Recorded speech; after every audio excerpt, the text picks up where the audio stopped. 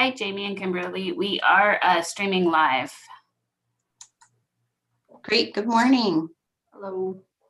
And Jamie, if you have a different slide you want to share, I can stop sharing.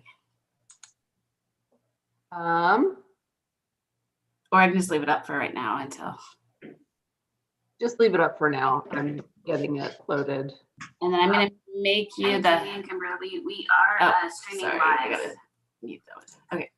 And then I'm going to make you the host too. Okay.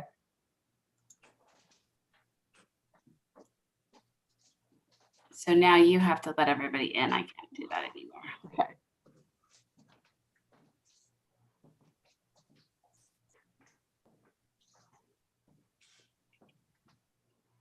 Okay, there we go.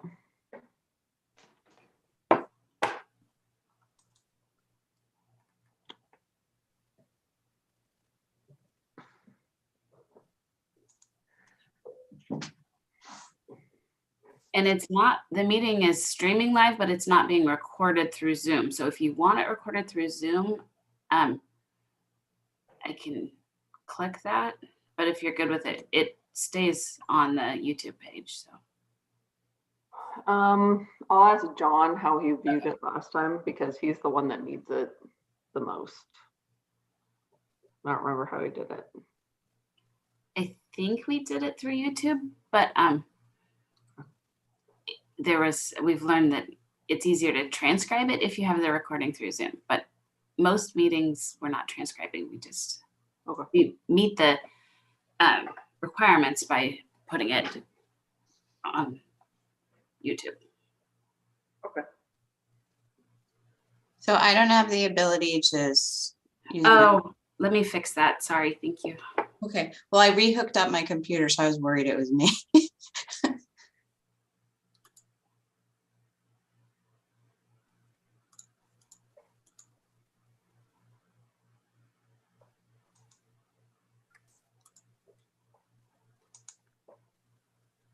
Can you give me back the host role, Jamie? Or I guess I can reclaim it. Let me reclaim the host and then I can fix it.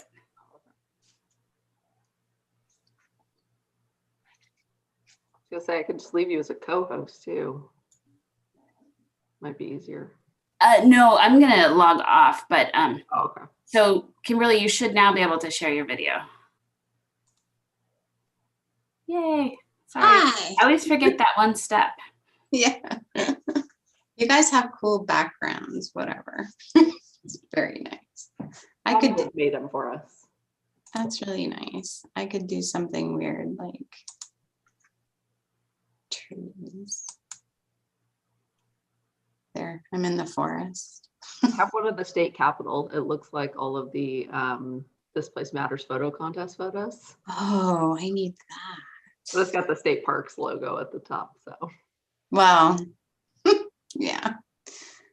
We had asked our communications folks, but they just, there's like one person, it's terrible. They have no time. It's hard to do all that stuff. Yeah. So where is this picture, do you? This is up on the gorge. Cool. And I'm assuming it's from a state park, but I don't recall which one. It could be Women's Forum, or they take a lot from the Portland Women's Forum. Mm-hmm. But, oh wait, hold on. It's Cove. That's what it says. Oh, that's Cove Palisades. Oh, Cove Palisades.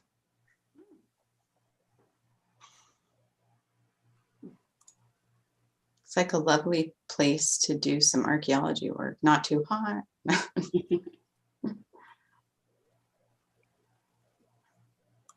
I like the Vista House one too, but yeah.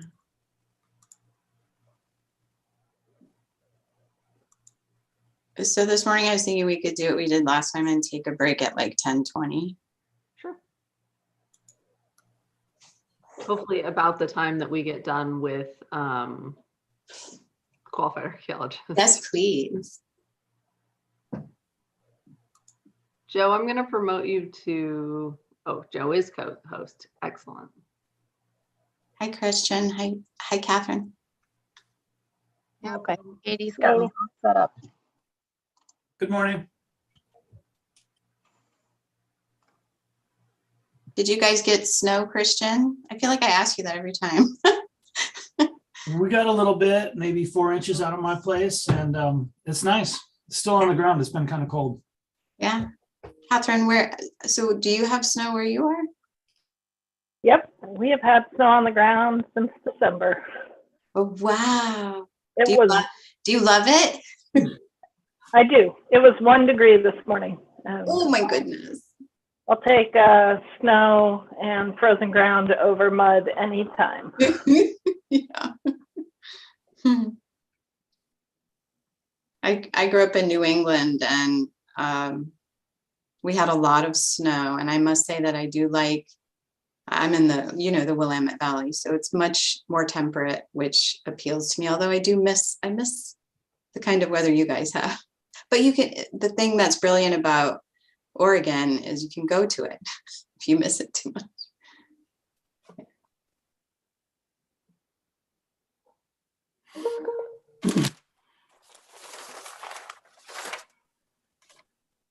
Hi, John.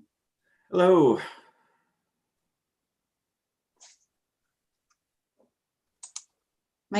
This pretty screensaver went away. Good morning. So I stopped sharing my screen so you can see each other. Oh, okay. That's nice. Hi, Tara. Hey, everybody. Hello.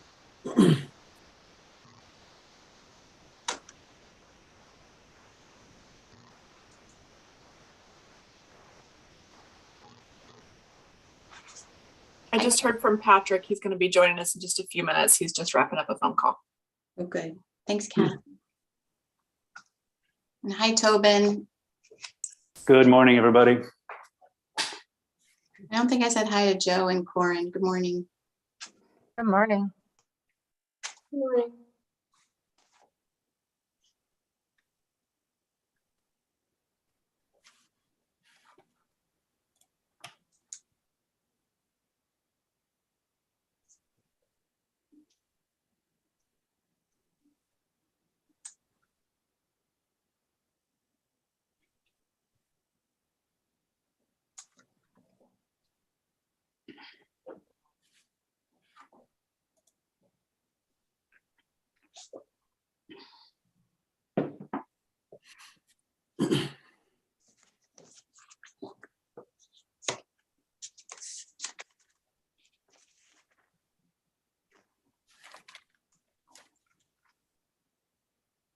Hi, Patrick.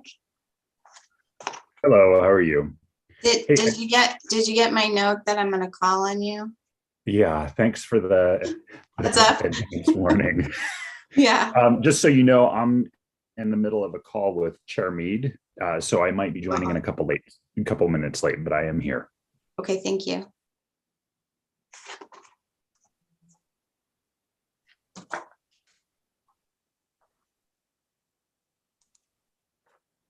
Hi, Shelby. Hi, How are you this morning? good. I'm on campus today, so my internet will hopefully be more stable than last time. Yay. Wonderful.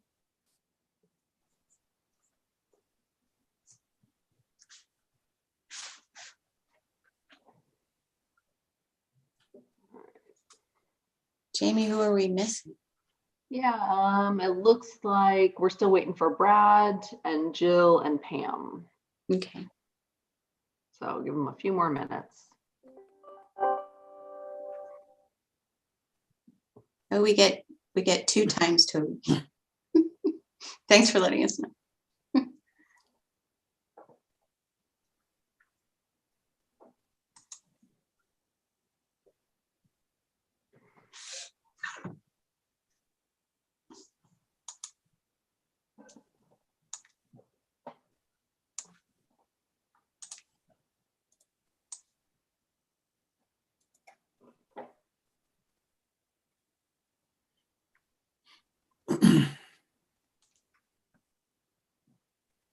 Brad.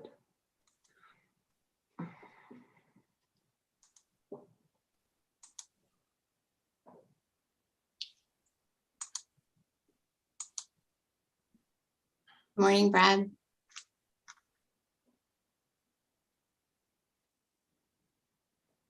Where's Pam?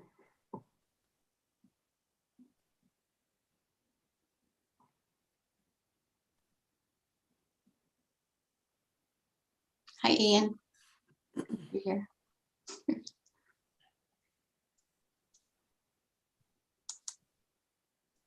There's Brad.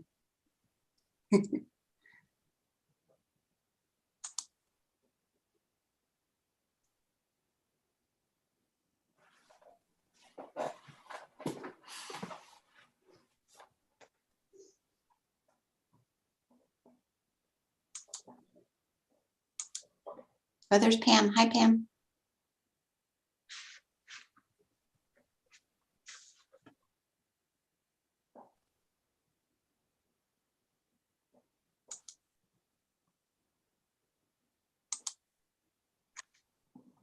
Is it just Jill we're waiting on? Just Jill, yep. I'm gonna shoot her an email here. Make sure she's not having trouble getting in. Seems like folks had an easier time this time, so thank you guys. Yeah, Joe provided me with a different kind of link, so you guys didn't have to like sign up and stuff, so it made it much easier. Yeah, appreciate it. I'm glad that worked out easier. And then just a couple housekeeping things. We are streaming live on YouTube right now. Katie has shared that link in the chat. And this is our last rack that we have publicly announced. So if we are going to have a third one, we will need to put out a new press release with a date and time, and the same process as we have done for the first one and this one. So with that said, I'm gonna mute myself, and if anyone needs me, just holler and poke. Otherwise, I'll let all of you take over. Thank you. Thanks, Joe. All right, there's Jill.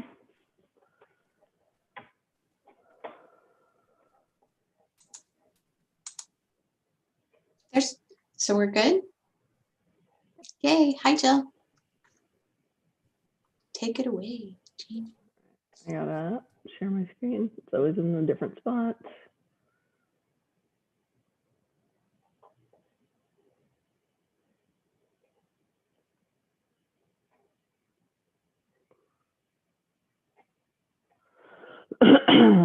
All right, can everyone see that? Yes. All right. Yes, thank you. I'm just going to start off with a couple of housekeeping reminders. Should be very brief, very quick. And then we'll have Kimberly do the opening little brief thing, and then we'll go into introductions. And then after that, John is going to talk about a couple of things that came up since the last meeting that he wanted to mention to you guys. All right, so just a couple of things I wanted to talk about today. Just some quick reminders. The first one is etiquette. Please have your camera on when you're speaking, if your internet allows. Please try to stay muted when you're not speaking. And then if there's multiple people that want to talk on a subject, we're trying to use the raise hand feature. As far as your role, just some reminders that you are here to represent your organization's interests.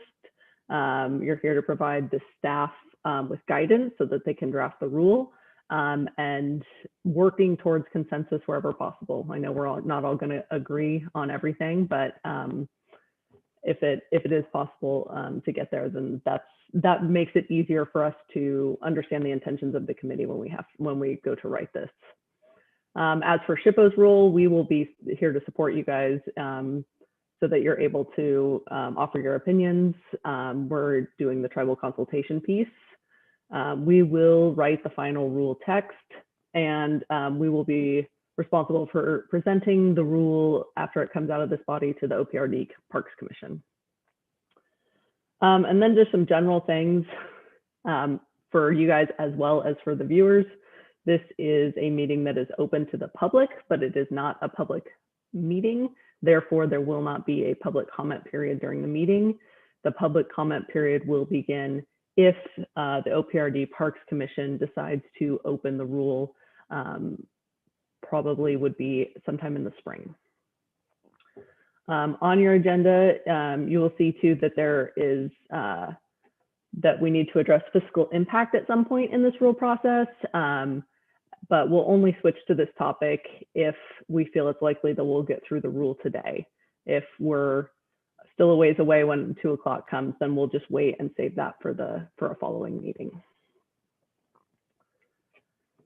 And then here's some contact info, just as a reminder. I'm here to assist with the logistics for the RAC members, including questions, agendas, meeting invites, and any documents that our office has that you guys want or need to do your work here. Any specific questions about the rule can be directed to John. And then Joe is available if there's any questions about the RAC process, the OPRD commission, and the public comment period. And then I just wanted to put this up here too. This is the review order that you guys had agreed upon at the last meeting. We completed the first section of definitions and most of the second section, except for the definition for qualified archaeologist. And then this is the review order that we will be looking at for today, starting with that second half of the rule and then moving back to the first half. And I can put this up later, but I'm gonna stop my viewing so that Kimberly can do her bit. Great, thank you, Jamie. So I'm going to read the bit about conflict of interest really quick. And I don't know if Patrick is still on the call. I think all of you already made your statements. So I will ask if anything has changed between the last meeting and this one, if you have anything else to declare. And if Patrick is still on the phone, then we'll just ask him maybe after our break. I'm hoping that you guys are comfortable with doing what we did last time, that we'll do this bit of business and then pick up where we left off and then take a break at about 10:20, and then we'll be back at it at 10:30. So I'm going to read my thing. The Rule Advisory Committee meetings are open to the public, but are not public meetings, meaning there's no requirement that the RAC include an opportunity for public comment. The public comment period for the rule begins only if the Oregon Parks and Recreation Commission approves rulemaking after reviewing a draft rule. The earliest this may happen is at the Commission's April meeting. Members of rules advisory bodies are public officials based on Oregon State Law, ORS 244.02015, and as such are required to disclose conflicts of interest. Under Oregon Revised Statute 244.020, Section 3, a public official has a conflict of interest when participating in an official action which could or would result in a financial benefit or avoidance of detriment to the public official, a relative of the public official, or a business with which either is associated. Okay, so Patrick, are you off your call? Are you available? I'm here. Yay. So I'm going to turn it over to you. Okay, so for those of you who may not know, I'm Patrick Flanagan. I'm currently the Executive Director of the Legislative Commission on Indian Services. I'm on this committee, I think, in that capacity, but also was asked to participate because in my previous role, I've been in this role since June of last year, but in my previous role, I was at the Oregon Department of Justice, where I headed up the Environmental Crimes and Cultural Resources Enforcement Unit. And so I have specific experience and familiarity with the statutes when it comes to enforcement against those who are disturbing archaeological sites without a permit or actually removing artifacts, things of that nature. So it's a very narrow segment of this rule, but or a narrow segment of statute that's implicated by this rule. But that is my personal experience with this area. And so I think that is, again, that's something that I was involved in the past. That's not my specific role as director of the Commission on Indian Services, but it's still kind of a knowledge base that I can bring to the table. I don't have any conflicts of interest. I don't believe the Commission on Indian Services would have any conflicts of interest. at least I can't anticipate any. I got your email this morning saying that this would be a question, and I was trying to figure out how on earth could we have a conflict of interest here. And I can't envision one. What I will say is I know this is not a conflict of interest, but it is, I guess, fairly characterized as an inherent bias, if you want to put it that way. I know one of the questions that came up prior to my joining last call was about the scope of the recommendations that the Commission on Indian Services makes on which tribes should be notified. And at the Commission, we fully recognize that there are many, many, many tribes in the United States, and certainly many, many tribes in the Pacific Northwest.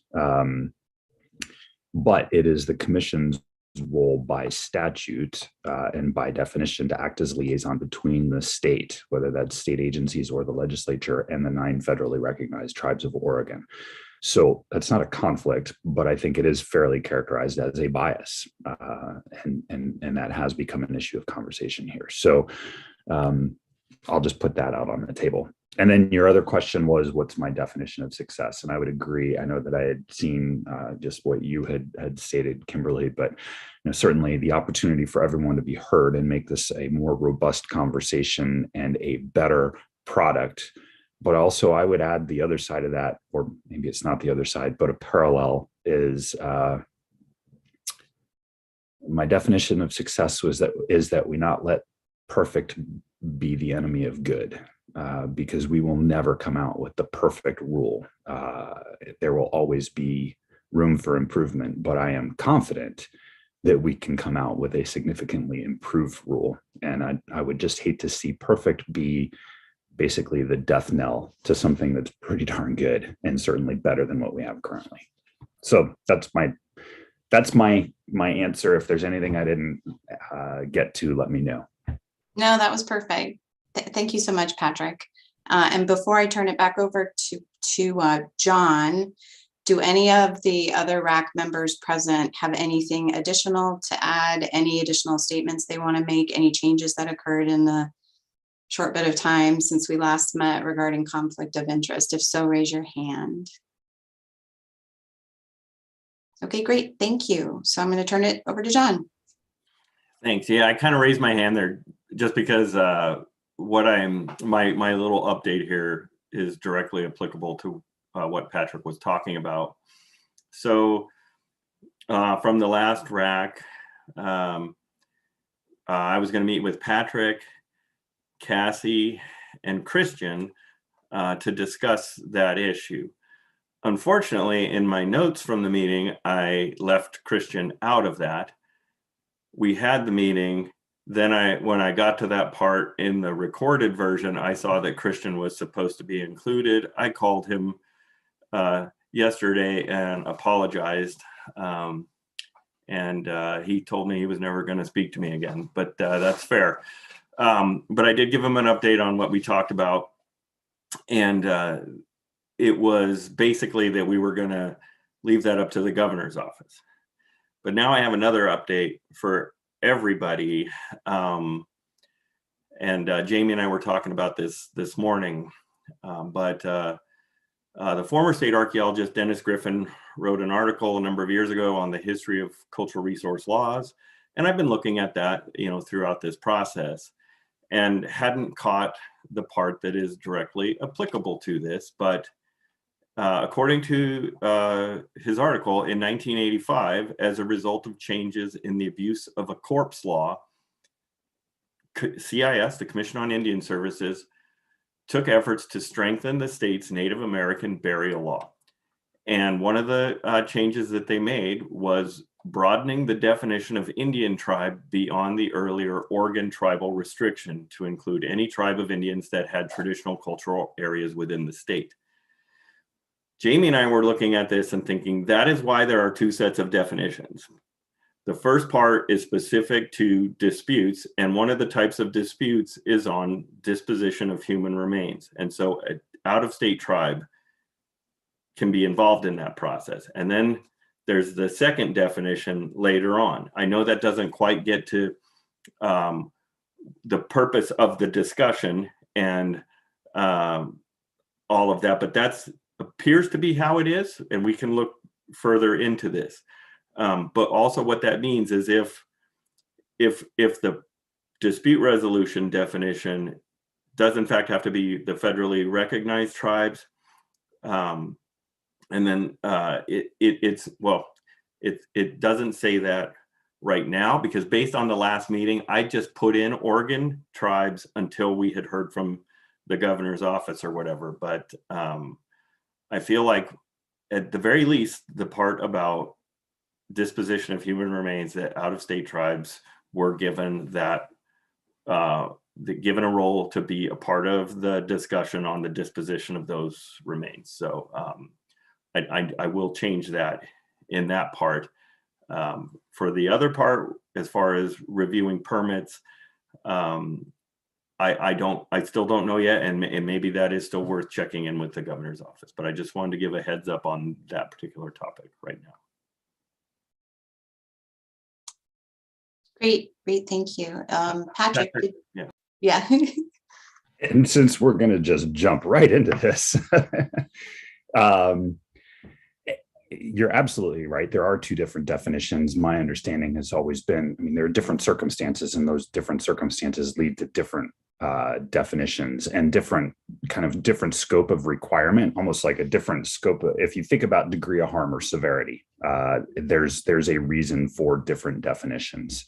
When we're talking about human remains, ancestral remains versus an archaeological permit, we're talking about different orders of magnitude. And so my understanding is that's why we have that broader definition or responsibility when it comes to ancestral remains as opposed to archaeological permits.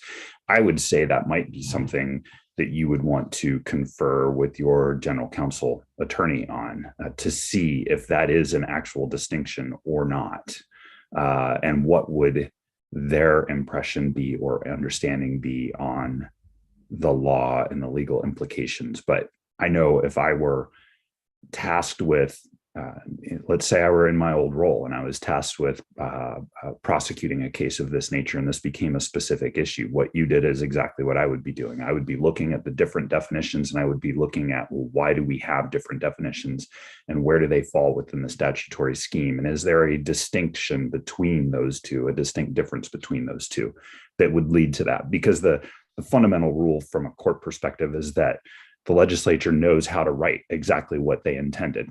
That's a different question as to whether you agree with that or not, but that is the court's determination, is that the legislature writes what they meant, and they know how to make distinctions when they want to make distinctions. And if there are distinctions, you have to assume that's for a specific reason. Thank you, Patrick. Did anybody else want to comment or ask questions about this particular topic? It sounds like it's not done. So, okay, I don't see any.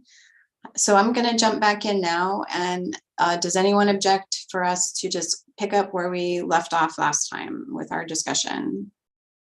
Okay, I don't see any. It looks like Catherine's trying to raise her hand. Oh, I don't see. Thank you. Oh, it's Sorry, there's just way too many buttons to push to get to the hand raising function. Catherine, just go like this. I just want to clarify that I understand that you're not really seeking any further input from the committee on this. You're going to let the governor's office decide. John, do you want to answer that? It takes me forever to find the buttons. We're going to check with them on this.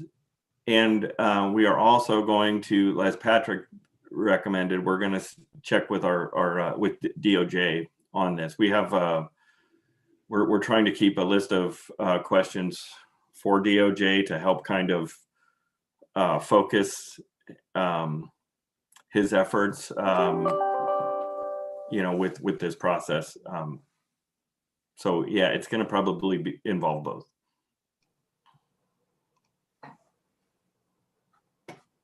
Oh, I'm also, I know Ian's got his hand up. I have a PDF of Dennis's article, and I'm going to try and figure out how to get it to folks. Should I email it, or can I drop it in the chat, or how? I don't understand the technology of Zoom here. Just send it to me, John, and I will take care of it. Thank you.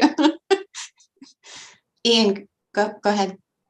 To get to Catherine's question, I would encourage everyone to discuss all topics fully so that we can, as we go seek advice, can take those concerns and issues to those we're going to be consulting with. So even though we're talking about, reasonable parameters and whatnot, and we have to keep that in mind, please don't let that overly curtail the conversation, because we want to be able to bring those points up in the future with who we need to consult with. Also, as we discussed early in the first meeting, some of these things might go into a list of legislative changes or things that are addressed in other rulemaking processes. The Oregon Heritage Division is in a multi-year process of picking up our rules one at a time. And unfortunately, our capacity is about one at a time. And this is the one that was the burning emergency. And we'll continue to do that. So please don't, while we have to stay in reasonable parameters, to get the work done, don't self-edit too much. I mean, this information will be useful and allows us to, when we have those conversations, to be fully informed of where the rack is. So that, just wanted to say that, so we had a good conversation today. Thanks, Ian. Christian. Hi, everybody. First, I'd like to just confirm that John gave me a call, and hey, no hard feelings. I understand the complexity of the issue. It's very interesting that you dove in there. And now I think we realize why there are two different definition sections, because we were considering smashing them all together. And now we see a little bit more about that. So thanks. I look forward to seeing how this develops. It's an interesting and it's an interesting discussion, and hopefully it gets solved in the right way that people most agree with. Thank you.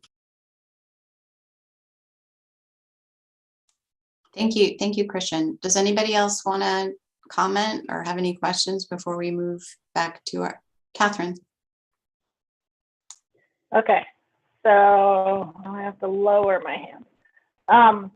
I guess I'll just throw out a couple things. So if I, as a contractor, am applying for a permit, let's say 5 feet from the Fort McDermott reservation in Oregon, and it doesn't involve human remains, they would not be consulted about that.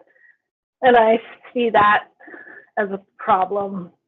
I see it as a problem if, let's say there's some Nez Perce land that isn't held in trust and there's a site on it and they hire someone to work on it. Presumably they know about it, but the idea of not consulting with a tribe that is perhaps, maybe they get consulted because they're the landowner. I just find this very, very difficult to justify.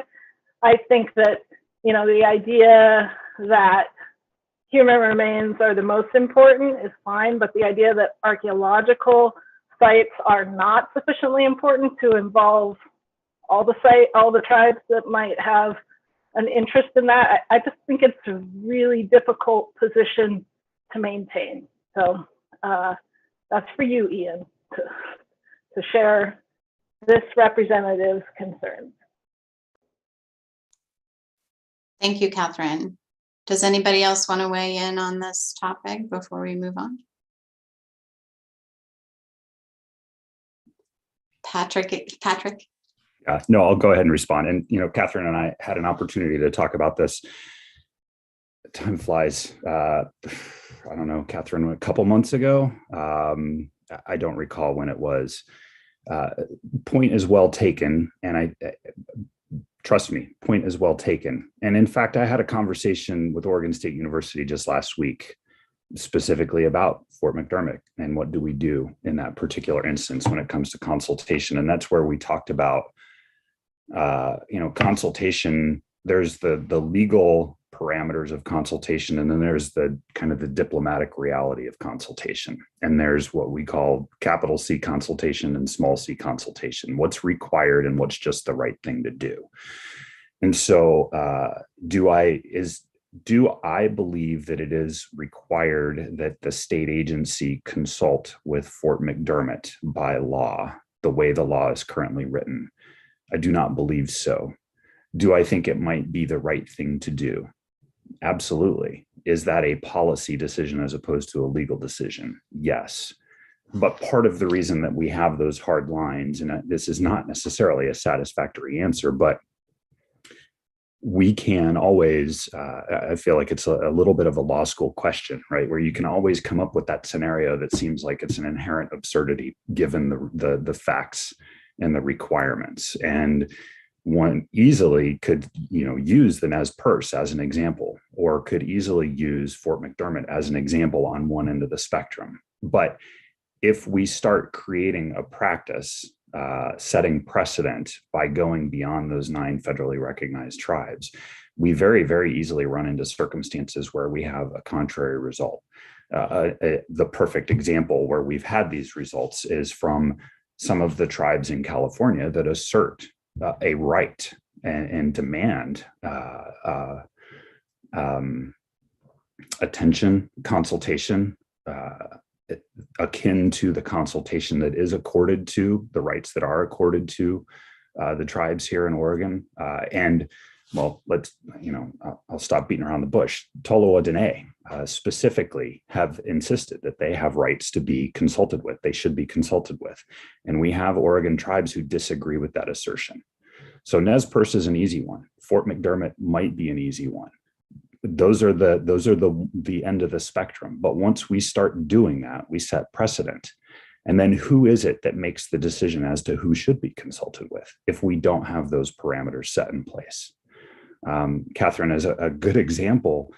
When in my previous role, I had extensive conversations with your previous employer, with the Umatilla, talking with Naomi Stacy, and it was a very, very good conversation, a very productive conversation. And we were talking about treaty rights specifically, but also tribal rights, ancestral lands, areas of interest. And Naomi told me that the Umatilla have within their areas of interest, if not ancestral lands, all the way down to northern Arizona. That may be, it's not my place to dispute that, but does that mean that if something's happening in northern Arizona, the Umatilla are supposed to get a consultation letter or an invitation to consultation on an archaeological permit? I don't know who makes that determination. Not to mention all of the other tribes and bands that exist between Oregon and northern Arizona, and would they also claim those same rights? So those are different questions, and they're difficult questions. And like I said, there are some that I grant you, it seems obvious that this would be the right thing to do because they're generally not controversial. For example, the Nez Perce. But those are few and far between, and there are a lot of similar assertions that are made that are controversial. And that's, I think, why under rule and under law, you've got these bright lines, but the law is a baseline. And then where you go from there is a policy decision.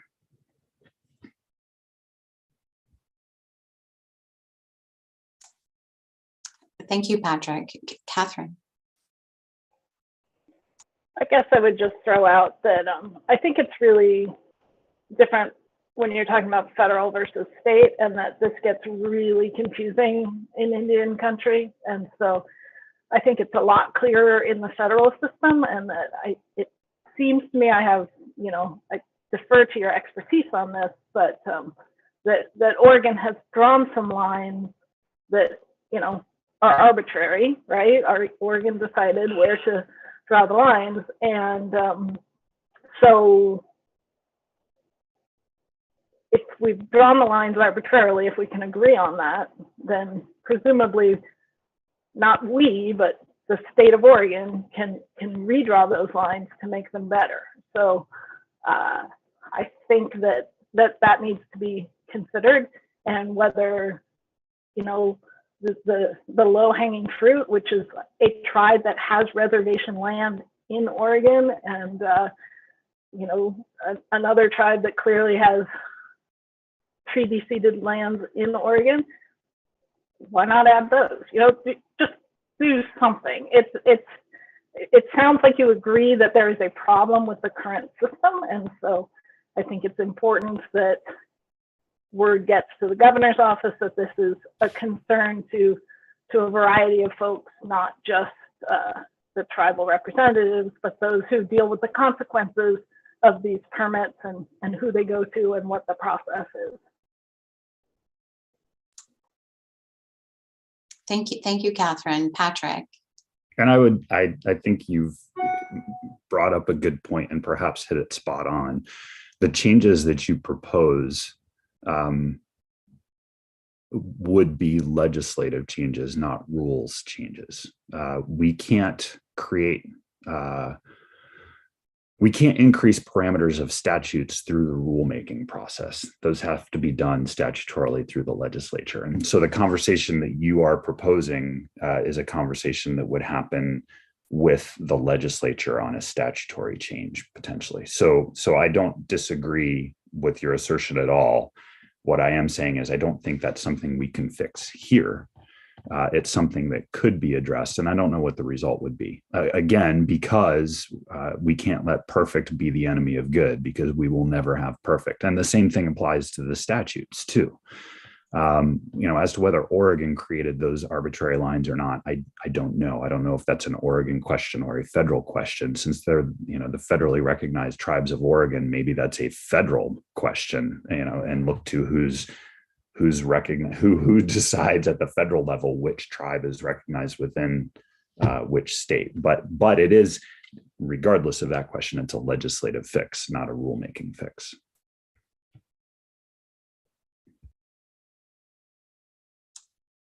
Thank you, Patrick. I just want to request, I guess, from staff, when we do our final wrap up at the end. I think I had shared with the members of the group, and then Jamie also put up the order of discussion, that we circle back after we've gone through everything and just have kind of a sum up from staff about where things are at with, we've just gone through the definitions, but there's a number of them that do have some clear connection to statute or legislative changes and are beyond the scope of this committee. So it would be really helpful, I think, to just, when we do that summary at the end, kind of have a clear, and however you do that is great, like in the text as you do the comments, or just sharing with us, just so we can have kind of a sum up. I've, in my notes, made a number of notes regarding the different definitions that are kind of beyond what we can do, but it would be really helpful to me anyway to have that noted when we all circle back. Okay, does anyone have anything else on this topic before we jump back into qualified archaeologists? I don't see any raised hands.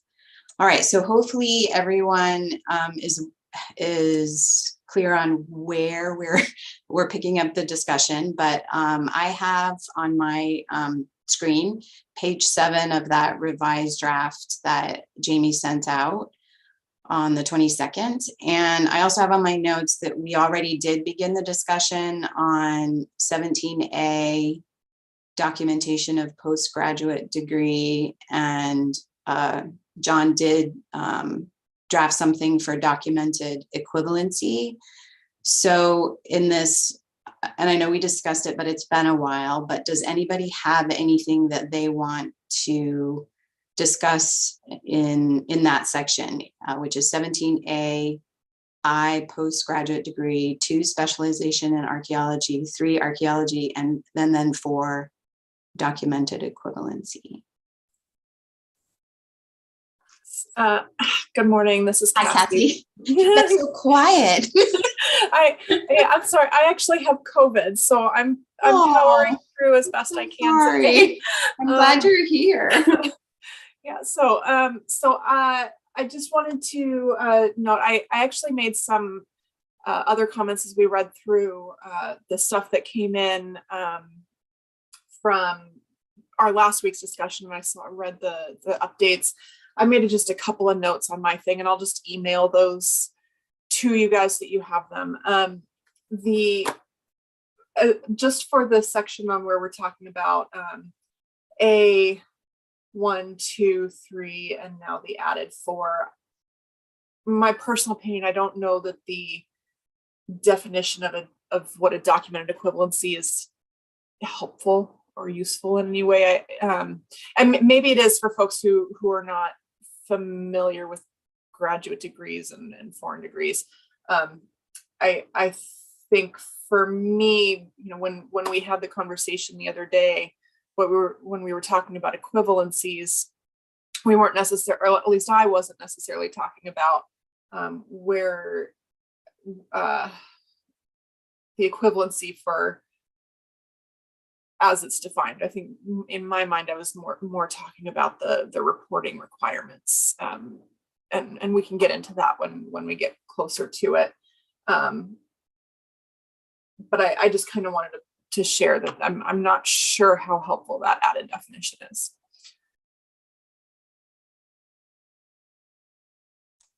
Thank you, Cassie. Does anybody else have any comments on this section or questions?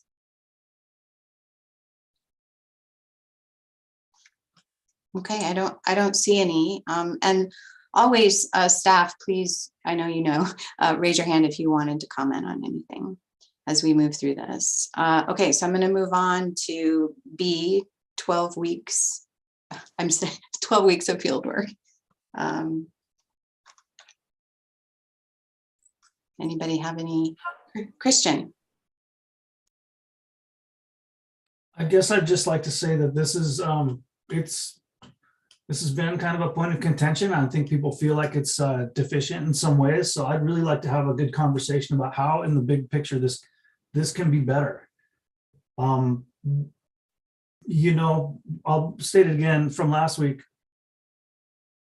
I'd like to see that people doing work in this area can demonstrate an understanding of tribal history, how to consult, an understanding of the material culture of the region and the area. And I don't know, I just want people to contribute something that basically says how this part can be better. I know that it gets looked at with side eye from a lot of different angles. So how should it be better in the most basic sense? That's just my question. Thank you. Thank you, Christian. Cassie? Yeah, thank you. We've, to Christian's point, I think we've had some conversations about knowledge base in the area, and I think that there are certainly some ways that we can do that and have a good conversation about making sure that folks actually have some familiarity with working with tribes and with Oregon law and regions. The region part gets a little trickier because the regions in Oregon there are more than one region in Oregon that gets a little bit tricky. So I'm not sure how you would write that into law. Or maybe that's something that goes into revising the Oregon guidelines or something. One of the things that I wanted to highlight here is that for this part B has 12 weeks of supervised field experience in basic archaeological field work in both survey and excavation, and 4 weeks of archaeological laboratory analysis or curation. I would like to see a clarification here that this is not counting field school. Your field school efforts are where you're learning. You're not. It's not enough, I don't think, to count your field school as part of this. And my understanding is that this was originally part of the intent from the lawmakers that would not be included from the 1985 lawmaking, but it's not clear in this that's understood. The other thing I wanted to highlight for the section B is that I saw in the revised document that was sent out by Jamie and Shippo the other day that there was an edit that said, oh, well, sorry, that was in the next section. So I'll hold that comment later for that. Thank you, Cassie. John, did you want to jump in? Yeah, so many buttons to push. Okay, I'm going to address Cassie's comment and Christian. So for Christians, jumping ahead a little bit, that is in the dispute resolution process. We have given tribes the authority to object to future permits by somebody who failed to adequately document the place, use appropriate research, tribal information, whatever. We are making that more of a strict standard. Part of that comes from an issue that happened recently with Coquel, and it makes sense. So I just want to put that out there that we want this. This came up for some of you who were at Shipalooza, the first one we did 4 or 5 years ago, whenever that was. There was a lot of discussion on reporting quality, and yes, and that also dovetails into what Cassie was just saying about experience. Now, we've talked about our efforts 4 years ago to reach out to the legislative task force. And one of the comments that I remember was that they wanted people with Oregon history, or with a background in doing work in Oregon. There's nowhere that landed in statute or rule, unfortunately. So, but they were talking about it at the time. And so I do think that is really important. And I know over the years, I've looked at other states' processes. Some of them I was involved in former jobs I've had where, there are pretty strict requirements in, for example, Wyoming or in the Southwest for who can get permits down there. And it's based on, have you already been doing work here and how much work and things like that. So I am fine with that. What Cassie's talking about is also interesting regarding the field school part and all of that, because one of the connections I've made since this last rule, so many things to look at, but when the statute was written was the same time that the Secretary of the Interior Standards for Professional Qualifications of Archaeology were drafted. And they're using a lot of the same language. I also found out that apparently they're looking at updating the Secretary of Interior Standards now, which is maybe appropriate because that might be a trigger for opening the statute up later, since it was kind of connected to that at that time.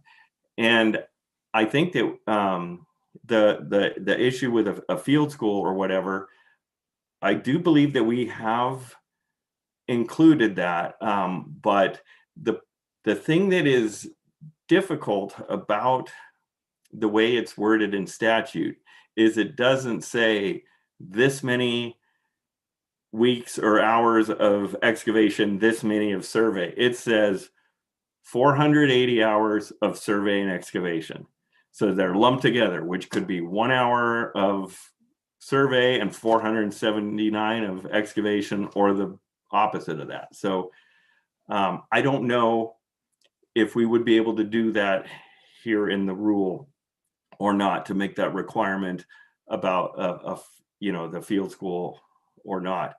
But we can look into it. And again, I feel like that the trajectory we're on is possibly, also going to be a statute change. And so we've mentioned before that we're trying to keep track of things that we can't address in rule, but that we can address in statute. Having these meetings recorded is also really helpful in that effort, because we're going to have something to use for any sort of task force that's put together going forward, that they would be able to watch these recordings and things like that. So anyway, I just kind of wanted to touch on those two comments. Thanks, John. That really helps a lot. I think, Christian, did you have your hand up? Yes, I did. I just like to okay. say thank you very much for that clarification, John. I think it's quite reasonable that that's included within the dispute resolution process, and to make that explicit is very helpful. Thank you. I think Shelby was next. Yeah, I appreciate all that was said before, and I just want to comment back to what Christian and Cassie were saying. When I read this, what I think is important is that being a good field archaeologist isn't just being good at field methods. That's what I'm hearing other people saying, and that's what I believe, and I think that's what we all believe. There's the ethics, there's the collaborative mindset, there's the experience. And while we may not be able to change this rule right now, I'm really hoping to see changes to the statute and changes to the federal legislation that include more than literal hands-on methods, but also that ethical background, the experience with tribes, and knowledge of the laws. Because if you don't have those things, it doesn't matter at all that you can dig a square hole or supervise. This is really somebody who's supervising other people doing that. I actually would argue that the hands-on skills are less important than understanding the law and the ethics, because your role, if you're the qualified archaeologist and the permit holder, is to make sure that that part of it goes well, just as much as the field work does. So I recognize that that there may be nothing we can do right now, but this is my chance to add my voice to theirs and say that I think that's really important and something that I'd like to see. I'd like to see our statute reflect, how the practice has changed and how we actually work and what's the most important thing about what we do. Thanks. Thank you, Shelby. Catherine.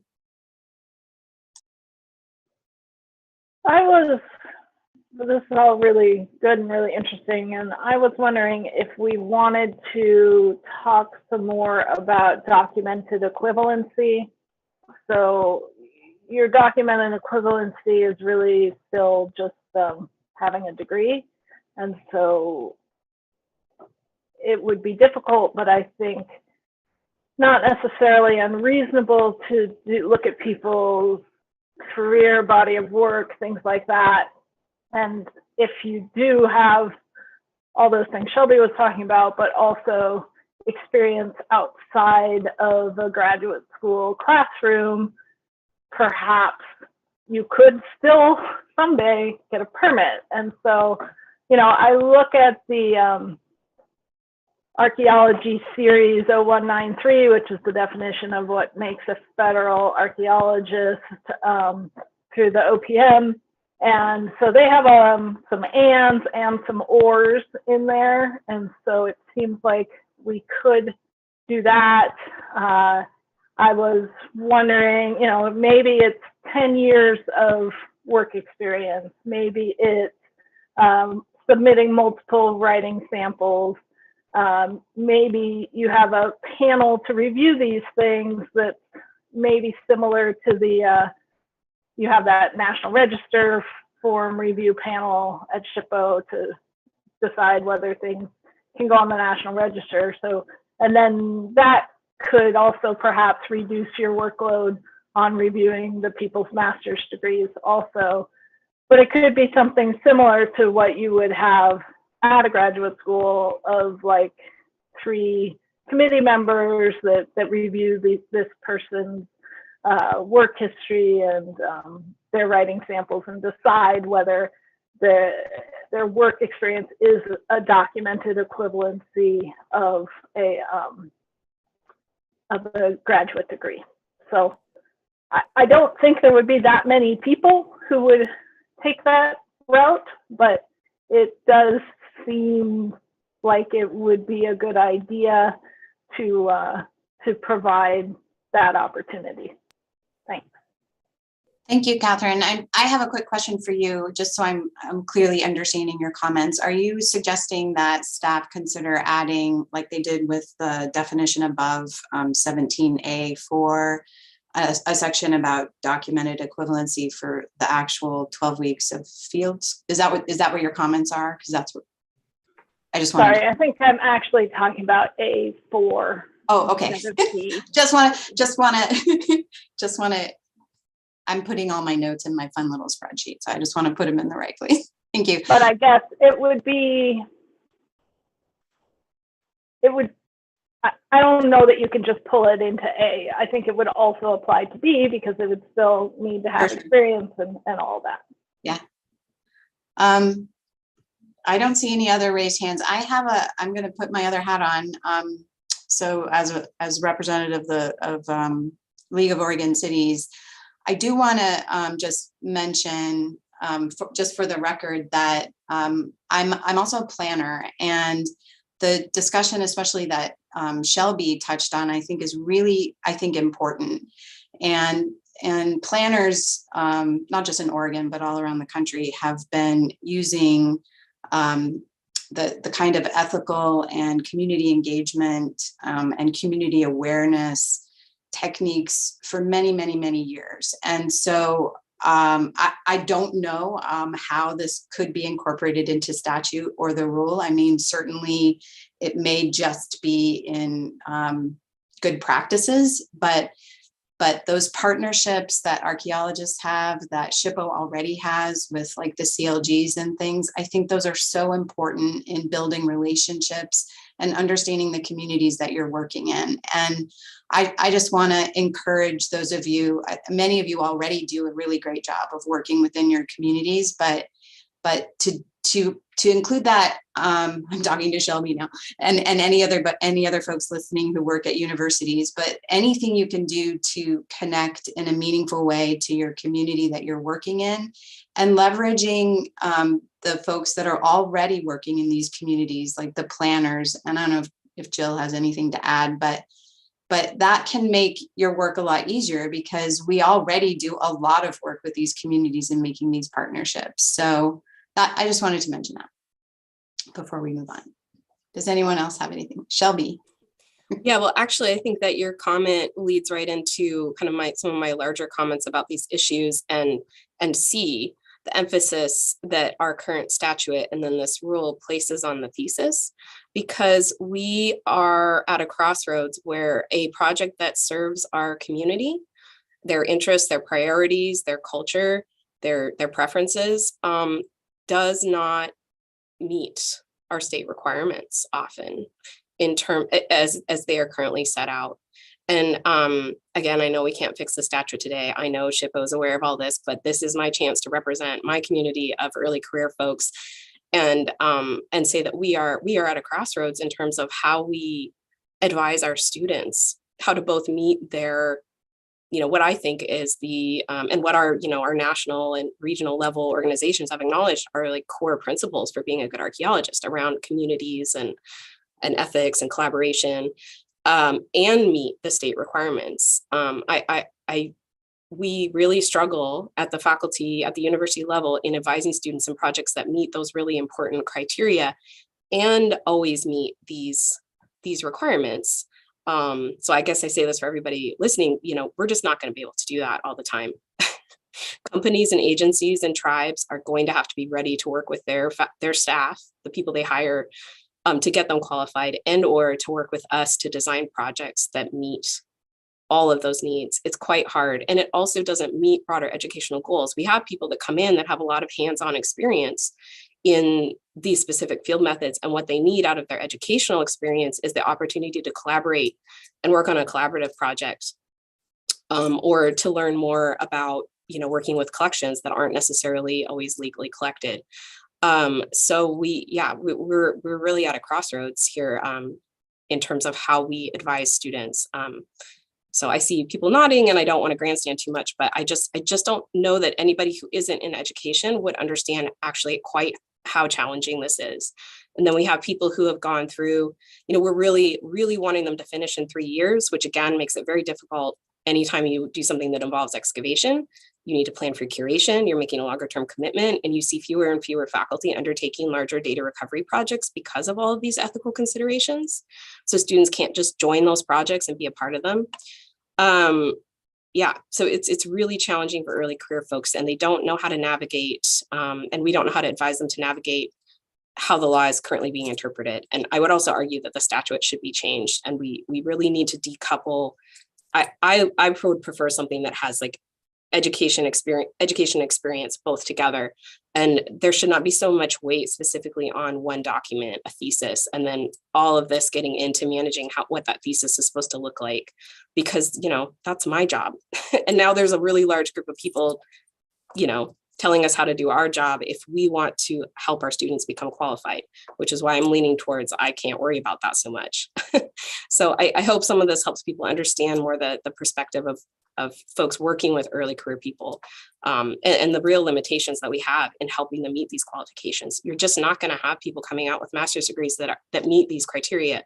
Although they are highly qualified, highly prepared professionals, they may not meet these state criteria. And we're going to have to find other ways to help them unless we make like bigger changes. I'll stop.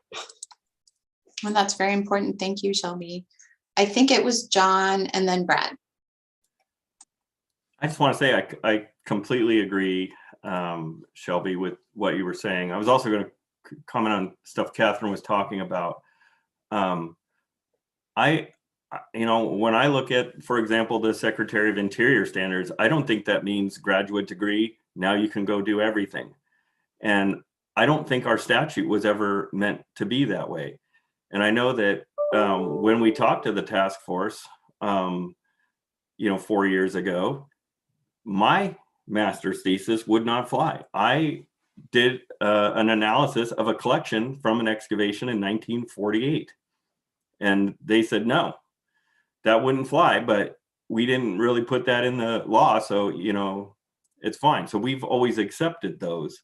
But I can only speak for myself and my own career, is that after my graduate degree, it was probably 5 years before I could say that I had written another, quote unquote, what I would have thought would be a thesis quality document that involved all the things everybody's talking about here, where I was working with the community and had a complete understanding of the area I was working in. I was also, using the archaeology stuff that I had learned and putting all of these tools to use. So I am a big supporter of that. And I've often said that to anybody who'll listen to me when I kind of am grandstanding too, is just that. It's like the statute actually gives you a path forward. Your thesis can be on anything. You may not be qualified right away because of that, but there's nothing wrong with that. I think people need that experience regardless. So I would almost, kind of combine all that too. That's just like, if we can, not really focus on what the thesis was necessarily about, but add an experience component. I do completely agree with that.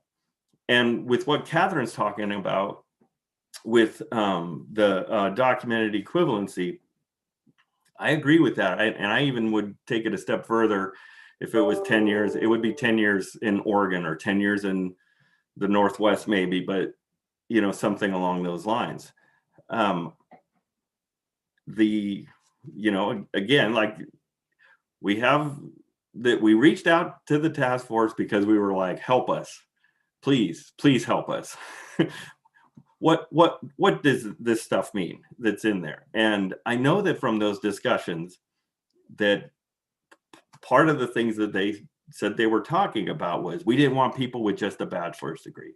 Well, we all know people with a bachelor's degree who have 10 years or more experience can do a darn good job. And I would argue they can do a better job than most people who just got their degree yesterday. And so I do think that I do think that we all agree to these things. I just don't know what we can fix in rule necessarily and what is going to require a statute change. And I know that at SHPO, that our job with this is we just have to be able to be as consistent as possible on how we're doing this. And I know that there has never been a bachelor's degree that has been, we've had instances where we didn't realize that somebody was in, all but thesis or whatever. So I really don't know how this is going to look, but I do like the idea, especially if we're moving towards statute changes. If this is something that's going to happen soon, and hopefully whatever that task force is made up, they're watching this recording in addition to getting information elsewhere, that we can come up with a process for that. If we can do that in rule, this is, something that maybe we need to talk to DOJ about. But I don't really know. And I also feel like I don't know if this is a conflict of interest for me, but I live with somebody who, if there's a change made, could potentially be a benefit. And so I want that on record here as well. Thank you, John.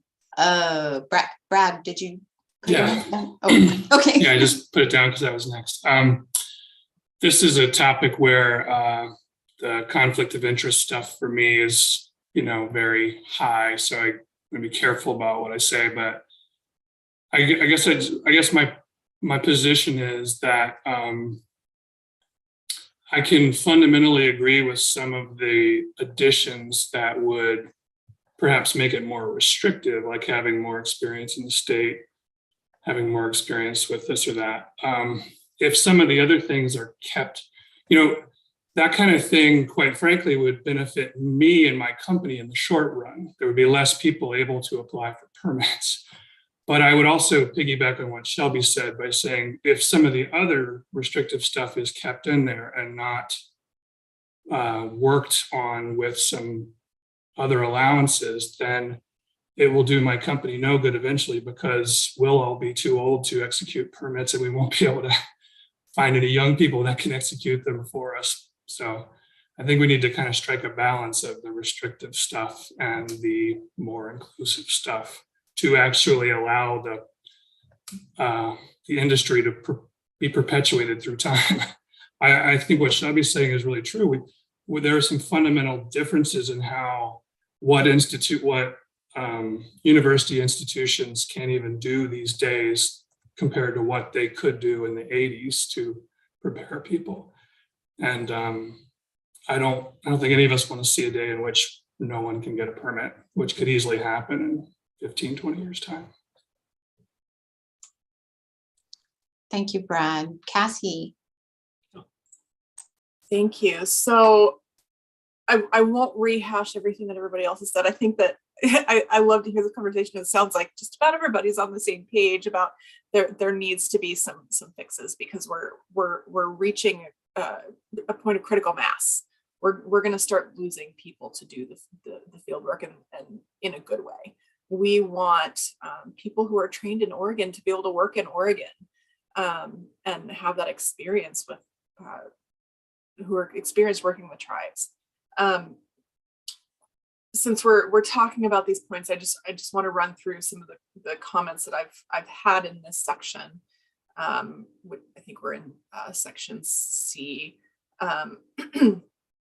So one of my concerns here is that when we're talking about section C, part I, where archaeological field research means, part of the proposed language in this section says where archaeological field research means hands-on analysis of a legally excavated archaeological collection. And Shelby raised part of this point. I get stuck on this legally excavated archaeological collection. And I understand why the point is there, because we don't want people to be like, oh, well, I found stuff here, analyze it.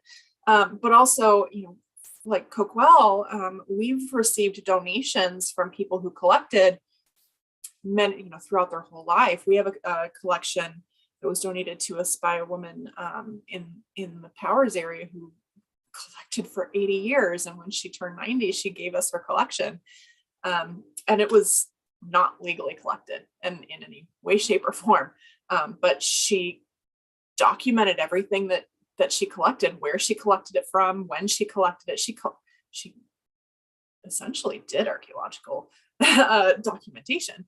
And we have so much data from her, and we would love to have a student come through and analyze this collection. If they did this collections analysis, it wouldn't fall into the scope, because it's not a legally excavated archaeological collection. And so this means that this collection is going to sit in our curation facility, unanalyzed, undocumented, until someone wants to take it on as a fun project, or until I find the time to do it myself, which we won't get there. These collections that were maybe not necessarily collected legally, but which were turned over in good faith by either the individual at a later point in their life or by family members after those individuals died, should be considered as important collections and important pieces of information, part of our past and our history. So I want to stress that's one of our concerns in making sure that that information isn't lost and is weighed appropriately as well. The other part is under section 2, C2, and I think folks have talked about this a little bit, but the current reality of CRM is, as I see it, when it comes across my desk, there's not many sole authored reports anymore, at least not of thesis quality. The reality is that a number of people work on them for a number of reasons. When I was in CRM before becoming a TIPO, I worked in the private industry for many years. My job, I did all of the background research. I did the project design. I did all of the work on putting together both the field work and the report. But the manager of our firm put his name on every report that we authored. Didn't matter if he even looked at it. So, in that way, like that's just the reality of some firms. And I think that puts a harm on some of our early archaeologists if they're not the owner or manager of some of these firms. And he did that because he's the one that signed the contract. He was the one that was liable for making sure that it got done under the business. And so this is where I'm talking about these documented equivalencies. And I think that this is something that we need to have a larger conversation about or a more careful conversation about how to consider these students who maybe are doing GIS work for their thesis, or who are, doing these legacy collections that don't fall under this legally excavated question, or they're doing laboratory analysis of coprolite data, right? So we want to make sure that these folks who maybe aren't necessarily getting this, but are doing the work and have the experience, are being considered appropriately. The only other piece I wanted to share in this one, in the new draft that we got from Jamie, this is the revised RAC draft, under section C1, it says, such as excavation level forms, field maps. The previous definition said artifact bags, and there's a change from John that says bag catalogs. And it says a new definition based on feedback from our legislative task force. Yeah, that's incorrect. That comment was more for those sections in general. And I don't want to cut you off, Cassie, but there's a lot here, and I don't want to jump in front of the line for the other people, but I can address some of this comments now and before I forget. The part about the legal excavation was added. That is in part because not of stuff that folks are talking about here. It's because of a lot of the stuff that gets turned into us as a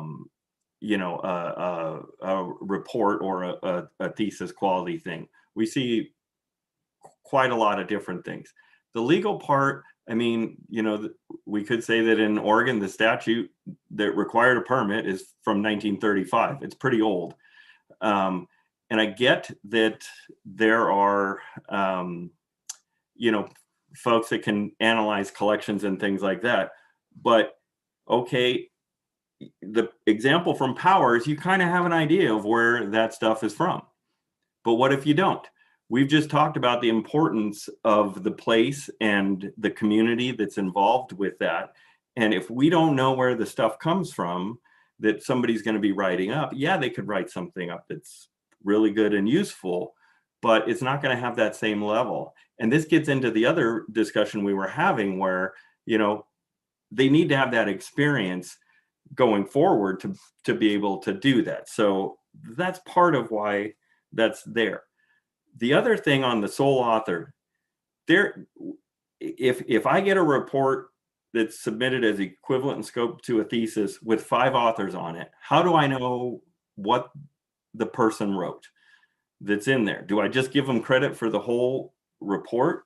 I mean, there has to be some sort of ownership. And this is also gets back to discussions we've had about working with communities, knowing the place, having experience in Oregon. Somebody has to take ownership for this work. And I know that it makes it easier for a lot of the private firms to have 5, 6, 7 people working on reports and all that. But part of me wishes that we had that ownership where somebody is saying, I'm taking responsibility for this. I'm going to talk to Christian Nauer because I'm doing work in the area of the Warm Springs, and I'm going to talk to anybody that he tells me I need to talk to, and I'm going to know everything about the background research that was done, and the analysis and what we recovered, and I'm responsible for that, and I'm putting it in a document.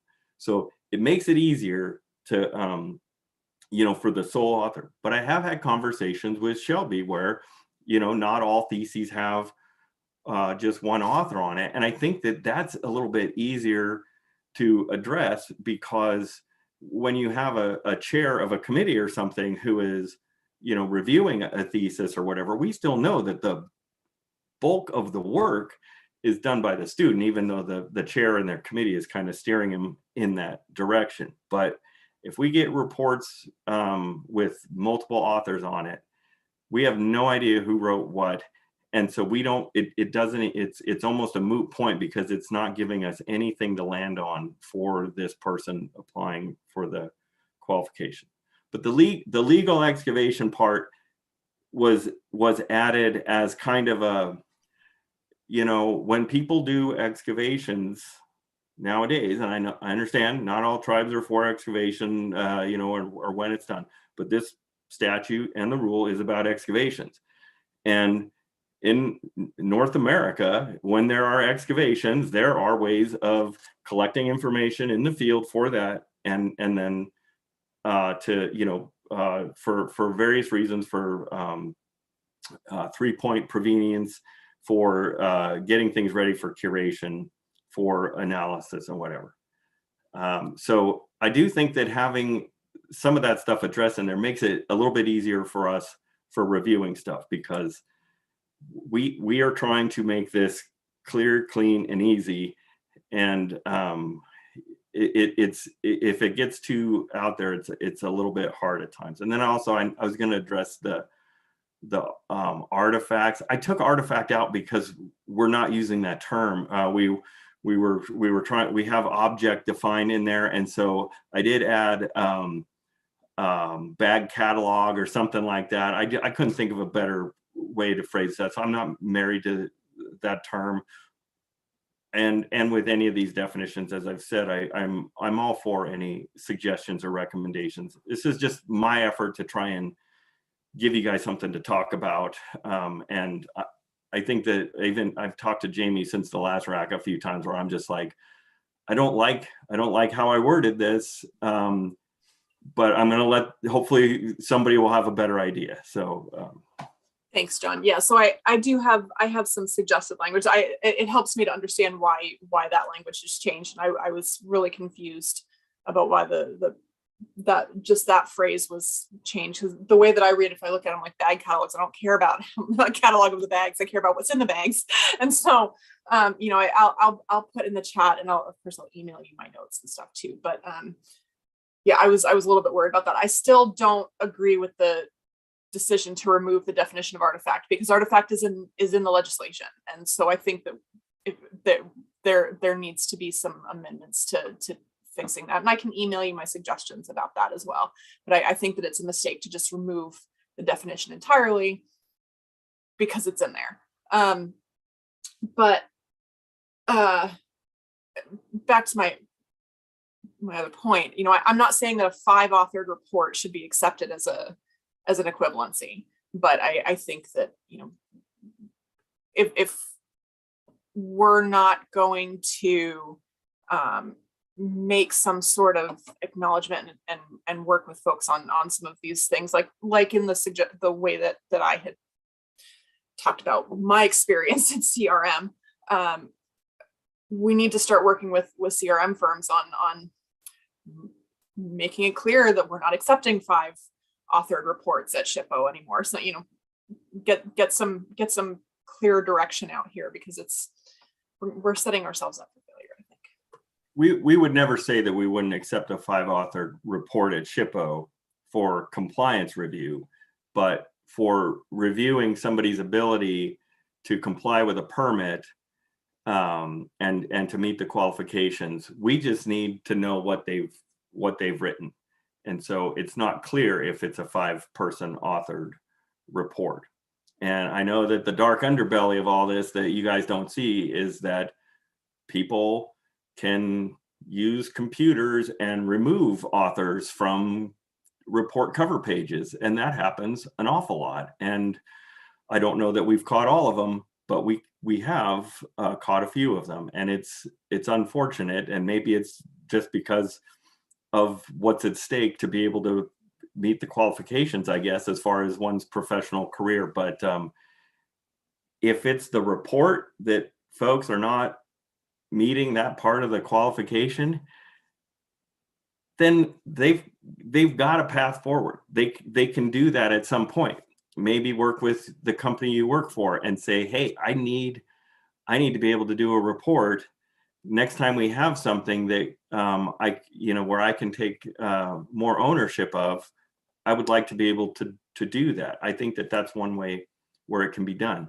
I also think that if it's a little bit harder to find time outside of work to write these reports, but we do accept analyses of collections from excavations, and I'll bet Pam has quite a few of them in Eugene that somebody could write something up on, and so there are lots of ways to get through on the reporting part.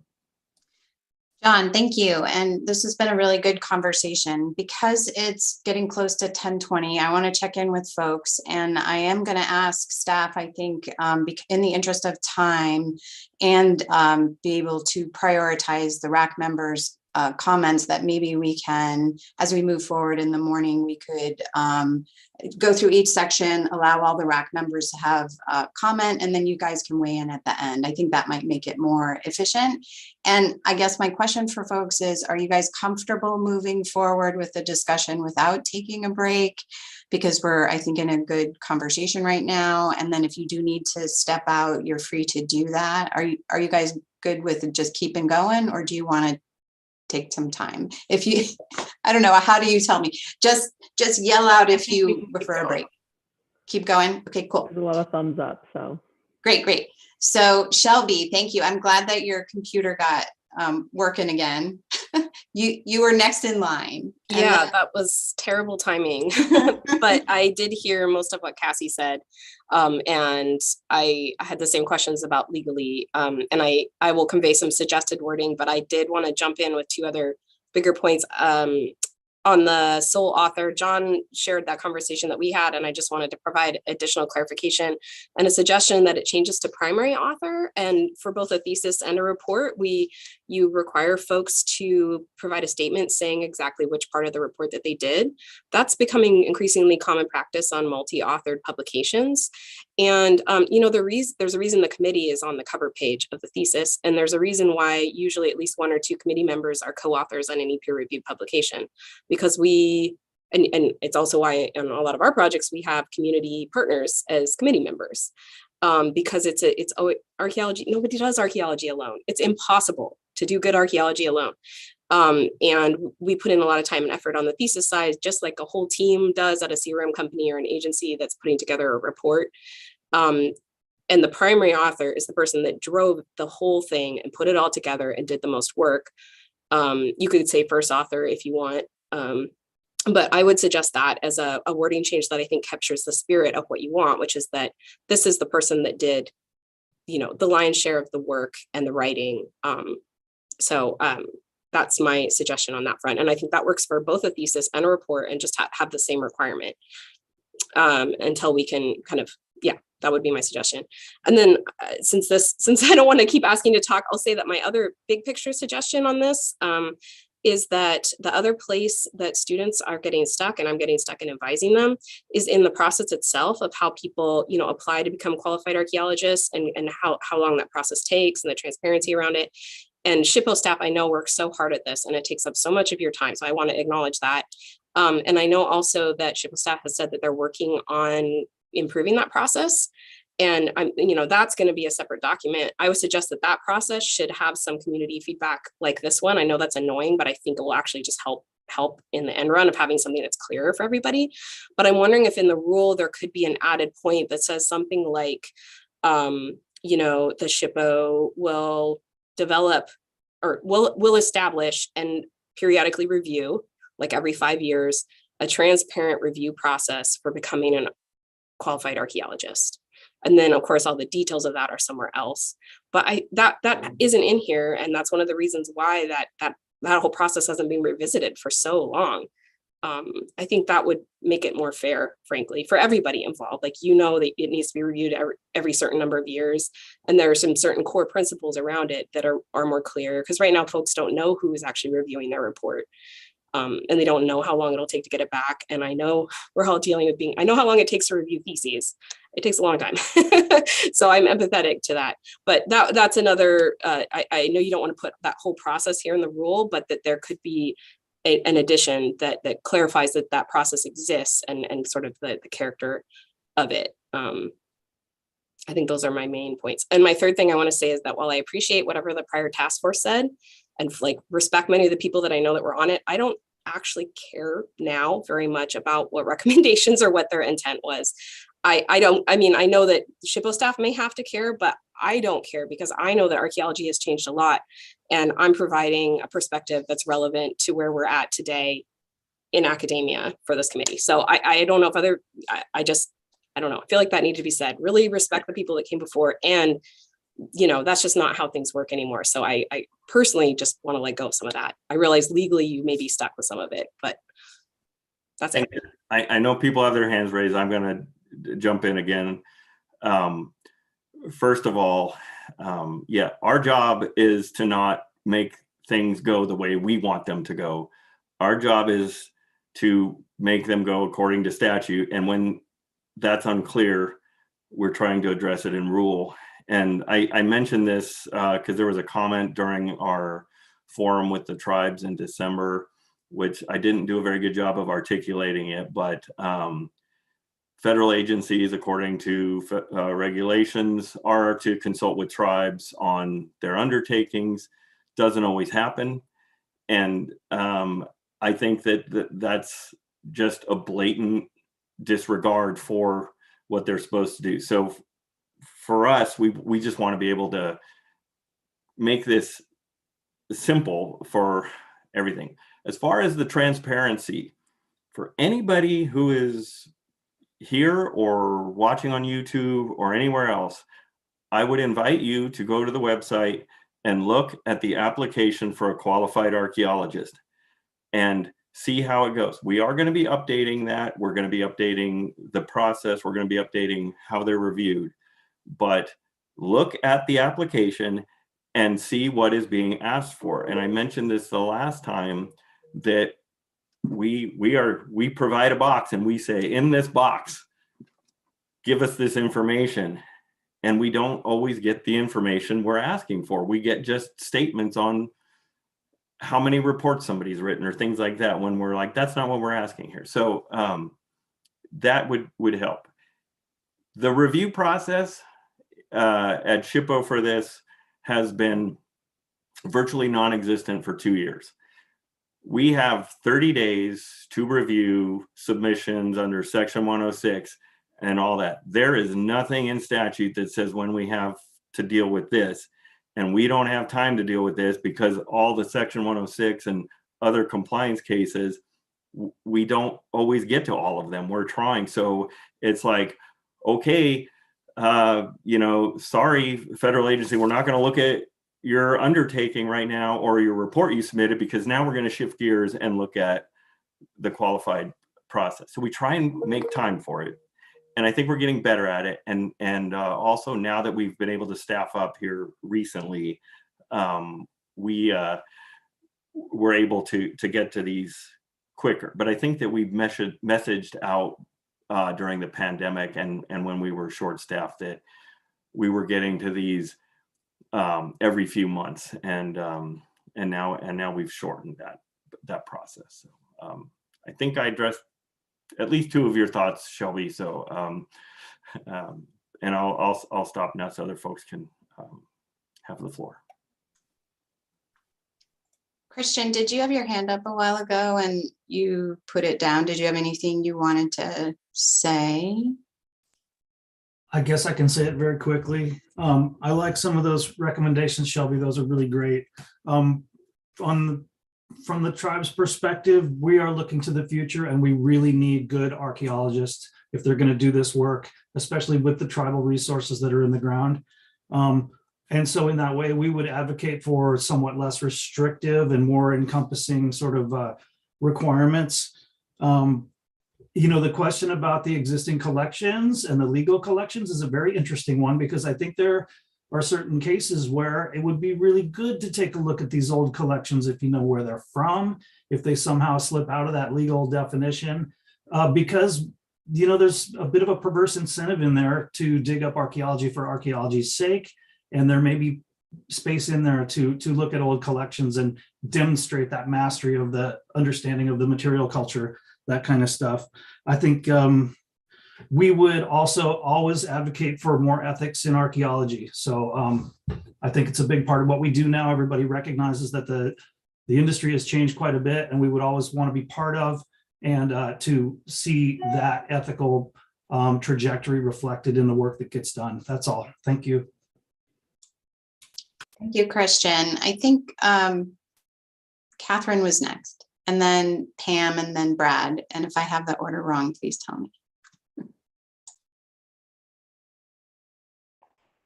So yeah, I'm going back in time here, but I think that part of the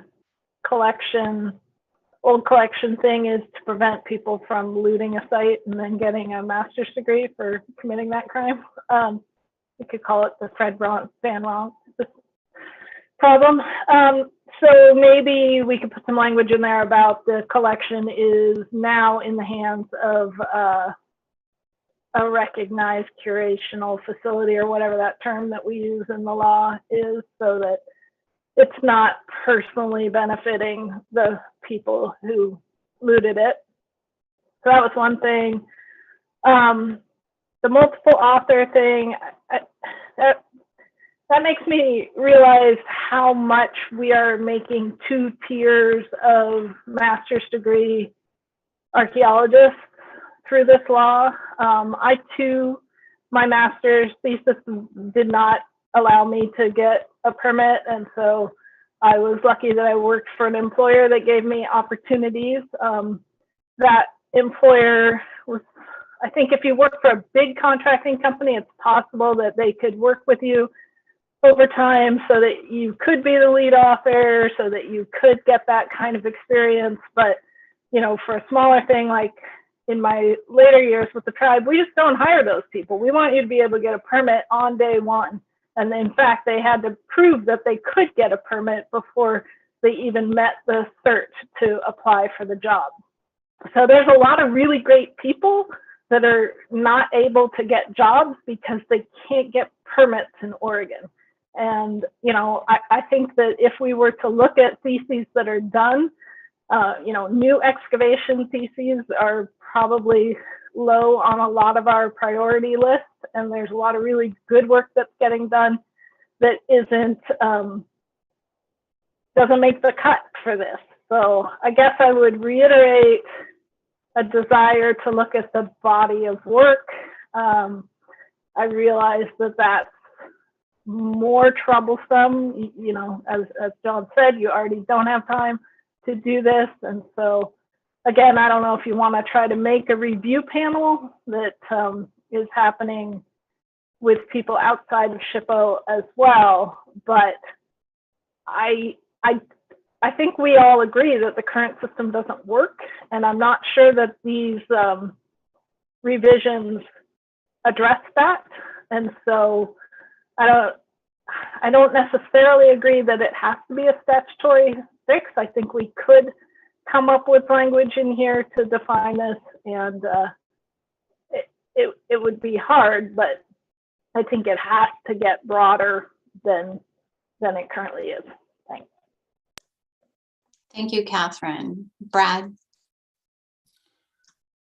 Yeah, I wanted to point something out that nobody's brought up yet around this whole issue of sole authors and how you go about getting the experience. Looking at what C says, does design and execute an archaeological study, and then looking at what the definition of archaeological field research is. Currently in Oregon, if your master's doesn't qualify, it is impossible to get that experience, because you can execute a survey, but once you find a site, you have to stop and you have to get a permit. You can't hold that permit, someone else has to hold that permit. Once that other person holds that permit, they can't turn over 90% of that research to a non-permit holder to then get the experience to qualify. So basically you have to go out of the state to qualify at this point if your master's does not work. No, you don't have to be on the permit to write the report. So if you got a report, or if you got a permit, Brad, and you let one of your employees who needed that document to be qualified, as long as you were okay with the report they produced before you sent it to us, that could be used. And we've accepted lots of those over the years. That wouldn't be executing the permit though? There's nothing in the statute or rule about having to execute a permit. You just have to have produced a document that's equivalent to, all the things that we've talked about.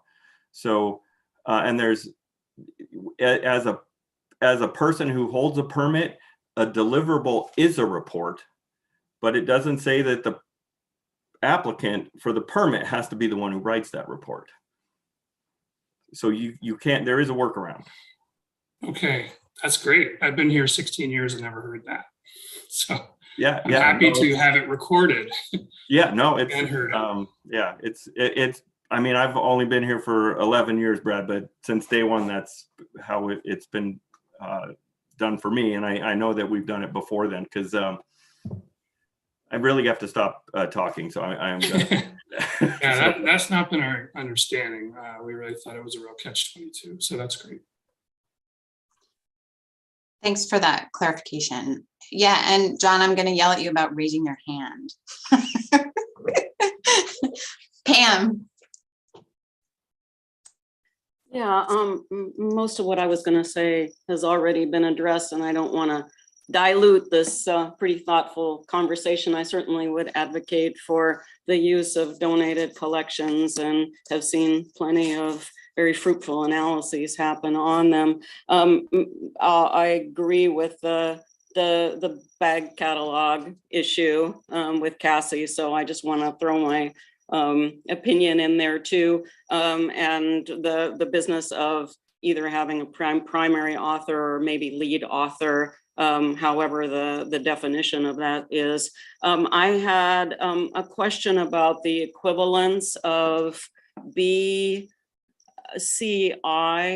where it says, and this is a semantic issue, where archaeological field research means hands-on analysis, when under B above, archaeological field experience includes survey and excavation and lab analysis or curation. So the equivalency of archaeological field research meaning hands-on analysis, it just, to me, doesn't seem like an accurate equivalency because field research is field research. So if that makes sense at all. It does, Pam. It's just in the part where the thesis has to deal with archaeological field research that we're trying to capture that part of it.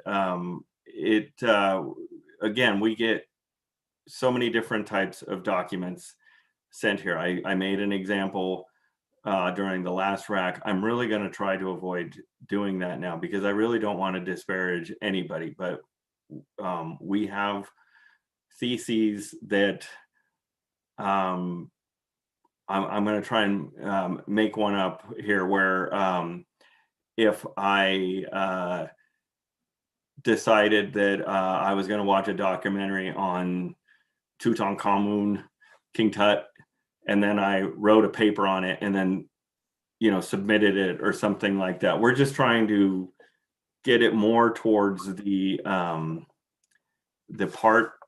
reason why this statute is there is for permitting archaeological excavations, and we want that to be supported in the document that people provide. Mm-hmm. Yeah, no, I understand that. It's just that the survey and excavation and the analysis are all part of the package rather than field research being equated to analysis. It's just the way I read it. No, that's almost how it comes out to be. So it's just a matter of maybe thinking about the wording. I had another question, and that's just a question, is how does RPA membership factor into the qualifications for professional archaeologist? Is that even relevant anymore? It used to be that in order to belong to ROPA, ROPA, you really had to demonstrate a pretty high competence, but I'm not sure that that's the case anymore. So this is just a question. Yeah, no, and I don't know why it's not, but my guess is because we don't have any control over RPA or any changes to that. Right now, RPA members have access to our data. That's one of the ways in the door. So if you don't have to be a qualified archaeologist to be able to get an Aura account to look at our survey and site records. RPA is one of those qualifiers. Okay, thanks. Shelby. Me again. Just jumping, the last thing that I forgot to say before that relates to what Pam was saying is that we've talked a lot about the analysis of collections, because there's great reasons why people do that, and clarifying that there's great reasons why people do that for a thesis. It definitely serves our discipline and then meets these criteria. But the other area that I see being gray and that we struggle to provide guidance on this end is what field research, what kind of field work constitutes meeting the qualification criteria. And we haven't talked about that, and it's not specified here in any way. And it's another thing that does need to be fixed or clarified.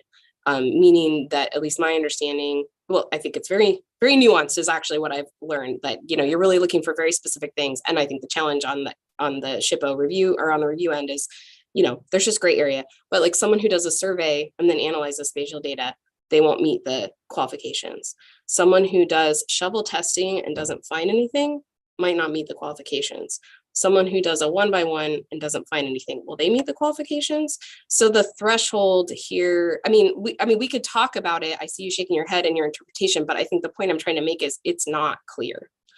And it would just be so much easier for everybody if what the requirement is, in terms of if somebody's basing their application on the fieldwork that they did, if it was clear what meets the criteria to be qualified. Yeah, that's the point that I want to make. We can argue over the interpretation and then how it currently is, and I realize it's challenging, but I think just making it clear is what's important. I completely support that. I would say digging a 1x1 with nothing in it would not be equivalent in scope and quality to a thesis. That would be how we've had people send us survey reports for presence absence testing where nothing was found, or even ones that were found.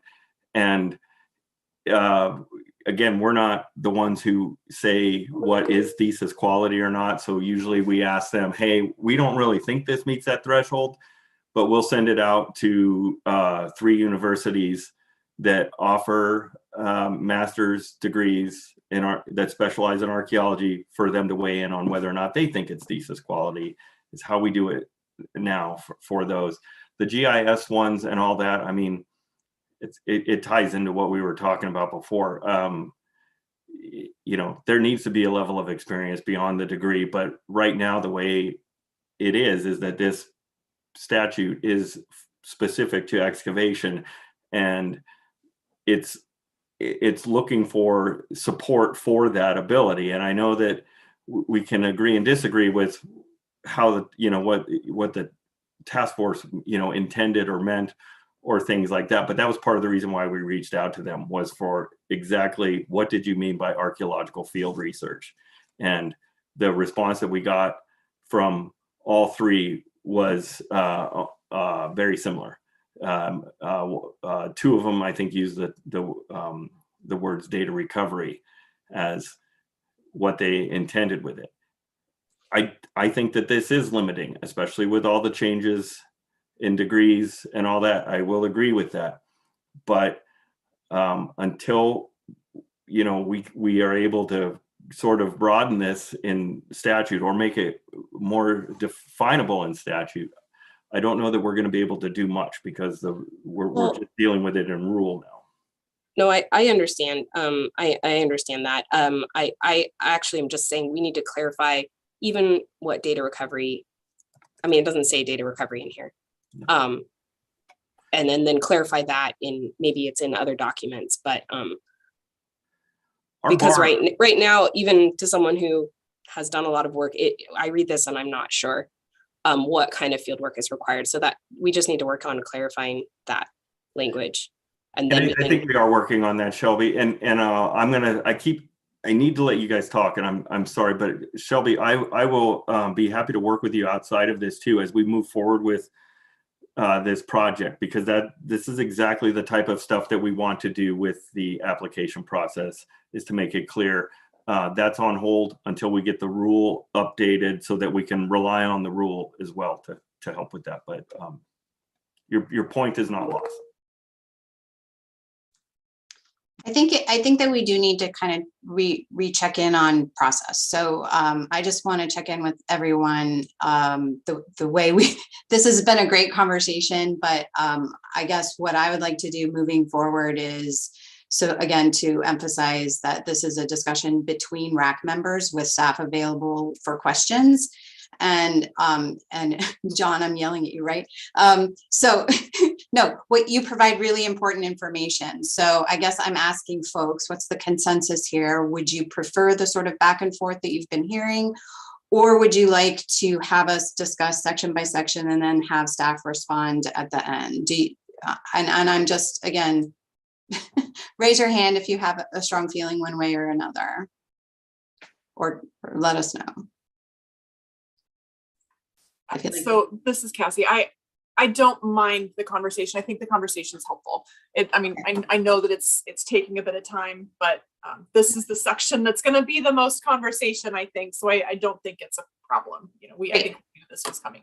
So then, John, you don't have to keep apologizing, I guess. Okay, so I'm going to restate the section we just finished and ask if anyone has anything else. So we are in section 17, qualified archaeologist, subsection C, and including I and or 1 and 2. So the designed and executed an archaeological study, archaeological field research, and sole author. Does anybody have any?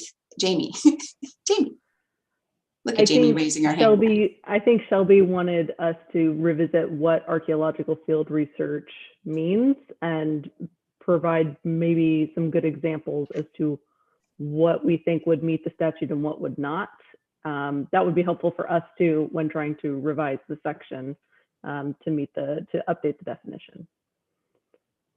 Sorry if I'm speaking for you, Shelby.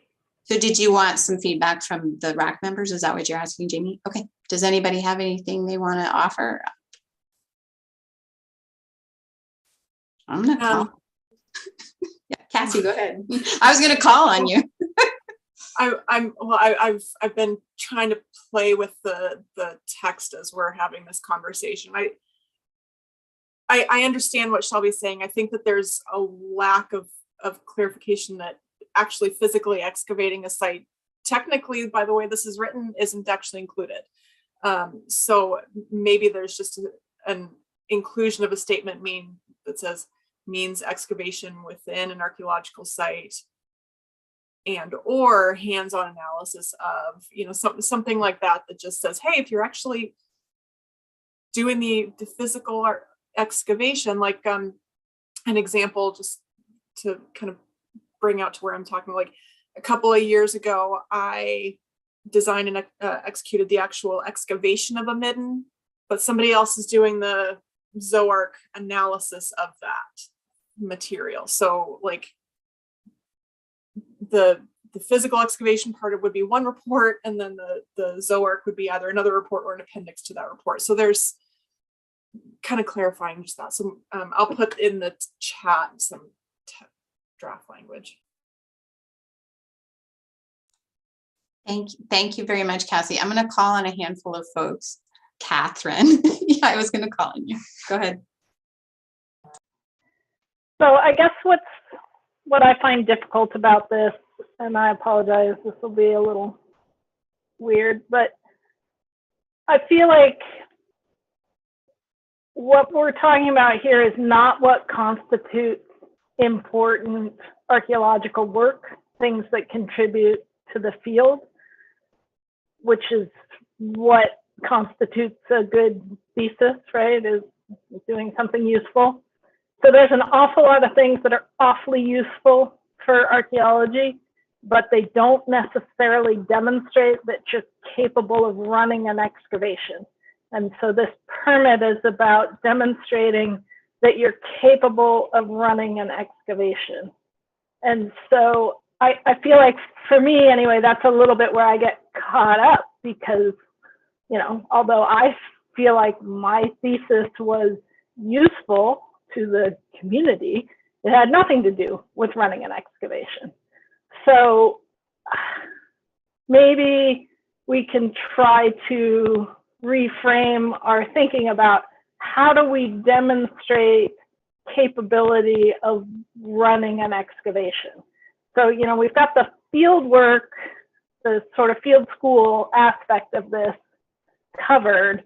And then I think that what we're trying to add to that is the fact that we've done this thing before. We've looked at a site, we've worked with the partners, we've done all this stuff to determine what the best way to answer the questions in the research design is. And so, maybe that's through a thesis, maybe that's through some other things. I think part of what we're highlighting is if you don't do that in graduate school, it's hard to get an opportunity to do that after graduate school. So recognizing that problem, are there ways that we can step it out? Like, okay, here's where I demonstrate that I went to field school and I learned the basics. Here's where I apprenticed with someone to learn how to design a project. Here's where I wrote up a project, or something like that. So that's just sort of my trying to frame it in a better way. Yeah, thank you, Catherine. I told Christian and Brad I was going to call on them, putting you on the spot. Brad, do you have anything to add? I guess just maybe further clarification. I'm struggling to figure out exactly how to, just the point that John brought up about being able to turn over something to someone else. I guess that's covered in here. It just never occurred to me. It just didn't seem like something you could ever do. I don't know how that could be clarified in here per se. But so that's all I. Well, I put you on the spot. Thank you, Brad. Yeah, sorry. Also putting you on the spot, Christian, do you have any thoughts, any ideas? Well, I think within this section, there may be just a little swap of the order of the activities that qualify. Cassie, I thought, had a good recommendation in the chat. It says means excavation within an archaeological site and or hands-on analysis. And I would suggest that it could be excavation including hands-on analysis, or including analysis, because it's really important that the applicant demonstrate that sort of mastery. So maybe just a couple of quick fixes in there would be changing the order and thus the hierarchy of the process. Thank you. So anyone else? So Tara, Tobin, Jill, Pam, Patrick, do you guys have any thoughts you want to share? And then I'll ask Jamie. I don't see. I don't think I have anything to add this you. time. Okay, putting you on the spot. Jamie, go ahead. I just have a couple of specific questions for you guys. So do any of you guys feel that an investigation, a write-up, a report, a thesis, a dissertation, whatever, that does not include an archaeological site or objects should qualify under this last criterion? So you, just to clarify what you're asking, like if Shelby used the example, if someone were to dig a negative 1 by 1 and submit a report, in that case, no. Is there some other type of thing that you're suggesting that I'm missing? We do a lot of GIS modeling, a lot of modeling based on aerial photos. In my perspective, GIS modeling should, in most cases, in many cases, fall under an approved part, because it's a significant component of how work is done today. But that's, you know, as long as you're also meeting all these other criteria, I think that captures it. But that's just my. Did anybody else have any thoughts on this? I guess I would echo that too, because I think what's really important is the mastery of the understanding of the trends and the patterns of activities and events in history. That's an important thing. So in that way, there maybe should be an allowance for GIS analysis if it really kind of fits the bill. I'm not sure. I understand that there's probably a whole range of stuff that could fit under that would not be appropriate, but I think in some cases that it should be a consideration for things outside of excavation. We're digging down on a very interesting portion of this. We all understand that this is specific to getting a permit to doing archaeological excavation. I think that there needs to be a little more permissibility, and I'm not sure how to approach that, but I think in some cases there are things that aren't digging holes that should qualify somebody to dig a hole. Catherine. So I think this gets back to my, what is the purpose of this? And if we're trying to demonstrate a capability to dig some holes, then no. But maybe what we need to do is to lower the requirement from a thesis to a report that demonstrates that you can dig a hole, because that's what I care about. And maybe the problem is a qualified archaeologist. Frankly, someone who does a GIS analysis and predictive model, they are a qualified archaeologist. They're probably a fine archaeologist, but are they going to be good at digging the hole? So I mean, either we got to throw this thing out and say field school's enough, and then whatever you write your thesis on that gets you a degree is good enough, or we really have to drill down into what it is that we want people to demonstrate before we allow them to dig a hole in the state of Oregon. And, as frustrating as it's been for a lot of people, I have liked that we have this threshold, that not just anybody can get a permit in the state of Oregon.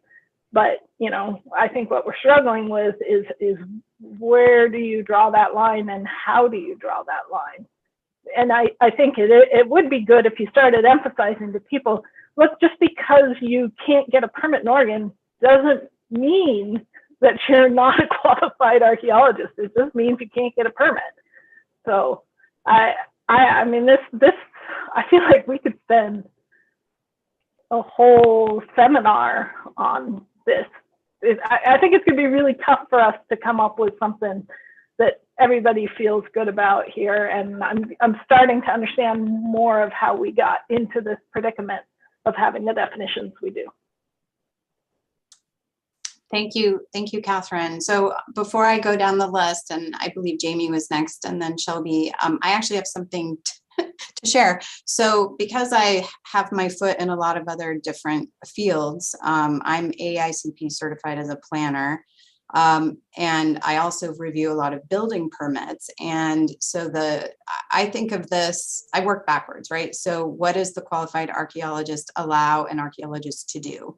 Because it's a privilege to be a qualified archaeologist and a responsibility. And that responsibility is to, and John and Jamie can go, and you all know what that responsibility is, but I equate it to like the CCB license, like, right, you need to have a contractor who's responsible for the project, who understands the state building codes, who then is, and I think that Catherine touched on this in a way that I agree with, and that person needs to not only know how to dig a hole, but to do all the other millions of things that involve managing an archaeological site, so that you're not wrecking stuff, and that you're also, I also would add that you're also engaging the community in a positive and meaningful way. So there's a lot more involved than just doing, and I'm sorry, GIS is a tool, it's an important tool, and being able to analyze it is a big part, but it still is a part. So I think I agree with a lot of the things that folks are saying, but I also think that you can look at other fields to inform the kind of work that you're trying to do here with the archaeological permit. And now I'll turn it back over to Jamie and then Shelby. No, Shelby can go first. I don't want to stop the conversation. I have another question for y'all. Okay, thank you, Jamie. Well, first I had to say, if you weren't already feeling the pain, you're feeling my pain as an advisor. If a student analyzes GIS data and they also talk about the sites that it came from and the excavation that it came from, does it meet these criteria versus some larger scale predictive model? That's the problem. And then I agree with the points that were made about, you know, this, I know that Shipple staff talked about changing the name of this, because this is qualified to lead an excavation, not qualified, not a judgment on how good of an archaeologist you are or how good you are at doing other things. And that's a super important distinction. But I also want to point out this conversation we're having and this criteria, it has really serious career implications for people in Oregon. And we've kind of talked about there not being enough archaeologists and it getting increasingly harder. I mean, it's very real. It's the difference between a career, a job that you can support a family on and have benefits, and one that doesn't. And so I just needed to say that out loud. I don't mean that that's a reason to change the requirements and the discussion, but it needs to be said. It's an issue with how this whole thing is structured in Oregon.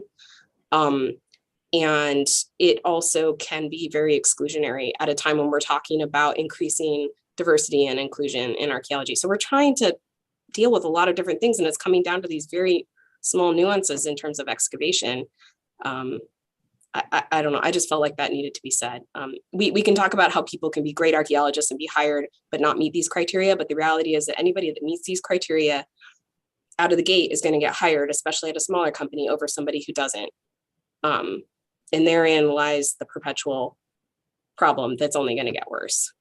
So I'm sorry, I'm not offering solutions right now, but I get why Jamie's asking that question, because it's really hard to advise students what to do. And both projects are really good.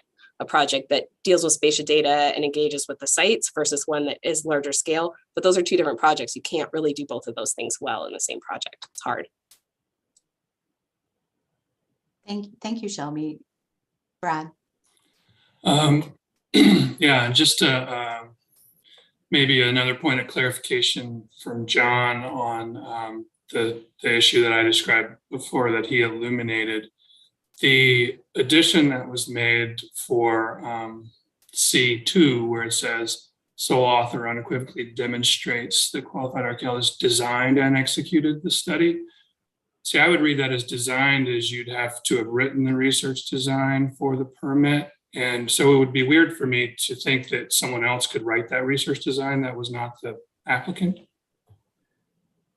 I guess that your point is well taken. I think that the way it reads in rule now is just equivalent to, in scope and quality to thesis, and it mentions the sole author. So what we were trying to do with the change there was to just kind of expand that a little bit. But I get what you're saying, but I'm looking at it more of like whether it's a thesis or a report equivalent in scope and quality to a thesis, where you have all of that background information. You're just not starting with, and on this day I dug a hole and there was some stuff in it, the end, you know, but like an understanding of, you know, expectations, research, you know, background research, analytical questions, analysis, you know, and all of that. And so I would think that if somebody had written that up, that aside from who wrote up the permit application, even though those are oftentimes included in there. And Brad, if you wrote the permit application and you were fine with one of your students stealing that language, I mean, we're not going to check that. You know, we're not going to, you know, object for, you know, any type of plagiarism or anything like that. But they could probably get a lot of that information from there. But then they would have to do a lot of other research, as we know, that happens after you've finished, you know, leading up to the work. But then after you've finished, you know, whether or not your expectations were met or if stuff was very different, and what all that means. So, but I think that I agree with you, and I'm open to changing that wording to make that. I'm thinking if you're going to make that addition anyway, that might be the place for like a clarifying sentence that's essentially says this can be done by proxy through another permit holder or something along those lines. Okay, that's a great idea. Great, thank you. I think Shelby had she just put something in the chat. I don't know do you want to say anything about that, Shelby? I'll just say that this is actually a reason to change it from sole author to primary or lead author, because it makes that kind of collaboration that's inherent in our work more transparent and more aligned with, you know, acknowledging through authorship other people's contributions, and so that no one could be accused of plagiarizing for the sake of meeting these requirements. That's all. Great, thank you. Does anybody have anything else on this before I turn it back over to Jamie for another question? Okay, Jamie, take it away. All right, so along the same vein, how does the committee feel about the thesis report, that last equivalency there, if it included an archaeological site that did not have deposits, a rock wall feature, rock art, things that are found on the surface but do not require excavation? Do they feel that that would meet the feeling of the statute? So in my mind, those are archaeological features. So those things have to be recorded and documented as well. I don't see a problem in recording those things as part of the work. I agree with Cassie. Catherine, and then Tobin. For me, it's the same as the GIS. I mean, it is important work. It is critical work. Does it demonstrate that you can dig a hole and write it up and all of that? No. So if the point of the thesis is to demonstrate an ability to, I mean, frankly, I feel that way about collections analysis too. You haven't demonstrated that you can actually do the field work. So it seems to me that if you're going to allow collections analysis, but you're not going to allow other things, you have your own set of problems. But if what we're trying to get at here is to demonstrate that you can design a project and execute an archaeological excavation, then no, that doesn't do it. Do I think that that's the right answer? I don't. I think we need to make some changes, but for the way it's currently going, that would not be an acceptable demonstration of the ability to do the work that a permit allows. You don't need a permit to document a rock wall.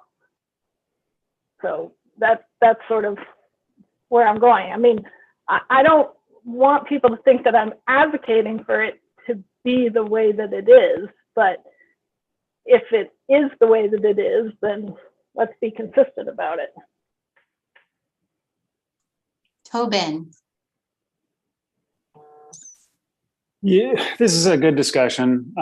You know, I'm wondering, is this so critical when we have already in there the requirement to have 12 weeks of supervised experience in basic field research, including survey and excavation? So, I mean, 12 weeks of digging holes, you're gaining skills there. So I'm not sure that we need to be repeating something like that with this other section. I'm just throwing that out there. Just a quick reminder, Tobin, though, the way it is in statute and rule is not 12 weeks of digging holes. It can be 5 minutes of digging a hole, and the rest can be survey. So there is no, you know, amount tied to that. Okay. Unless the committee Should would there be? like that language to be added. If there's a recommendation, what would that sound like? Yeah, and I guess it would help. I'm sorry, everyone, and I see Catherine and then Cassie, but it would help me, and I don't know if you have it handy, Jamie or John. What does the statute say? Because I just want to remind everyone that what the rule is the rule is meant to clarify in a clear and objective way, hopefully, how the statute should be implemented. So maybe while you're looking for that, Catherine.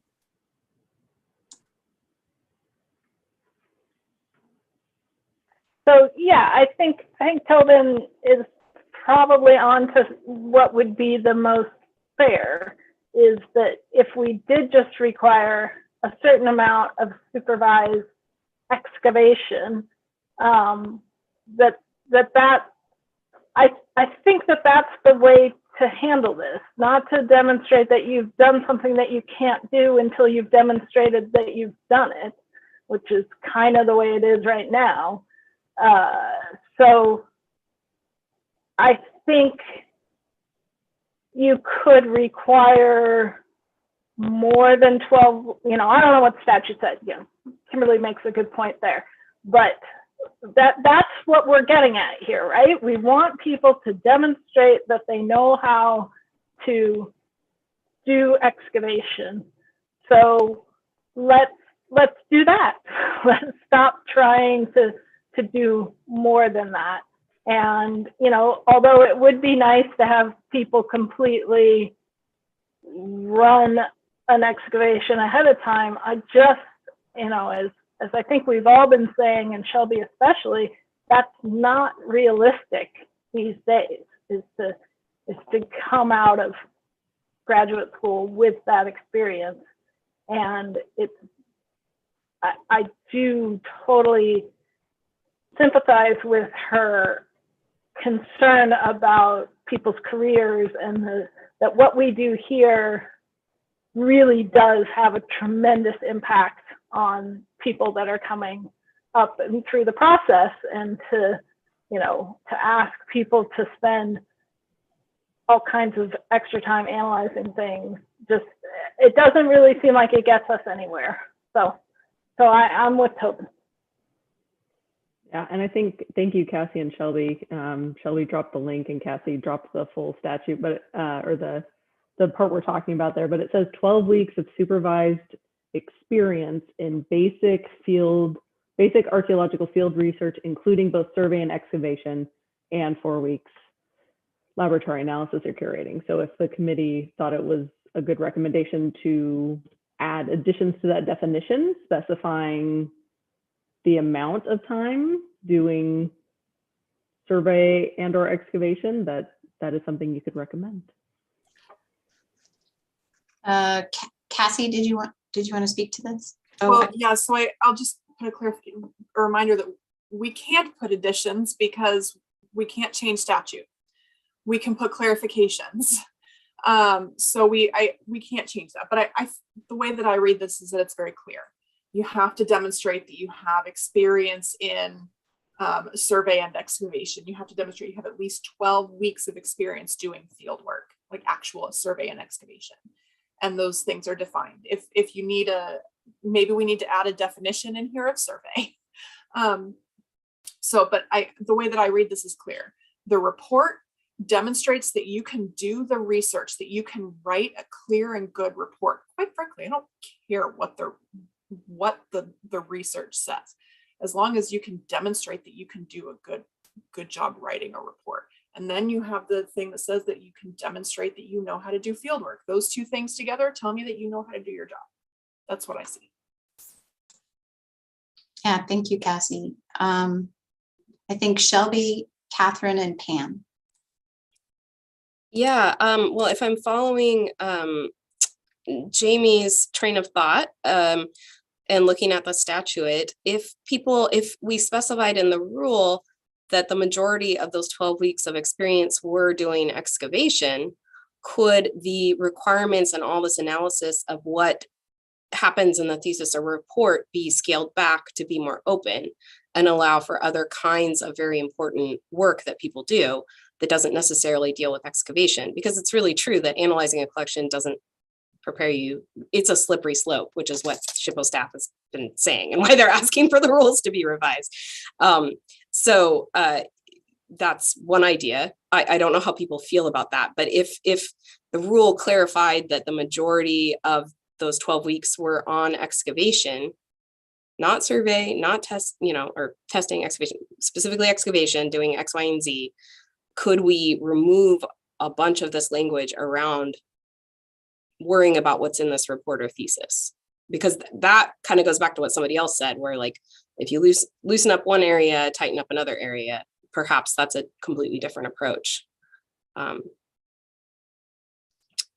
that to me, just weighing in, is a kind of a safe space to clear things up in the rule without going beyond what the statute is authorizing. And that's my opinion. Yeah, thank you, Shelby. Catherine. So it seems like what we need then is to define archaeological study, which would include those examples that Jamie was asking about from my perspective at least. And so if in that application that John talks about on the website, it asks specifically how much time was spent in excavation of those 12 weeks, that could be useful as well in getting at whether you have the excavation skills necessary. I don't know whether we can put in here a division of those 12 weeks into excavation versus the other survey and things like that. If we can, great. If we can't, it seems like the application could ask that and be part of the overall set of factors that SHPO is considering when they approve people or not. Thank you, Catherine. I think that DOJ would tell us. And circling back to what Ian said early on, I think don't limit yourself on what you're commenting on. I think, throw it all out there, share what your opinions are, and then staff will have the fun job of sorting out whether we can or can't do that. Pam.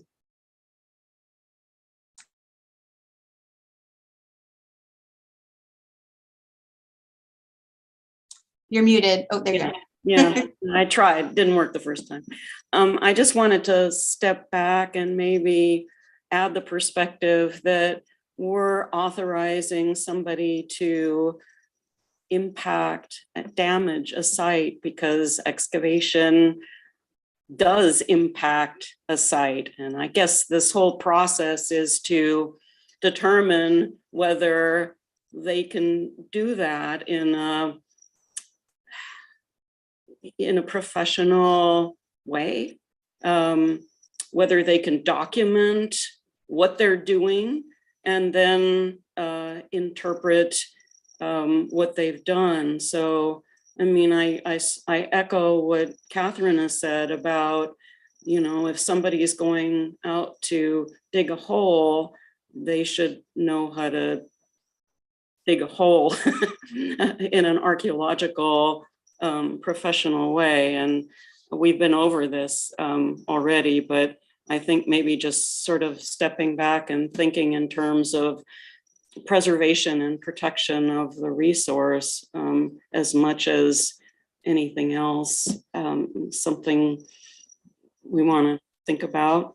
I don't know that it's really explicit in the rules, but there is sort of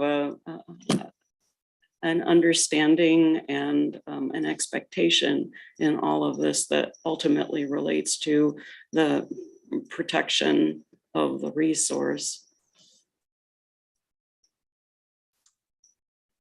That's a good comment. Thank you, Pam. Shelby.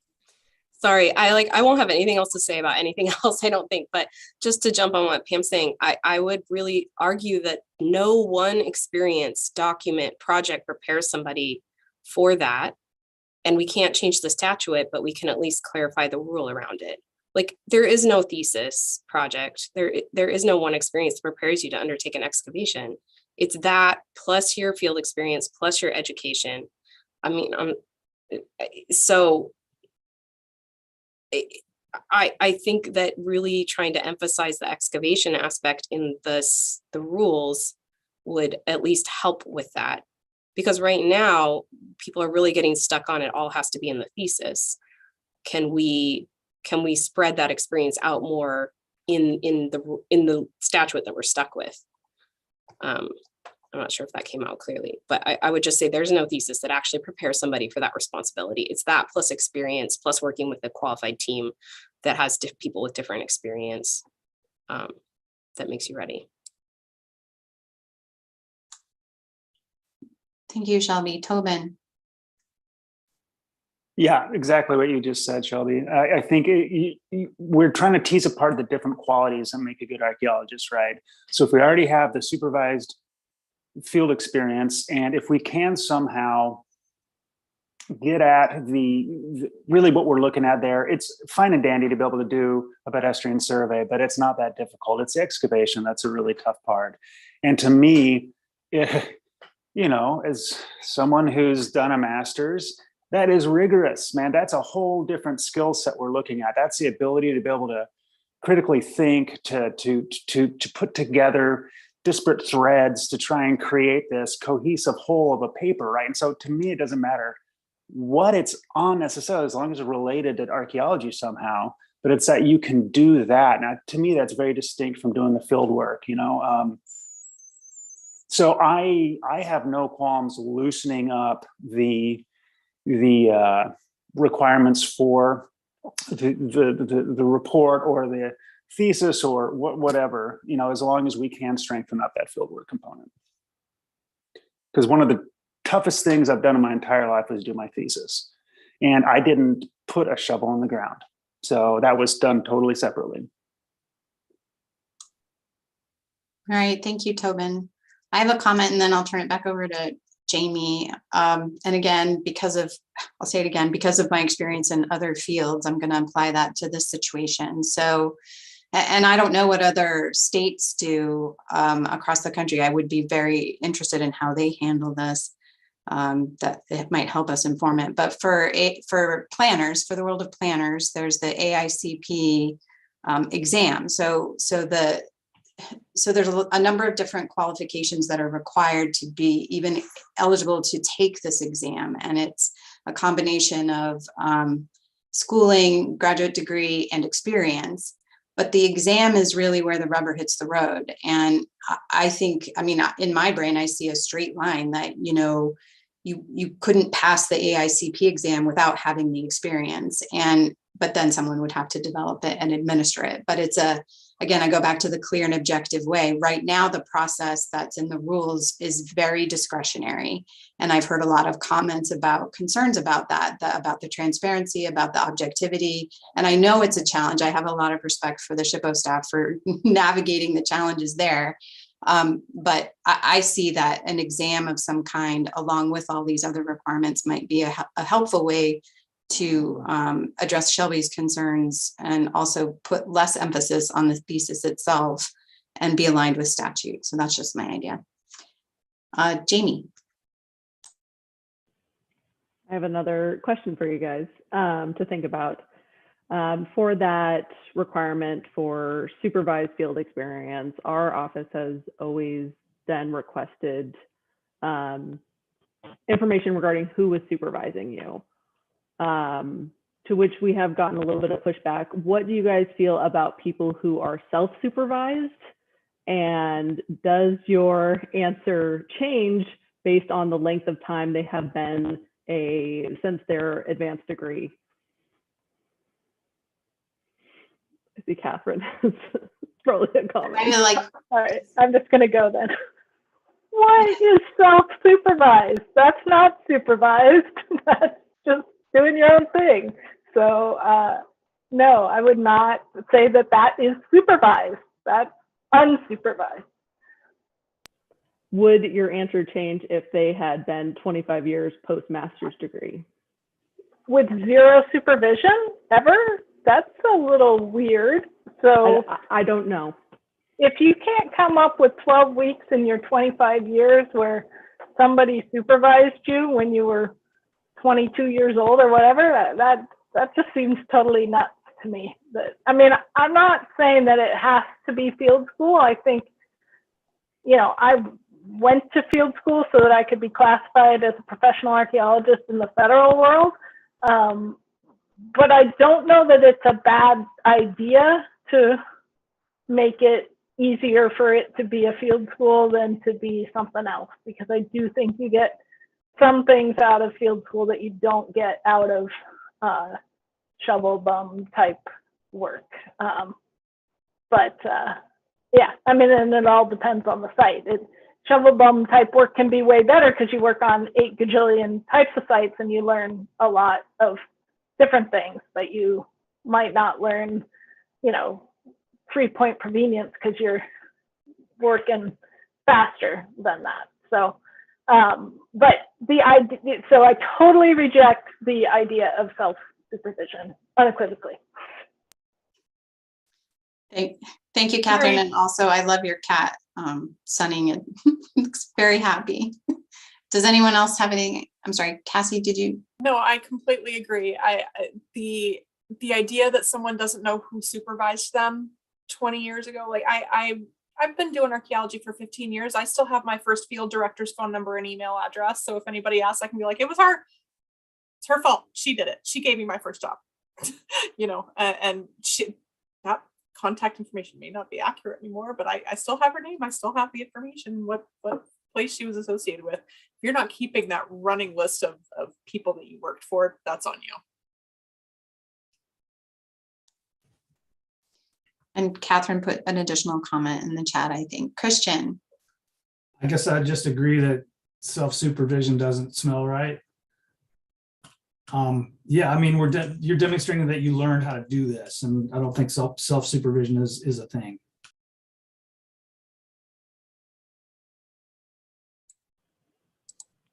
Thank you, Christian. Shelby. I just wanted to jump back on what you suggested, Kimberly, which I've been thinking about for years now, that, I mean, this has become a certification, basically. And there are others, that's just what you were saying, there are other certifications, a certification to hold a permit to excavate. I mean, that's specifically actually what we're talking about. There are many other state certification processes. I mean, I'm not like personally excited about having, it won't be fun to create something like that, you know, but it does seem actually clear and fair to me in combination with some of these other criteria. I do think it's something that should be seriously considered. It would resolve some of the equivalency questions as well. Like if you can show you have this many weeks of excavation and this many weeks of survey supervised, and you've done a report or thesis and been the primary author, and you can pass this test in which you can be questioned about the laws and the process and the necessity of consulting, big C and little c. I mean, it does give weight also to the responsibility that goes along with this, that, you know, maybe archaeology needs to grow up a little bit and join the state certified world.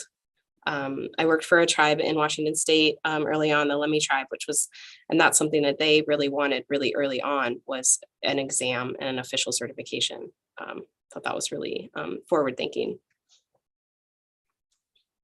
Great, thank you. I didn't mention this before, but in the AICP world, we also have a maintenance requirement. So that I think also, and an ethics requirement, so that it also has the ability to address some of these other concerns that I've heard here. So as you go through your career, it has the ability to sort of do that correction thing, which we're going to talk about later on, the enforcement bit. So Brad. Thanks. A little bit of a tangent in that it may not be super helpful, but I do think one of the struggles here is that this state is one of the few that I've worked in that where you need a permit to do any level of testing on a site. Most of the places I've worked back east, you can do a phase 2 evaluation without a permit just fine. And then once you've determined that it's eligible and you need to excavate it, like excavation back there generally means data recovery, not evaluation. And so I think the challenge is, I think we all know it's very different to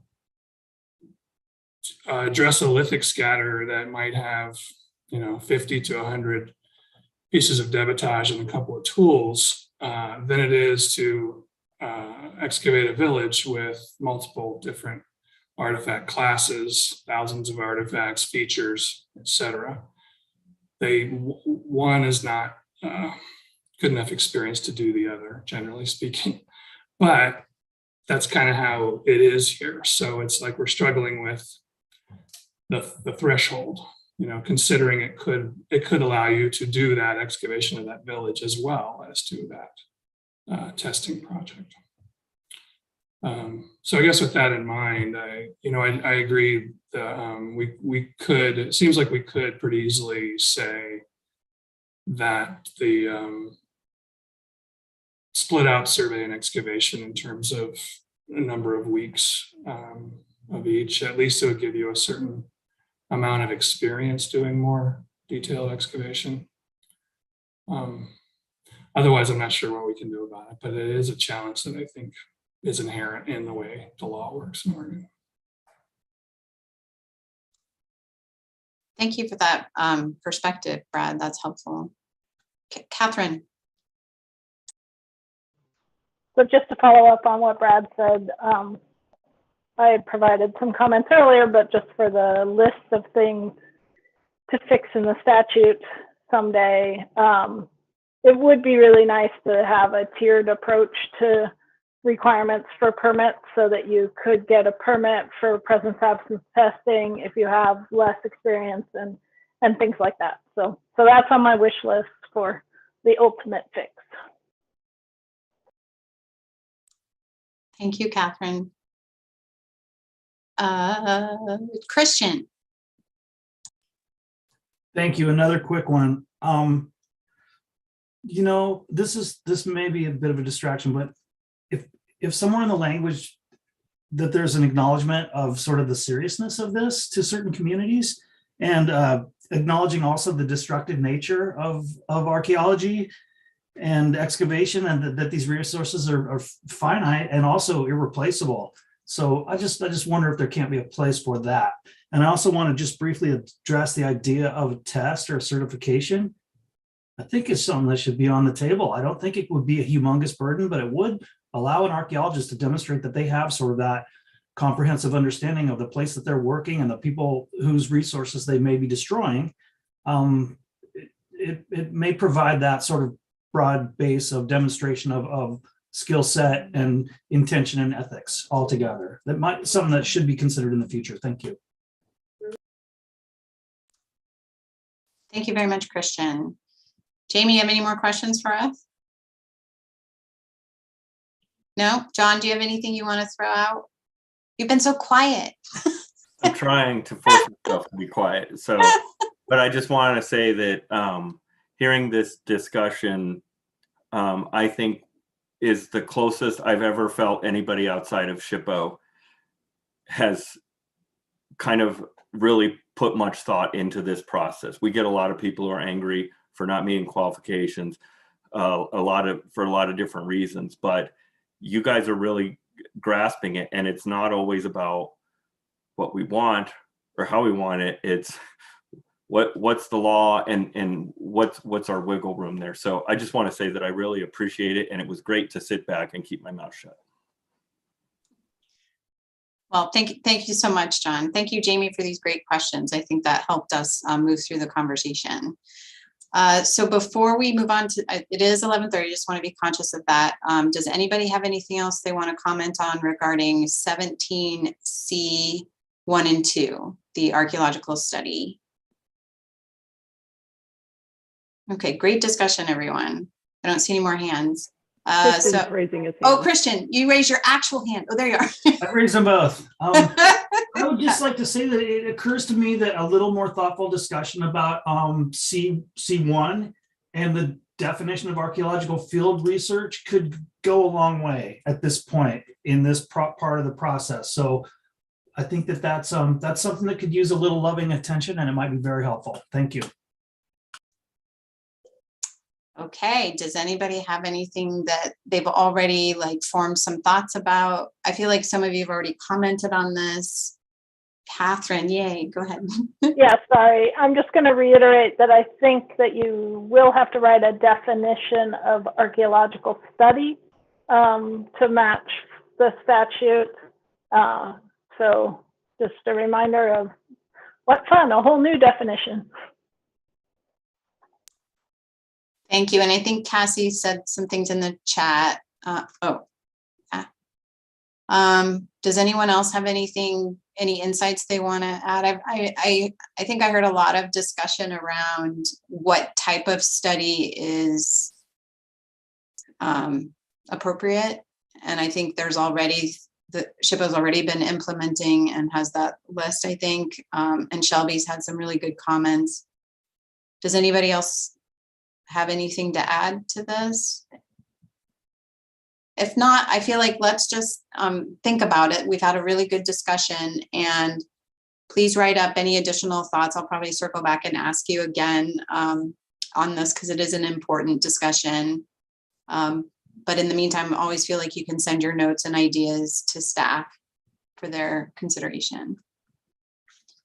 Okay, I'm going to move on unless anyone has anything else to add. All right, 18, recognized educational institution, A and B. Does anybody have any comments or concerns on that one? I thought we went through all of these. Oh, did we? That's right, we did. Fail. Thank you. I'm like, let's. All right, so so are we done with this section? I'm gonna have like a party over here. Woo-hoo-hoo. So there, let me double back over here. So the qualified archaeologist back in section 0010, is there any additional discussion on this section that we need to have that we haven't already had? No, I don't think so. I just wanted to make sure to ask the question. No, I think my only note is that they need to be the same. We had a note they were going to table a conversation, but that they need to match. Yeah. And I know we had early discussion about the two sets of definitions. They exist for this one. 0010 is for dispute resolution, and I'm going to ask John and Jamie, or maybe Patrick, is there any concern from your perspective that they need to be different? I know we had discussions about the other definitions here, but do you see a concern there? I don't think so. I mean, I think that maybe if we're separating definitions for the dispute resolution part, we could just say qualified archaeologist has the meaning in ORS 390.235. Great. And be done with it. And then later on in the rule where it's more in depth of a where we're trying to define some of the terms in there, I think that makes sense to me right now. Okay, great. Thank you. Well, then I'm going to jump to 736-051-0060. Do you guys need Jamie to throw up the order again? Would that help you? Yes, please. Yeah, Jamie, can you throw that list up? Thank you. That sounded like a terrible phrase. Don't throw up.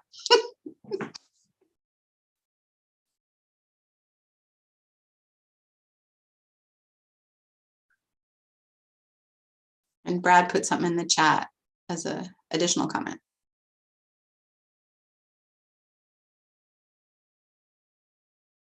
Great, so now, okay, so we are at application for archaeological permit, and then we're going to go to 0080, which I think is going to be a deep dive also, and then 0090 if we have time. We'll see.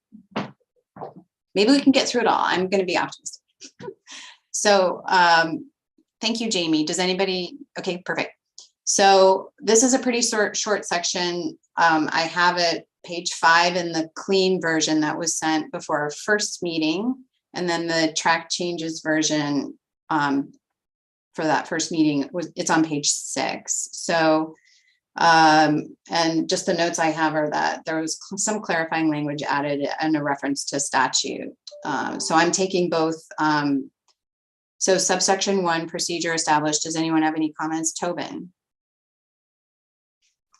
Mine's actually for number 2, so we Yeah, can let's start with number 1. Let's take them together. Yeah, I guess I don't. Oh, actually, no, it is number 1. Okay, sorry, go ahead. I'm getting lost here. I would say we should delete his or her and replace with their designee. Okay, great. Thank you. Anyone else have anything on 1? Okay, I don't see any hands. How about 2, the confidentiality policy? Anybody have any comments on that one? This is kind of part of our larger conversation that we've had around confidentiality and at OPRD and SHPO more generally. And I don't know that this can be included, but I would encourage just some sort of inclusion of ethics statements or acknowledgements that there may be other information that tribes need to share as part of this permitting process and archaeological survey and inventory process that may be confidential to the tribes and may not fall or be captured under ORS 192.345. And if that information is shared under this process, while it may not be captured under the public disclosure, it's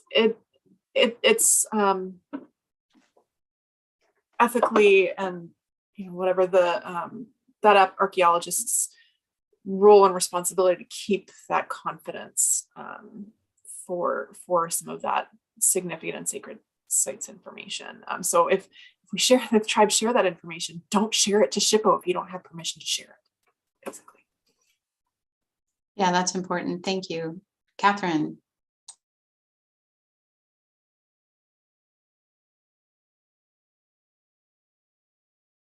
With apologies to the lawyers in the world, and I have an awful lot in my family, I don't like when I can't understand what is trying to be said.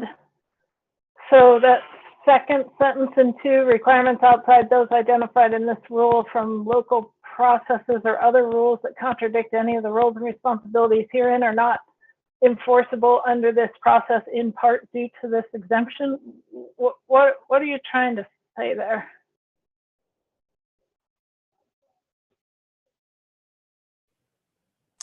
John, do you want?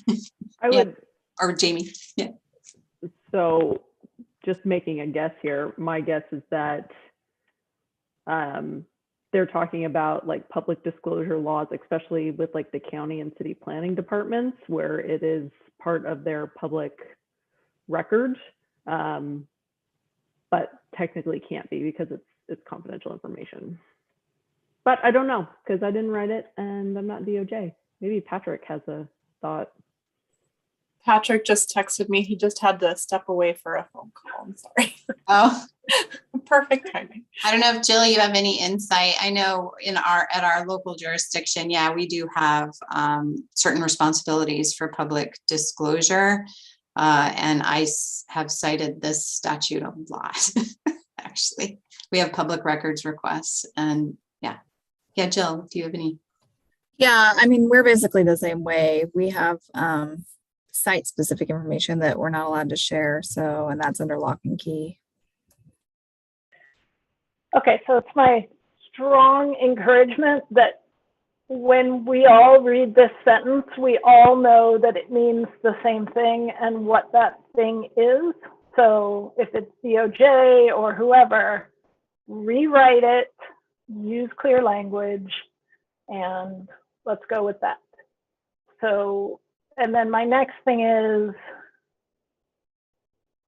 you're saying that only the location of archaeological sites that contain certain things are confidential because that's what statute says? No, it's all the location of all archaeological sites and objects is protected. This just adds a clarifying statement that says that may include those objects, but it's everything. Okay, so the way I read that is the location of archaeological sites and objects that may contain these things is confidential. And so then it suggests to me that if it doesn't contain these things, it's not confidential. So again, I feel like some clarity of wording would be advisable.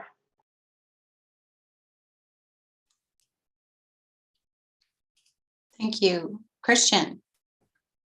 This gets to what we've addressed in sort of different forums as kind of a weakness in the law. And eventually, hopefully, these things all dovetail nicely to include other sensitive locational information based on the perspective of the tribes, because what's not included here is other kinds of sacred sites, other kinds of important sites that may or may not have archaeological material associated with them. So this is just another one of those things where hopefully all these statutes and understandings dovetail eventually. That's it. Thanks. Thank you, Christian. Does anyone have anything else? John, did you want to weigh in at all? No, I can't say, like, on a side note that we're trying to address this. So we've developed a legislative concept and are trying to get that pushed up as far as we can to address that very thing. I think most people who know me well know that I have a lot of personal opinions on this, and I'm not going to go into that right now. But in the statute, it says the location of archaeological sites and are exempt from public disclosure. But then we have another statute that defines what archaeological sites are, and they're made up of objects. And it kind of tries to define what those objects are, but it doesn't include all of them. So it's, other than 75 years old or something like that, which then gets really weird because there are a lot of things that are 75 years old that, people are driving 75-year-old cars now. They're not driving around an archaeological site. So it gets a little weird. But with all that being said, I think that we can definitely think about adding or changing this language. We're just trying to, part of it is just to reference that public disclosure law. And I like referencing that law because if we do change it, if we're successful in that regard, having it referenced in here, if we're not, maybe we should be less specific, so that any changes in that statute are then, sort of automatically covered.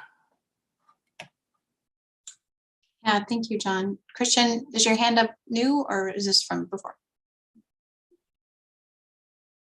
Okay. You took your hand out. Okay. Does anyone else have anything else on this section? Okay, great. So it's 11:45. Are you guys okay jumping in to just start discussing the process for archaeological permits on public land, or did you want to break early and come back? Okay. All right. So you can follow along. I'm looking at my page 8 in the clean version and 9 in the track changes version from February 9th. And section 1, does anyone have any comments on it's the general policy statement? I made a comment in here on my notes, but I don't know where it fits. So I'm just going to put this at the top of the conversation and say, hey, if you can figure out where it would be appropriate. As we were preparing for this rules advisory committee, I was looking at similar processes in other states, and as Brad alluded to, there aren't many. But one of the in the state of Washington, they have a requirement on their permits that for every permit application, the applicant discloses any previous archaeological law or permit violations and discloses the list of open permits that they have still pending. And I would love to see that happen. Great. I love it when we can pull things that other states are doing, and they seem to be, that makes sense to me, but I also don't know where that goes. Catherine.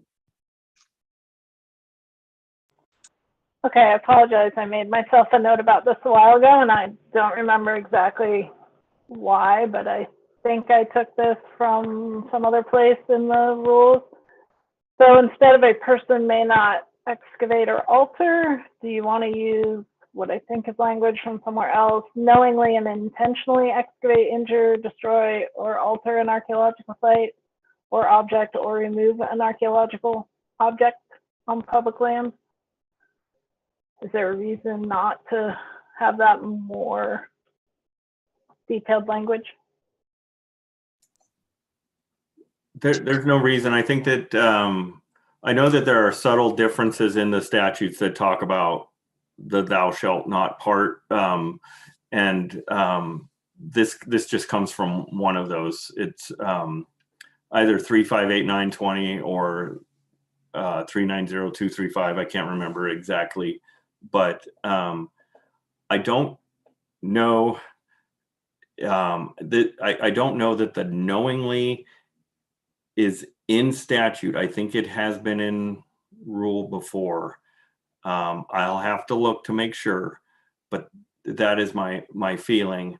And I know that it can get tricky, because I understand, like with folks that are just doing, okay, Jamie's got it, 390-235. It can get tricky because sometimes, like, if the current rule says something to the effect of, to what extent could you have known that you would have needed a permit? And a lot of times we look at that at SHPO as, did you ever ask us? Did you ever ask us to look at the project? And if you didn't, then you don't get the expedited permit process. Now, we don't actually go after them for a statute violation because that, whether it was knowingly or not. But I can see this getting to be kind of a big deal if it was like a worst case scenario with like damaging burials or something like that. I don't know how that would be handled, but I don't know, like, I guess I'll have to put some thought into, Catherine. I don't want to waste time. I keep thinking of instances around the state where that would be good and where it may not be. So I'll just put a pin in it, and I'll think about it when I'm making the changes starting on Monday. And if you want to help me out with that or send me some thoughts or whatever, that would be great too. Okay, I mean, I think it's great not to have the knowingly in there, but you know, apparently this is from 736-051-0090, so it's consistency sort of thing. And I'm not saying which one's better. Right, well, thank you. And so you guys will put your heads together and we'll hear more. Does anyone else have anything on this just general policy statement? Any comments, questions, concerns? Okay, let's move on. So what I have in my notes, and I hope it's not confused. So I have that the original section 2 related to the general tribal notification requirement was deleted, and then it's been renumbered. And the section, an archaeological permit may be issued to, and then subsection A, B, C under that. So I guess I want to take it one at a time. Does anyone want to discuss or talk about the deletion of the original section 2? Anyone have any comments on that? I don't see any.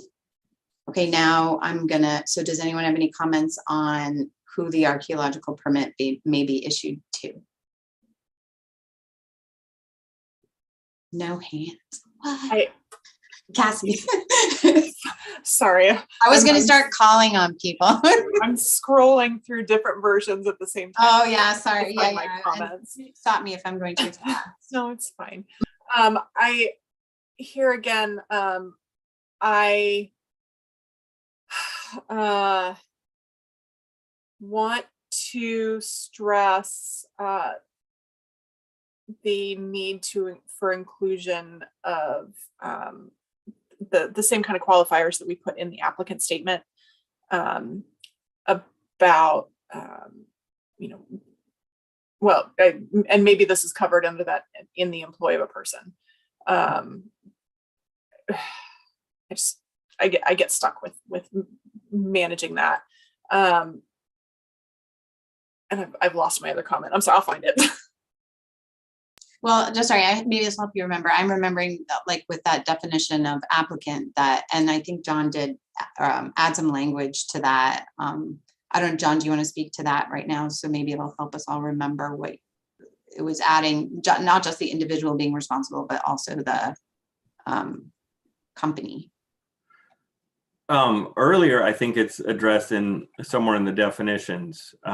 Here, this language is, it's either, I think it is exactly from statute with one exception. The language, I think, comes from the current rule, and in A of the current rule, I think it says a person, I'll have to look.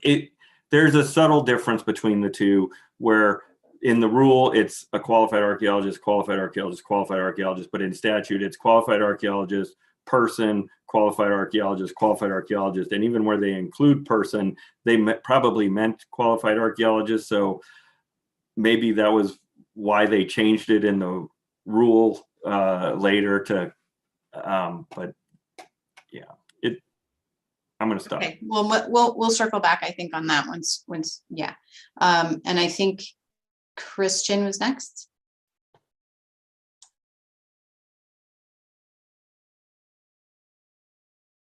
Muted. Sorry, I have a little note here on A. And it gets to that archaeology for the sake of archaeology thing, for the benefits of a recognized scientific or educational institution with a view to promoting the knowledge of archaeology or anthropology. I don't think that really makes any sense. Promoting the knowledge of archaeology is promoting the awareness of, the knowledge of, that doesn't make any sense to me. You know, set aside the idea that we're doing archaeology to do archaeology in this case. It may be qualified later on because in the real world, generally these things are being done for project proponents that are paying for building this or that. So I don't think that statement promoting the knowledge of archaeology or anthropology, I don't think it means much. It's in statute. If we want to define it, we can, or if we want to leave it out and just reference the statute, we can do that. I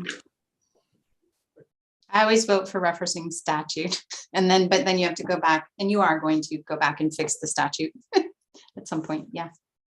Brad.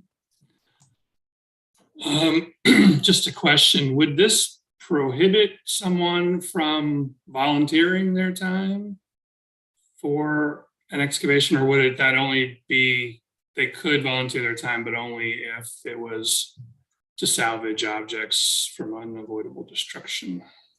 It's a great question, Brad. I thought of that because I applied for a permit 4 years ago. But I think that I'm looking at it as I work at SHPO. That might be a recognized institution, or maybe it can meet some of that stuff. But yeah, if somebody's a retired professional archaeologist who wants to help out on something and gets a permit, I don't know. It does seem a little bit limiting in that regard, and I agree.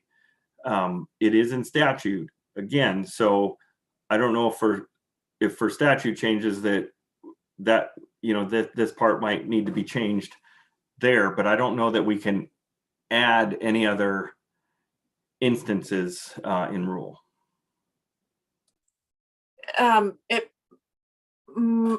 Perhaps it's just defining what a private firm is. As I'm reading this now, there may even be a challenge for like state agencies who want to apply for work to be done for not salvage archaeology, but for the purpose of inventory and phase 2 work. They wouldn't be able to get a permit under this unless they had a private firm employed by that entity. So I think that there was a little bit of an oversight in the way that this was maybe written with that consideration, but perhaps defining a private firm and including state agencies or individuals who maybe don't necessarily have an LCC or whatever could be captured under that definition of a private firm. Yeah, I am concerned.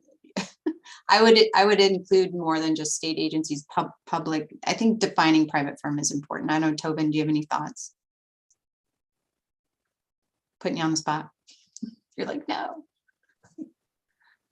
I don't know. I'm thinking about it. Okay. All right, thank you. It is 11:58, and I think this is a good time to break if y'all are comfortable with that. And so when we come back from lunch, we'll pick up. I guess I'll ask one more time. Does anyone have any other comments or questions related to subsection 2 before we break for lunch? Okay, I don't see any hands. So when we come back, we'll start on section 3, subsection 3, which is the application submittal requirements. Thank you all. We had a really good discussion this morning. I enjoyed it. I thought it was very productive, and I hope it's helpful to staff moving forward. All right, you guys have a good lunch. See you at 1.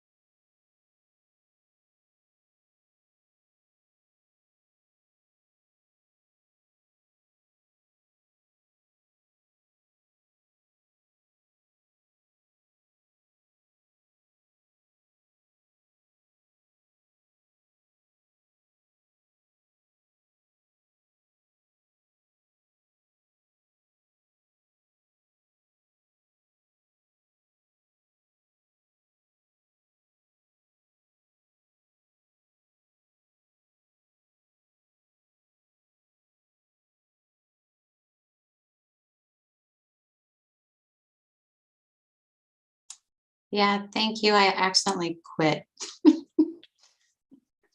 I'm at lunch. Goodbye.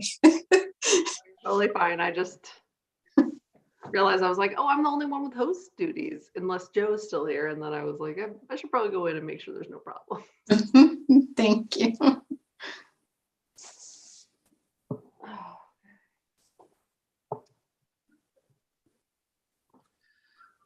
Kim, I had one thought on when people have thoughts that they're putting in the chat. I know that when I watch the recording, I can't see the chat. Oh, should I read them? I'm trying to capture them as I can, but sometimes it'd just be better if folks just spoke it. Sure thing. I'll remind folks at the beginning, and if they just throw it in there, I'll ask them to speak to it to help you. I think I've captured all of them so far, but it just. Yeah. Is Joe here? Joe has her. Yeah, thanks. Hi, Joe. Hello. You totally beat me to it.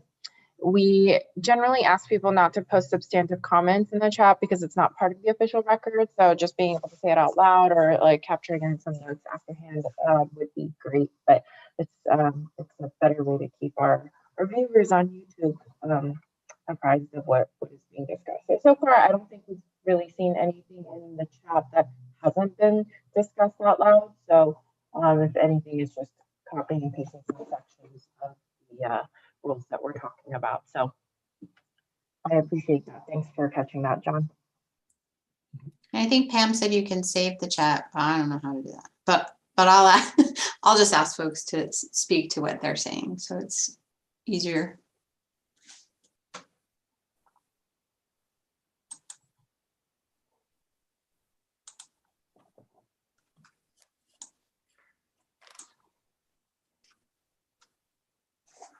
And for those of you that are coming back from lunch, if you could turn your cameras on just so we know that you're back. I know some of you just prefer to have your cameras off, but that'll help us know who all's here. Thank you. Not that you need to know, but on the lower right-hand corner of the chat box, there are a series of dots, and you click on those and it says save chat. So it's kind of handy to have sometimes because there are links in chats and references and things that sometimes kind of helpful to have. Oh, great. I learned something. Thanks, Pam. Thank you.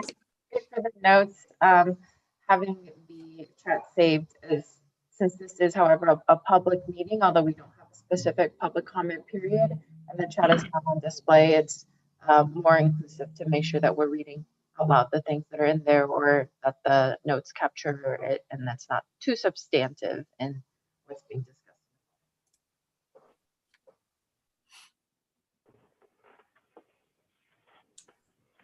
Yeah, thanks, Joe. I'll make sure and say something once everyone's back. Hey, Joe, it's Christian. I'd like to suggest that you maybe try a different microphone. You're not coming in very well. Thanks. Thanks, Christian. It also could be my cold. I don't have COVID, Cassie, I'm so sorry. But it could be that I'm just not projecting enough. So I apologize, and I'll try a different microphone.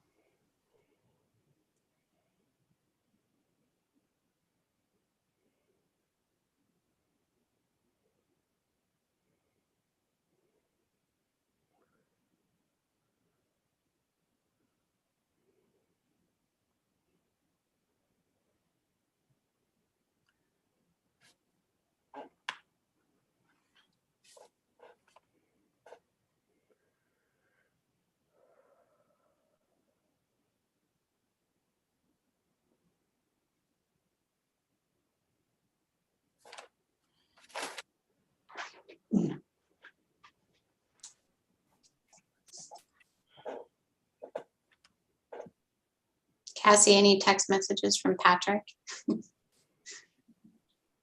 He's a busy guy. I mean, we're all busy, but yeah.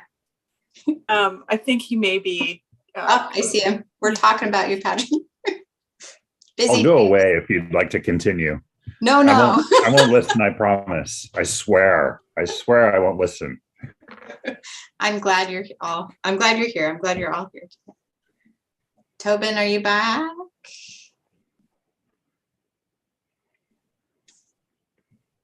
We get to give him a bad time when he comes back.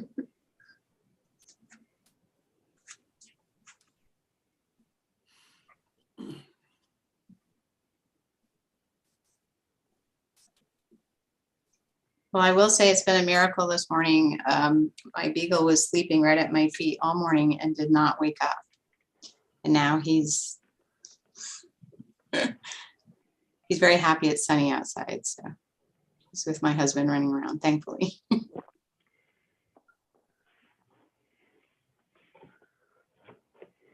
right, it's 1 o'clock. Do you want to wait for Tobin, Jamie and John? What do you think? Yeah. No? I'd say we're fine to go ahead, and he'll rejoin us as he can. Okay, great. There he is. Yay, Tobin.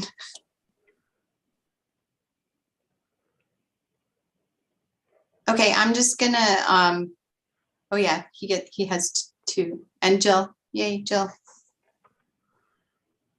So is that everyone?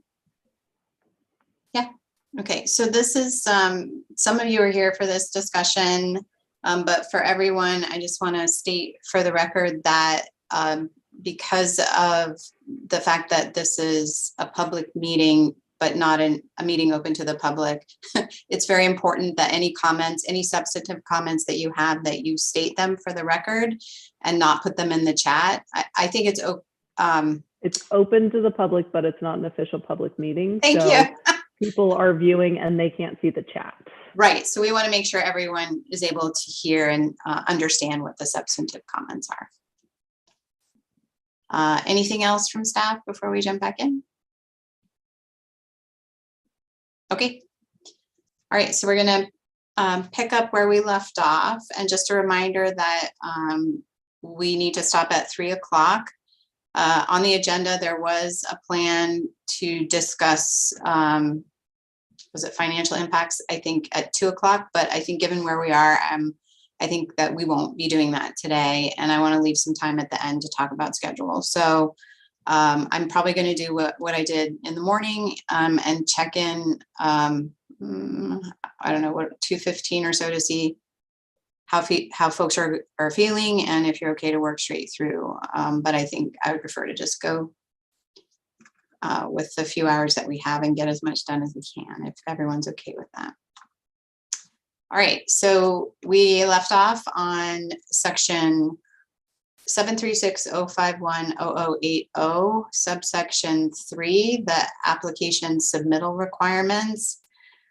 And Jamie, why don't you share what page is that on the most recent version? I think I have the old version page references. I'm on page 8 in that earlier one, and then 9 and 10 in the track version ones. And do you have a? Yeah, the one that was sent Tuesday, we're on page 5. Great, page 5. And then, so I'm just gonna, so on my notes, we have subsection 3A, map, deleting subsection 3B relating to resume, and then doing some renumbering or relettering. The new B is research design. The new C is the name of the landowner, land managing agency, and then deleting D, the notice required per ORS 358.950, and then curation facility. Yeah, so I think that's it. And so I'm just going to go one at a time, though, even though I just provided that big overview. Does anybody have any general comments on the application submittal requirements?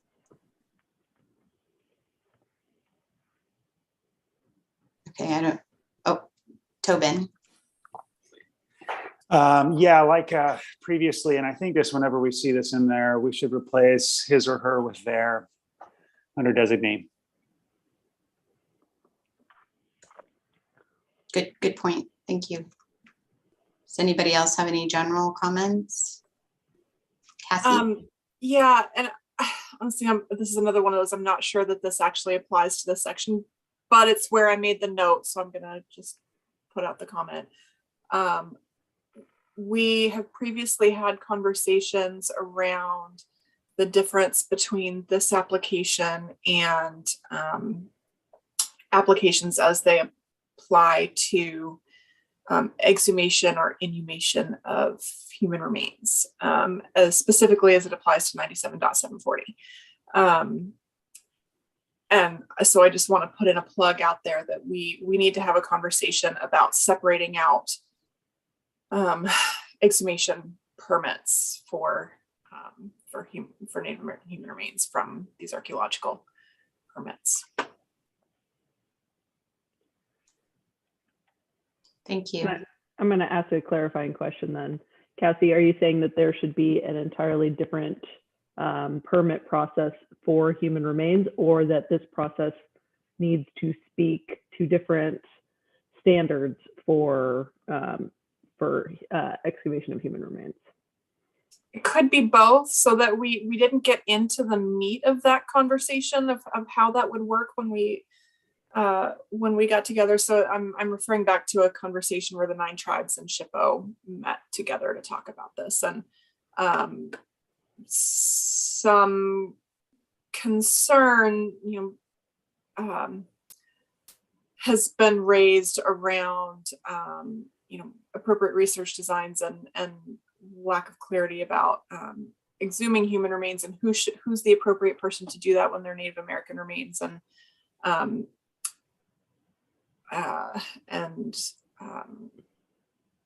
the appropriate processes around that. We didn't get into what that process was, but a potential solution was creating a separate permit application for exhumation of human remains. I think that that's still a larger conversation that needs to be had, but I wanted to make sure that it was raised and remembered by the group. Thanks, Cassie. I'll just briefly touch on that a little bit. I think that because of the way the permit statute is connected to the Native American burial statute, that it would still have to be a qualified archaeologist who applied for that permit, but the type of permit then can be focused more on traditional practices or beliefs and all that. It doesn't, we're not gonna ask for burials to be recovered and pushed through screens or things like that. That we would just give the permit to meet the statute, but that it would be a different kind of a permit. So I think that that is definitely something we can do working with the tribes.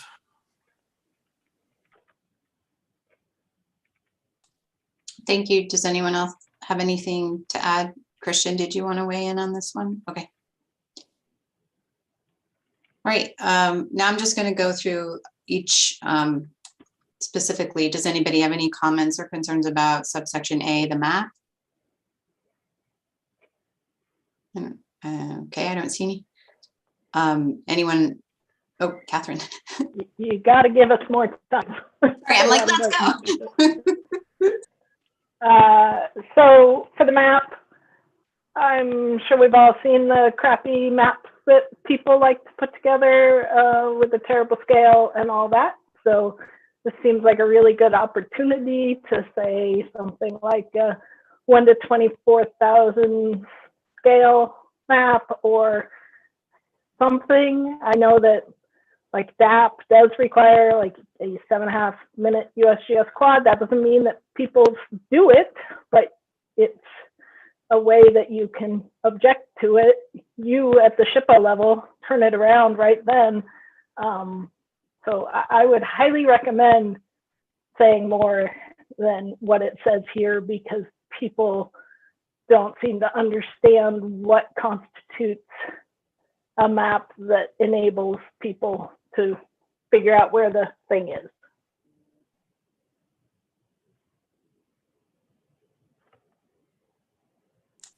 Yeah, clear and objective, not discretionary, right?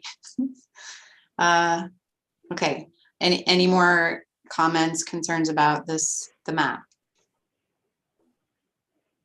I'll try not to go too fast.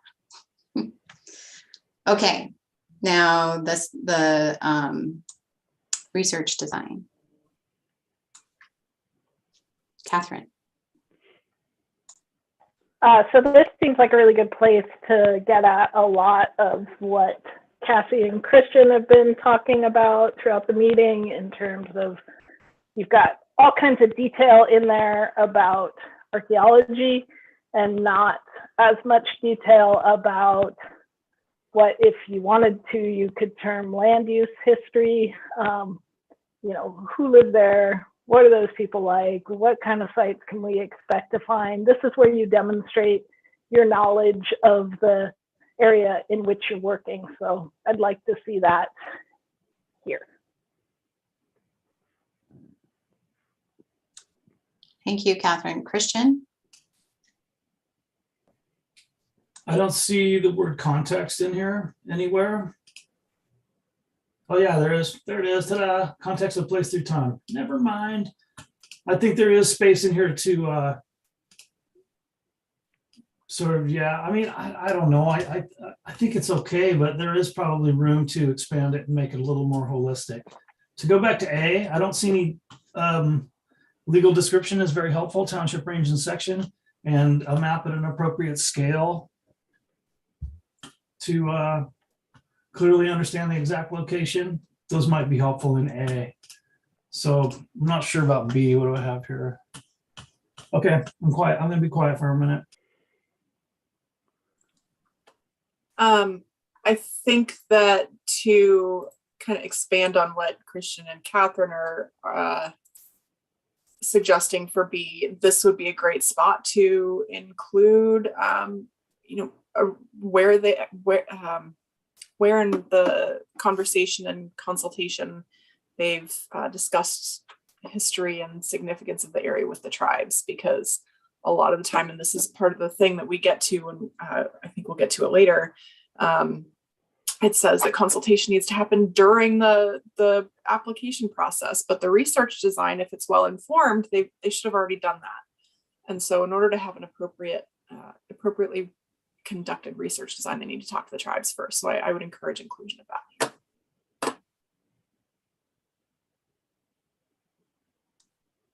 I saw a lot of nodding heads in agreement to that. So good point. Christian, your hand's up. Is that just from before? Okay. Okay.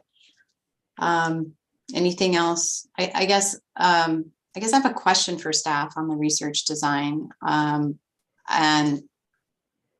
we've talked a little bit, we've touched a little bit on having like a companion sort of best practices document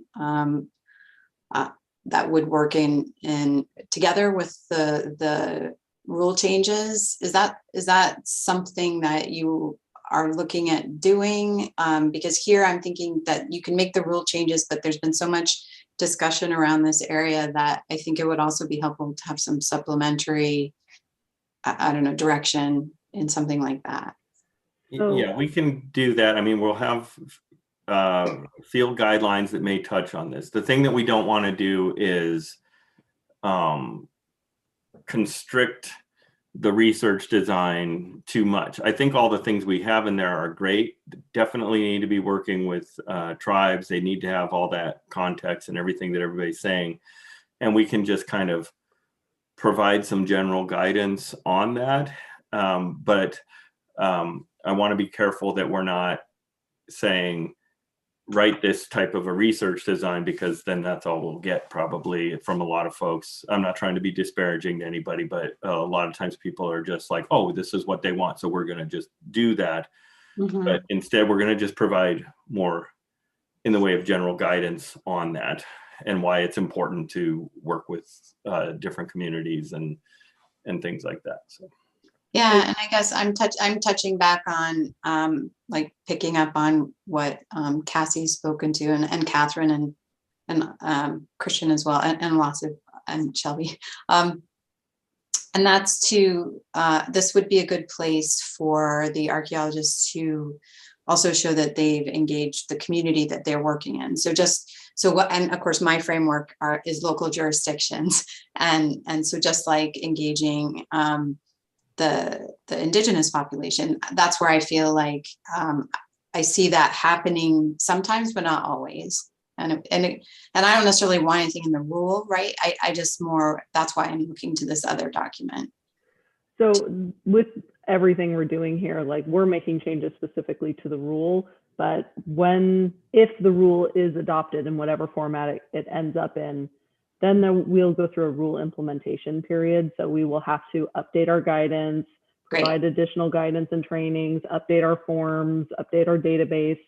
We'll have a lot of other things that we have to do that will hopefully take things that maybe we weren't able to implement in the rule and be able to add them in at those places too.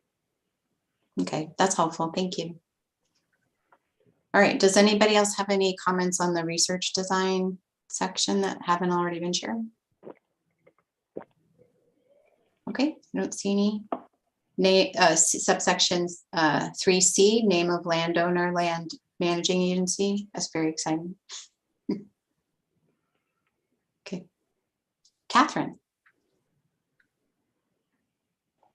I am going to have a couple of grammatical things in this or typo things, but you can get rid of that comma.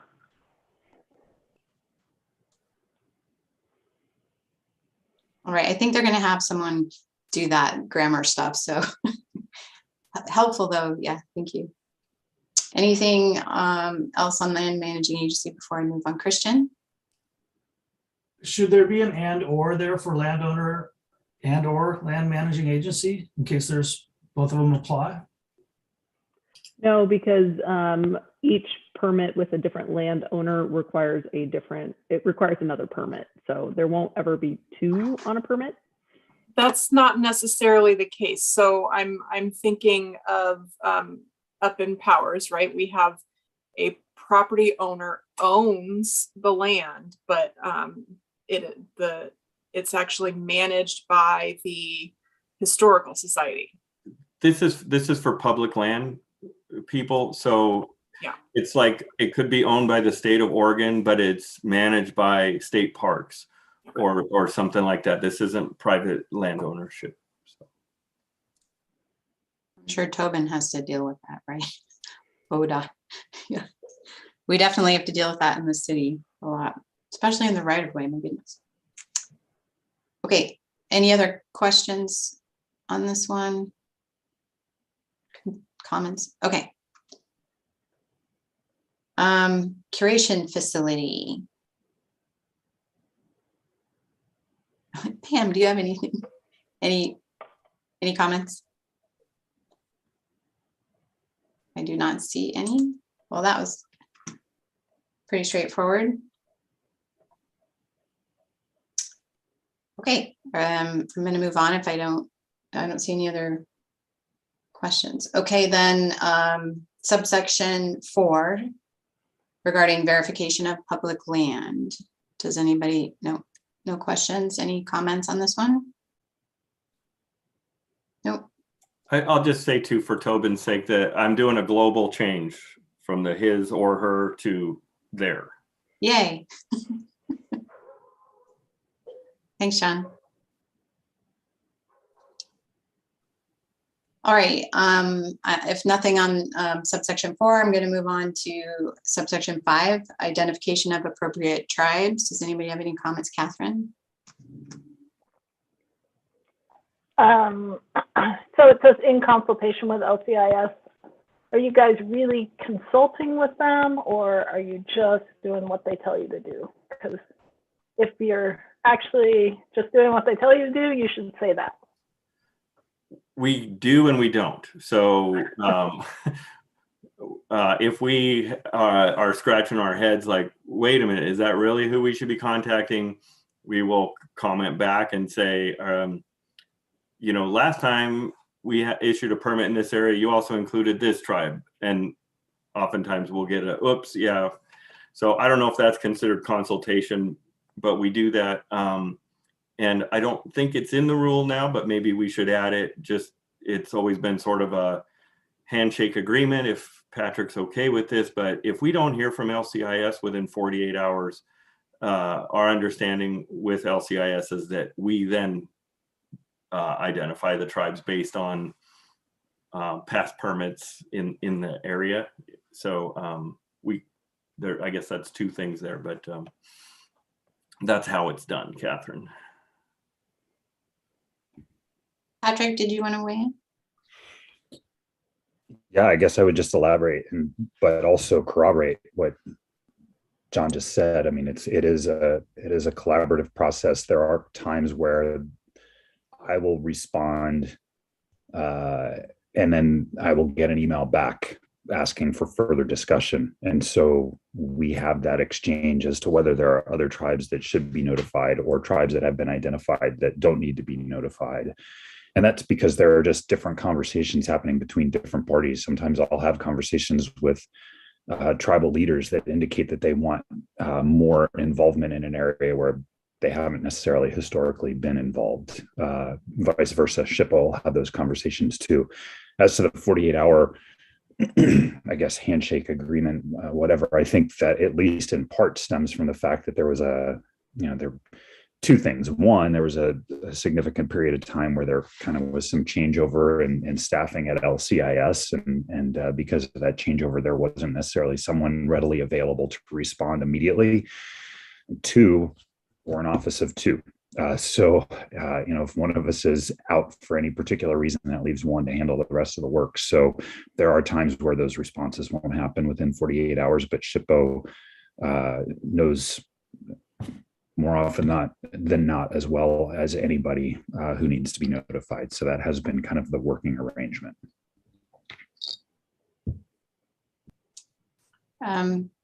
Tobin, did you want to weigh in? Yeah, and I don't want to poke the hornet's nest here or anything. And this may require rulemaking or law change. I'm not really sure, but is there any way that we can engage that consultation, extend that consultation to the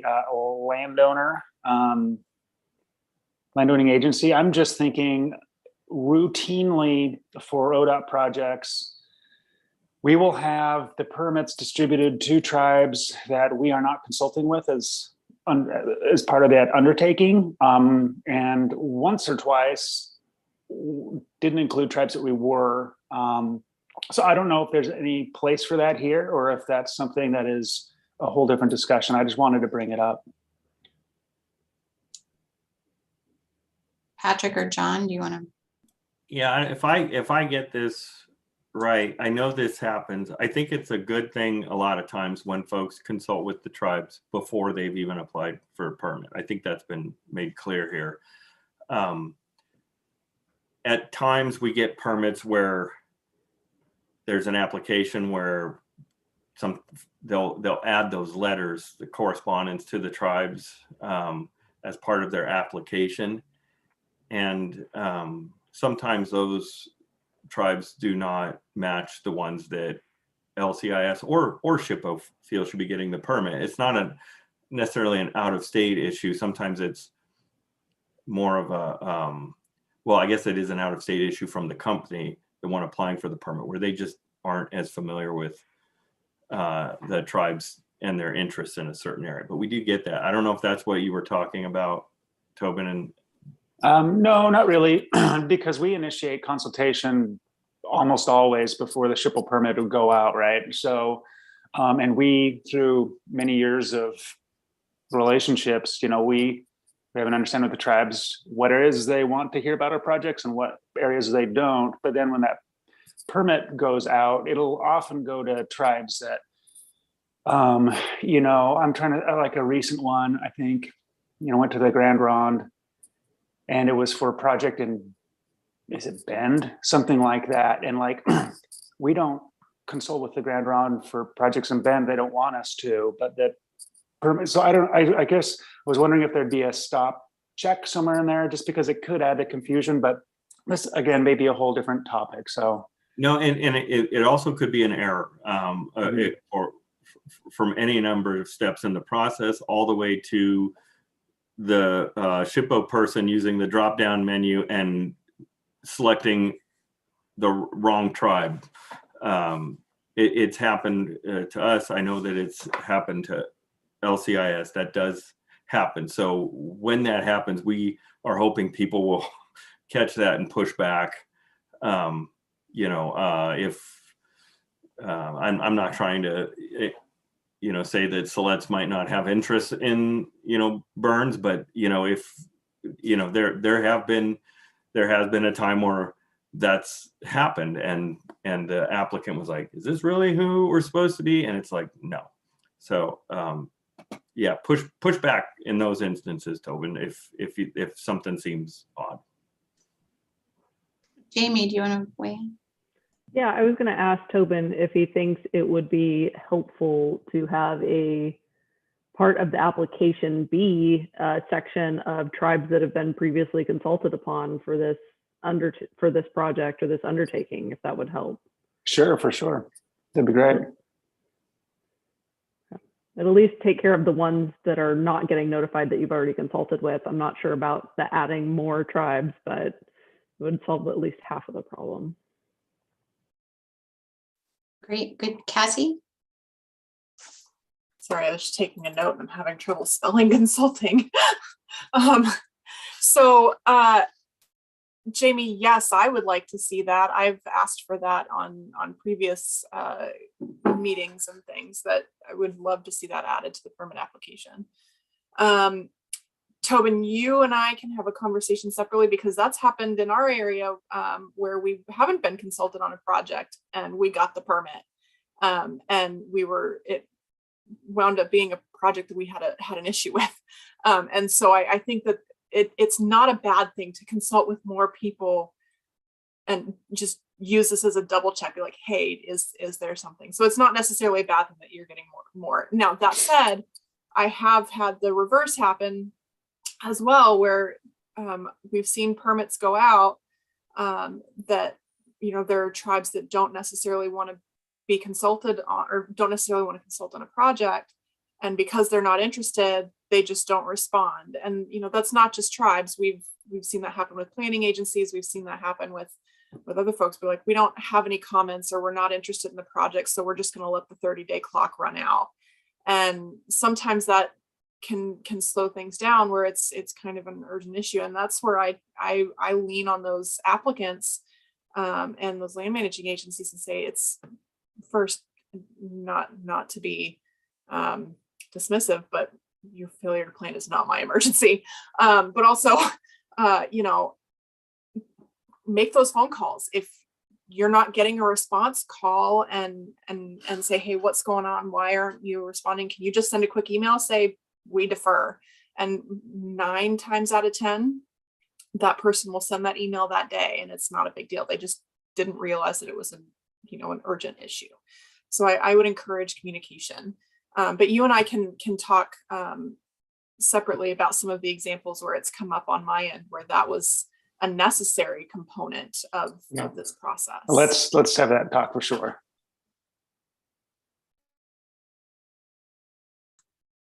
Thank you.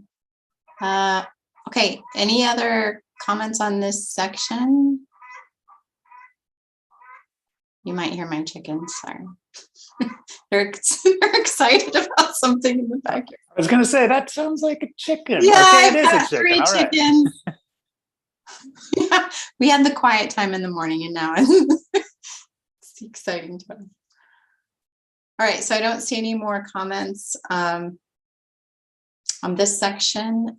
So now the next one, subsection 6, regarding the requirement to provide the complete application to the appropriate entities. Does anybody have any comments on this one? Seems pretty straightforward. Try not to go too fast, Catherine. Okay, I don't see any hands. Moving on to subsection 7. So there's A, B, C, and D, which is regarding entities have 30 days to review. Subsection B, review of permit conditions and objections. Subsection C, tribal consultation required, and then D, objection. So I'm going to go through one at a time. Does anyone have any? Oh, I've got any general comments? Cassie. No, I have specific comments. So. Okay. Pam, did you have specific comments as well, or do you have a general comment on the whole thing? Specific, I guess. Okay, so I'm going to go through one at a time. So subsection, let's start with subsection A. Cassie, did you have specific comments on that one? Yeah, so my how to word this? It says no response within 30 days means approval. I'm gonna suggest a rewrite here because it may not necessarily be lack of objection. It may not necessarily be approval. It may be, we don't have any objections. Approval is a really strong word, especially where you're talking about, the criteria for which someone's doing a project for the sake of science, right? The archaeology for the sake of archaeology, doing field schools or something like that. From the perspective of the Coquille Indian tribe, archaeology for the sake of archaeology is never appropriate. However, we don't have a standing under the law as it's written to object for that purpose. So while we can't object under the law, that doesn't necessarily mean that we approve. So I would just caution you to think of some different language to. How about Cassie? Because this came up during the tribal forum where one of the commenters was that we need to put in here what that means. Are you talking like something as simple as if there's no response within 30 days, that means there is no objection? And Right, yeah. That way? Right, yeah. So no response within 30 days means no objection. No response within 30 days allows the permit to be issued. Okay, yeah. I will do something like to that effect, like no objection, but please let me know or give me a call this week if you have a better thought, especially if you I'll think on it. Talk to folks at Coquille or something about it. Okay, thank you. Pam, do you want to speak to this section? Yeah. Oh, I guess I'm unmuted already, am I? So this relates to the question of entities with approval authority. And last time in the discussion of the definitions, there was some question as to whether the museum was to be included in that group or not. And I noticed that under 6, the previous line item that we discussed, the museum is not listed among the parties that receive the complete application. So I went back to the statute on that, and which I didn't have in front of me last time, and it does say that the person must submit evidence to the State Historic Preservation Officer that the Oregon State Museum of Anthropology and the appropriate Indian tribe have approved the applicant's curatorial facilities. So, from the way I read that, that suggests that the museum ought to be reconsidered for inclusion in that group. Okay, I'm okay with that, but this is the area where I think that we're getting into DOJ world a little bit, because that's specific to the curation facility. Correct. And not to the reviewing the application. And in the statute, it says that SHPO, before issuing a permit, SHPO will consult with LCIS, landowner, and appropriate tribes. So if it's just including based on the, because if somebody's adding a different facility or something like that, I suppose that you would need to be able to see, well, is this one that we've approved? And the tribes would need to be able to do the same, I suppose. So, okay, well, we also want to be able to have some right of approval for what's coming to our facility too. Yeah, no, and I think that is important with curation, and you know, following curation standards and manual and all that. That's the whole point with this, was with it not being specified in statute, can we add the museum in rule to have that role? And if we can do that, I am all for it. It makes sense. I want to make sure that it wasn't that, you know, whether or not the folks in 1993, 94, when they were doing this the last time, if that was something that they should or should not have done, if there's some sort of standing behind that. So I don't have a problem with that, Pam. I think that's a really good comment, and we'll try and work with our council on that. I don't know, I'm not going to put him on the spot, but if Patrick had any comments based on his former life that can help us here, that would be great. But I know that it wouldn't be an official DOJ comment or anything. I'm just asking more as your experience with these types of matters. I got nothing to add, unfortunately. I mean, it's far enough afield from what I was doing. The only association I have is that I also worked at DOJ, but I never looked at that specific question. That's outside my wheelhouse. Sorry. Nope, that's fine. Well, I don't necessarily expect there to be a resolution, but I would like to see it revisited specifically to make sure that whatever is defined in the statute is carried through consistently in the rules as well. I agree. And Jill, for what it's worth, that's also why planning departments aren't named as reviewers of all permits. They will be if they are the land managing agency, but we didn't see them in statute as having that role to review any permit for that matter. But so those are the two potential changes that we will try and figure out. And there's Catherine, Christian, and Brad have their hands up, but I did also want to weigh in on that because I do review a lot of permits just for the city of Salem, and I typically put the same exact conditions on each one, and it's what I need is notice. So I don't necessarily do the kind of review that you're talking about that's authorized in statute. And so I don't know, I mean, this again is a conversation I think maybe we could have later.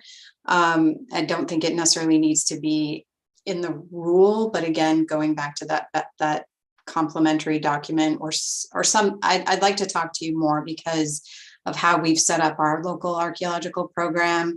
I do have a database that I've created that I put active permits in, and then that's connected to our existing building permit and grading permit database, and it works really, really well. So I'd like to keep doing that.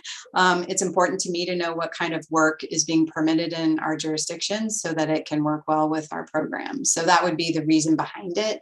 But I also, again, with my planner brain, I'm very sensitive to the fact that what is authorized by statute and what isn't. So I do want to just say, Cassie, you had a comment. If you want, do you want to state that for the record before we move on, so everyone can know what you said? Oh, sorry. I was just saying that I hear Pam's points and I can understand them. Yeah. Great. Thank you. Catherine.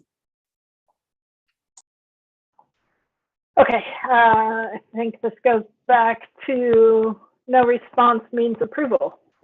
No response means no response. So you can say what you're going to do if you receive no response, but you cannot dictate what no response means. And I totally support Cassie that it can mean an awful lot of different things. So please just say, if no response is received, we will do whatever we're going to do. No, yeah, I will definitely do that. I know Cassie put in the chat that it would mean that the permit will be issued. And I wouldn't use that language per se, because it wouldn't be if another entity was objecting. So but yeah, well, we can come up with language to address that. That's fair.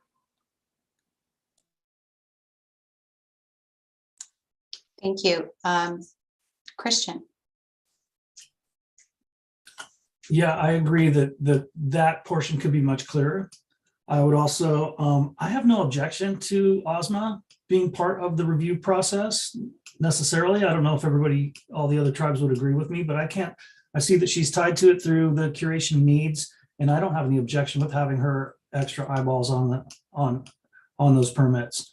With regard to the permit, the land manager or the state or the county or whoever the planner is, I'm not sure about that yet, so I'll hold comment on that. I think that's it. Thank you. Thank you, Christian. Brad. I just wanted to add another critical reason I could see the museum reviewing these ahead of time is for historic sites when there is a culling plan and or a specific curation plan that does not mean that all items that are excavated are going to be collected, analyzed, etc. Which happens a lot on historic sites with thousands of pieces of brick and glass and nail fragments and yada, yada, yada. And I know in the past, Pam has appreciated being consulted on that because she is going to receive whatever record of that plan was decided upon to curate. So seems like that's a really good, and maybe that could be dealt with in the guidelines since it's kind of getting into the weeds a little bit, but to me, that's a pretty important piece of the puzzle for historic sites. Okay, thank you. And I just want to restate again, and I know that DOJ will look at this as well as staff, but just being very clear that we're saying within the bounds authorized by statute, and that I don't know.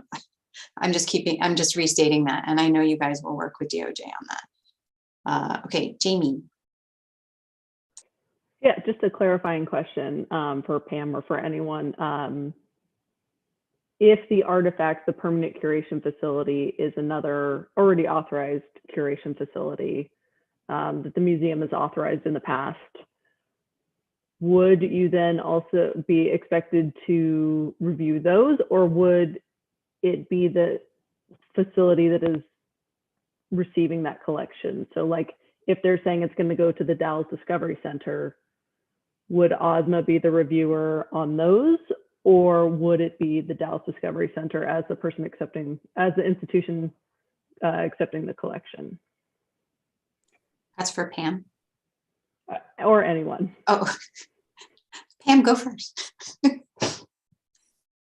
I don't know what's right or wrong. Traditionally, it has been OSMA. Just looking at the statute, I don't know really legally what it would require. I mean, isn't there something in your guidelines that says that if it's an alternate repository that they have to have agreed to take the collection, or is that not true? I just can't remember the words exactly. I'd have to look at that. No, the only thing we have in our guidelines is that it has to be, so we have approved alternate facilities, like ones that have been approved by the museum, and there is no notification of those museums currently. I mean, usually it is the institution that's doing the recovery work or someone affiliated with it, but it's not in there anywhere. Mm-hmm. And it's not always the case. Yeah, I mean, thinking of Sula, for example, I mean, somebody might put them down as as repository, and they're approved, but they might not know that it's coming, and they might have some concerns, and so maybe that's something that should be considered. That's a good question. I think, Catherine, is your hand up newly or is this from before? From before, sorry. That's okay. That's okay. Cassie. Yeah, I think it's a great question that you raised.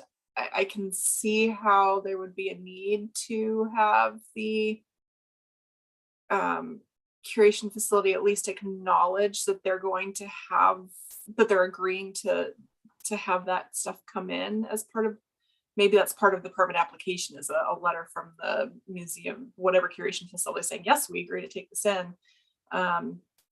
One of my challenges is that with the whole process is that there doesn't really seem to be any sort of check to confirm that materials are actually going to the place where they're supposed to be going to, and how long that, they're supposed to happen within a 2-year period. And I know from experience that there are collections that sit for 30 years at alternate facilities, and there's no way to know from once the permit's been signed, so okay, when is this going, unless the firm specifically tells the permit reviewers, we're sending this tomorrow. And that's one of the things that we do as part of our conditions. We say we want to review the materials before they go over. So when we're reviewing them, we ask them, okay, when are you going to be delivering these? So we try to get those dates. But that's something that we're checking on our own as reviewers and as consulting parties and interested parties. But it's not a formal process to confirm that it's getting there. So if for some reason the alternate curation facility doesn't want this material, they get a look at it and be like, this isn't what we agreed, or no, we never agreed to it, or we don't have the space anymore, or whatever. The permit information still says, oh yes, this went to SULA or whatever. And so in 10 years, if I pull up the permit information, say, okay, this should have been curated at SULA, where is it? I go to SULA and they say, we don't have it, we don't know. That becomes a problem.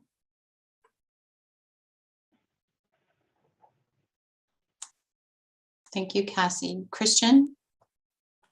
I had a very clear comment, but I think it got muddied up a little bit. I'll give it my best. So as the state identified curation facility, I think that OSMA can have a role in this that can act as a check. And that is essentially if they, they'll get to review the permit anyway. And if there's an alternative curation facility identified on there, that's one of the things that I hope that they would look at. And there's no requirement for a letter from the alternative curation facility, but maybe it's just another reason to have OSMA on the case as the state identified facility, and with their awareness of potential other alternate curation facilities. I hope that's kind of clear. I guess all I'm saying is that there may be a good role in here for OSMA as a check on this sort of need for, curated collections to actually get curated somewhere. I tried. Thank you, Christian. Pam, did you want to weigh in again? Well, I mean, there are two parts to that. We can certainly approve that a collection will go to the alternate curation facility, but not that the alternate curation facility has approved that themselves or that it has gone there. I think maybe that may have been the rationale behind the condition that the alternate repository report back to the Museum of Natural and Cultural History within, I think it was 6 months of receiving a collection. So that was something that we went through earlier that was one of the conditions. And yeah, it has not been upheld very consistently. And it may be that 6 months is a little short. I'd have to go back to the exact wording on that, but yeah, that's the only thing I can see, or that the permit holder is responsible for notifying SHPO. I mean, that it's part of the reporting process is also part of the curation process, really. They haven't completed a project until they have both completed their report and submitted the collection. So why can't that be the nexus of verifying that? And certainly if they haven't completed that, if they haven't curated the collection, that's goes to the question of compliance or non-compliance. Yeah, thank you, Pam. John, and then Jamie. I just wanted to say that this again will tie into the dispute resolution process as a term of a permit. If the collection is not turned in to the appropriate, curation facility, that can affect the next application of a permit. It's for outstanding ones. So if they've still got 8 months to do that, it wouldn't work, but that's when it comes in. And so just putting an idea out there, because we're going to be making some changes as a result of this rule, but we could, I don't know, like right now we put on our report cover page, we want the accession number. We've tried tracking this before. It's very difficult to do that, but when the report comes in satisfying the permit, and usually the report might come in before the collection is turned over, but at least you can see if there's an accession number. And I would think that the accession number would at least give off a clue that they've talked to the repository already and they're aware that it's going there. But I just wanted to add that point. The lag between assigning an accession number and receiving the collection can be extensive. Trust me on that. So yeah, I mean, it means that they've talked to the facility and the facility has approved that the collection will be coming there, but there's no timeline on that. Jamie? Do the committee members feel that this might be satisfied in some degree with a letter from the curation facility similar to the landowner letter that we do, with some caveats, understanding that catalog has to go to OSMA in 6 months and those kinds of items? I see people Yes. nodding their heads. Okay. Does Yes, anyone want to speak? Yeah, okay. I think that's a great idea. Christian, you have your hand up, but I don't know if that's from before. I think that works for me. I think an extra letter might solve it just nicely.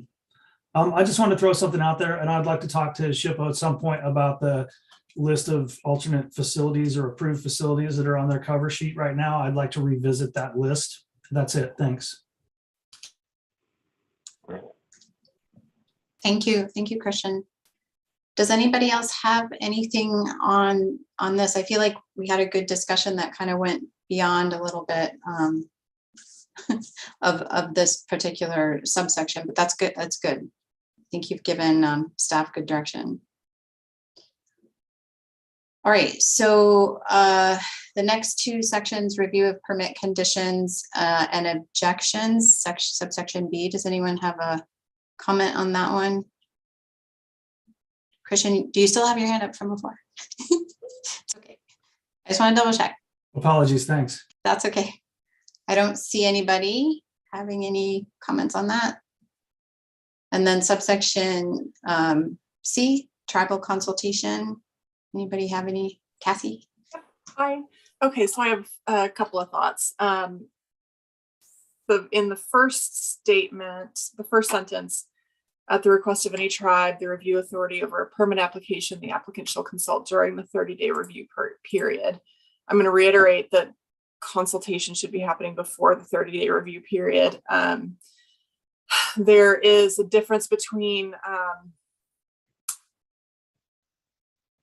consultation versus consultancy. And so we need to make sure that there's prior and informed consent for some of this work. And this during the 30-day review period, it's not in the law. So I don't know, I understand that it needs to happen during the 30-day review period. So what I'm challenged that this seems to be limiting it, saying you don't have to do this, you only have to do it during this period. There needs to be some clarification here that the research design needs to be informed by tribal consultation and coordination prior to its submission.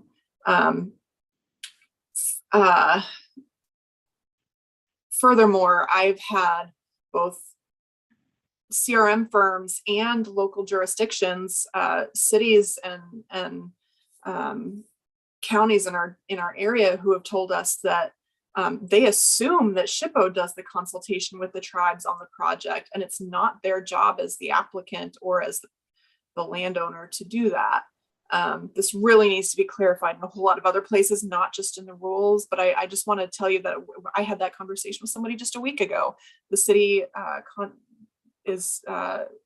has received numerous letters from us and from SHPO that says you need to consult with the tribes, you need to consult with the tribes. And the same person, the same city manager responded back to us after we issued another letter saying, why haven't we been consulted? They said, well, we thought SHPO consulted with you when we submitted our clearance request. That's not happening. The second part to this on sentence 2, consultation may include, please add, but is not limited to a discussion of the proposed, just for clarification. Because this also needs to include the ethnographic background, evaluation, recommendations, purpose and need, context and interpretation. And so there's a whole lot more that needs to go into this. So I'm going to jump in because I think that's all really good. Before the previous or the current rule, I guess, it said that it is recommended that people consult before the permit process. There was some discussion during the tribal forum about where it was required during this 30-day review period, and some tribes didn't want to be told when they would have a meeting and all that, and I get all of that. So since the tribal forum, though, is when we have, again, we haven't gotten to it yet, but the dispute resolution process. If we added something in here about consulting with tribes before the permit, and then connected that into the dispute resolution process, and I don't know if we can do that, because right now the dispute resolution process is about terms and conditions in a permit from a previous permit. But I'm wondering if we could at least, and I'm just thinking out loud here, but at least put a delay on a permit until that's happened, maybe. I don't know. I get what you're saying, Cassie. Right now, if it was a requirement that they consulted with tribes, we're not going to know if that's happened, which is fine. Then the tribes would kind of have to police that. But I think that we've talked about how to address this before. So we in earlier sections, we've talked about the need to identify which tribes have been consulted with in the research design application. And, stating up earlier that the research design needs to be informed by tribal consultation. Those things are ways of capturing that. So I just, there are ways to do it without making this really difficult. Catherine, I don't know if I saw your hand up. Did I see your hand up? Was I imagining? Okay.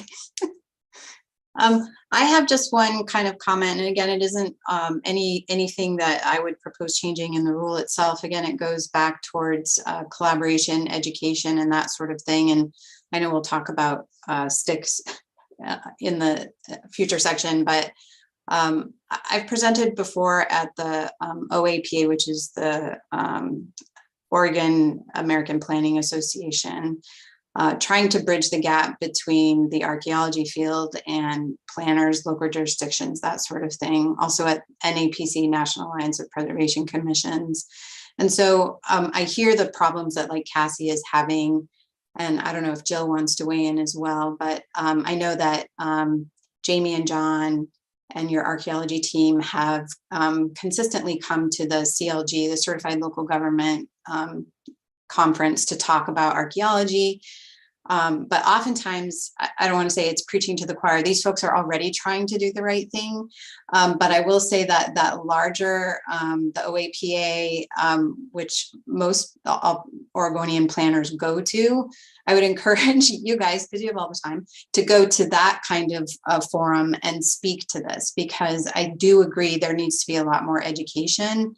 I don't think necessarily, like, I'm more glass half full. I want to feel like people just aren't aware that they aren't purposefully trying to do the wrong thing. And I also, in my experience with other planners, they're really scared to talk to the tribes. They want to, like, they're afraid to do the wrong thing. So they often won't do anything. So anyway, I just wanted to weigh in on that at this point. Again, not necessarily to make any change to the rule, but to really encourage more education and outreach. I don't know, Jill, do you have anything to add on that?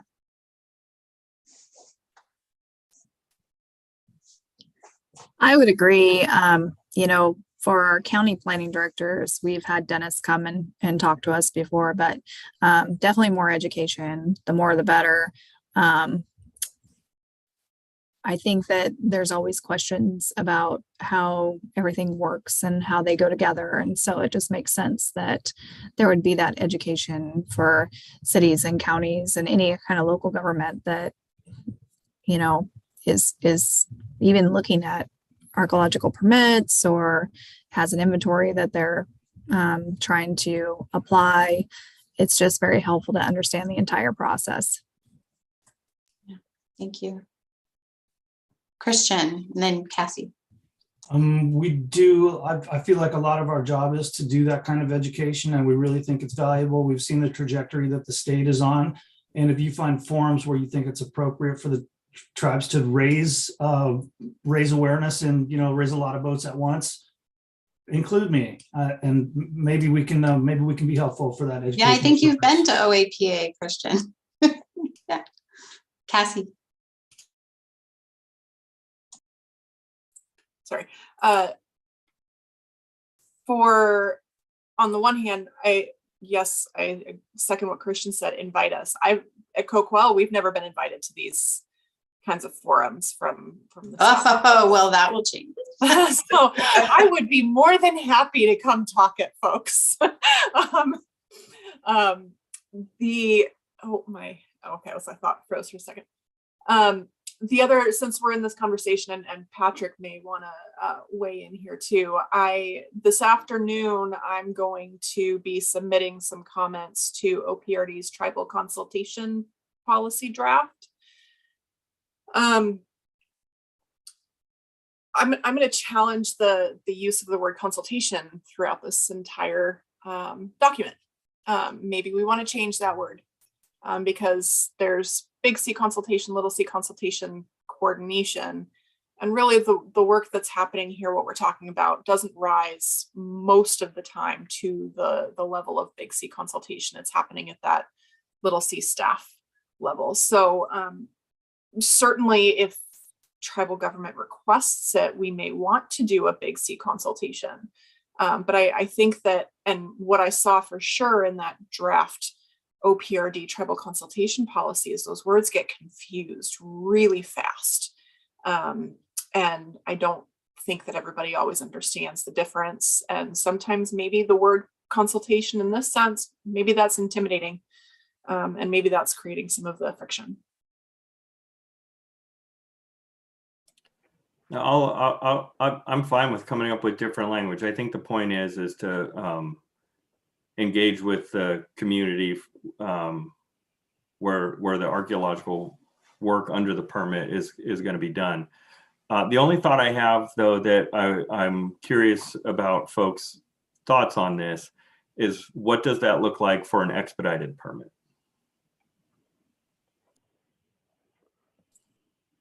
All right. Kimberly's computer crashed. So Patrick, your hand was up first, and then we'll move on to Pam. And if anyone wants to answer John's question in there too, feel free. Nice step in there. That was quite professional. I'm impressed. Yeah, I don't have an answer to that question, John, as far as the expedited process, but going back to the consultation piece, I have to admit, I've kind of been sitting here having that thought as we're having this conversation, as someone who is constantly addressing the question of what is consultation, but more so from the tribal consultation, big C standpoint, and the confusion that exists particularly among agencies, state agencies, of what constitutes consultation. Even in conversations with the governor's office, going to the cluster group is not consultation. Coming to LCIS is not consultation. Consultation is a formal diplomatic process, government to government. And yet we're using that term freely here. And I understand, because it is absolutely correct. What we're talking about is consulting with tribes on permits and permit applications. But I sometimes wonder if we aren't our own worst enemy by so freely interchanging the meaning of consultation in our conversations, that we're perpetuating that confusion among the agencies as to what constitutes consultation. So I don't know what the right word is, and maybe it is the right word, and maybe it's just ongoing education efforts with agencies and whatnot. But maybe we use something other than consultation. Maybe it's confer. I don't know. I don't know what the word is, but I want to try to help clarify for all concerned parties what consultation is when we're using that word in the formal government to government standpoint. And I'm worried that we're confusing that here.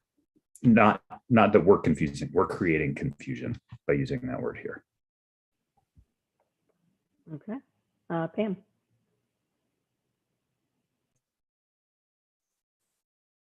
Do we want to add that to the definitions?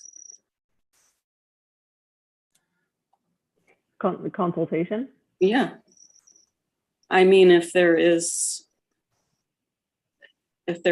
a clear view of what is understood, then maybe it needs to be articulated, and it needs to be articulated in a way that's shared, either the term consultation or whatever other terms are used to actually clarify those, so everybody's got some shared understanding of what it means.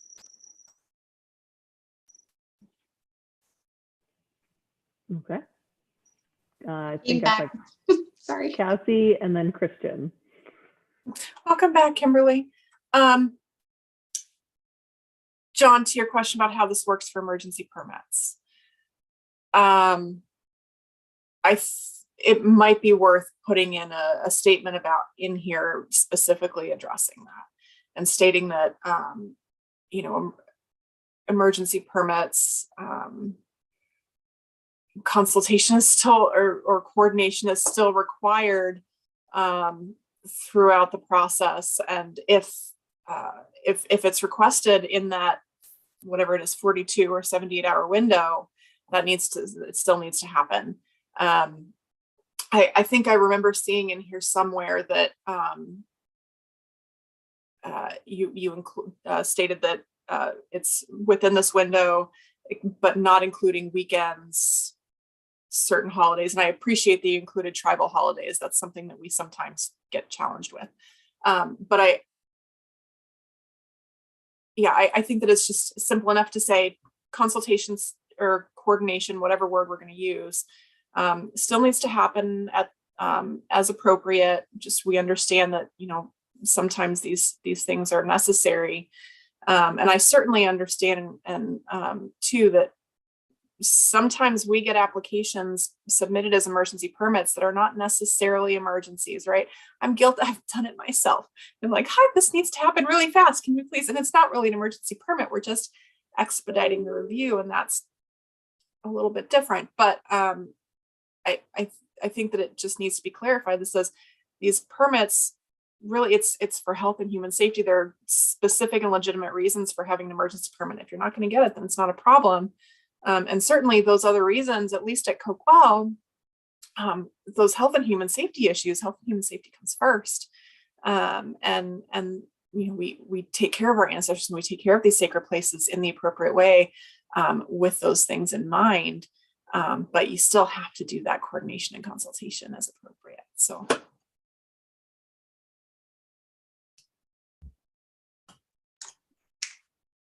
I'm back, sorry. Thank you, Jamie. So I'm assuming we're on subsection 18, expedited permits. Is that correct? No, we're not. Oh, No. Like, I thought you guys did all this work while my computer crashed. And Christian, is it your turn? This is an interesting facet of this, right? Because people are expressing the idea that consultation may be intimidating to some groups or individuals. And it's also fraught with danger because there's a lot of sort of subtleties in between the big C and the little c consultation, as we sort of live in that world all the time.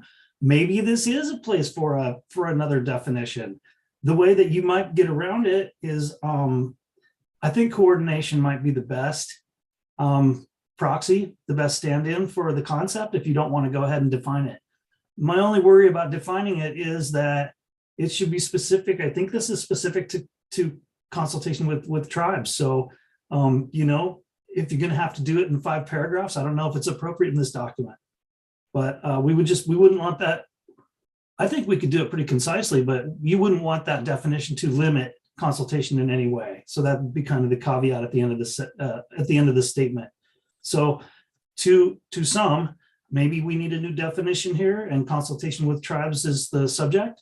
And maybe you can call it coordination and briefly define that, or just let it stand on its own.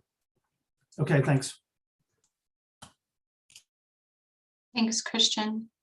Catherine, are you next?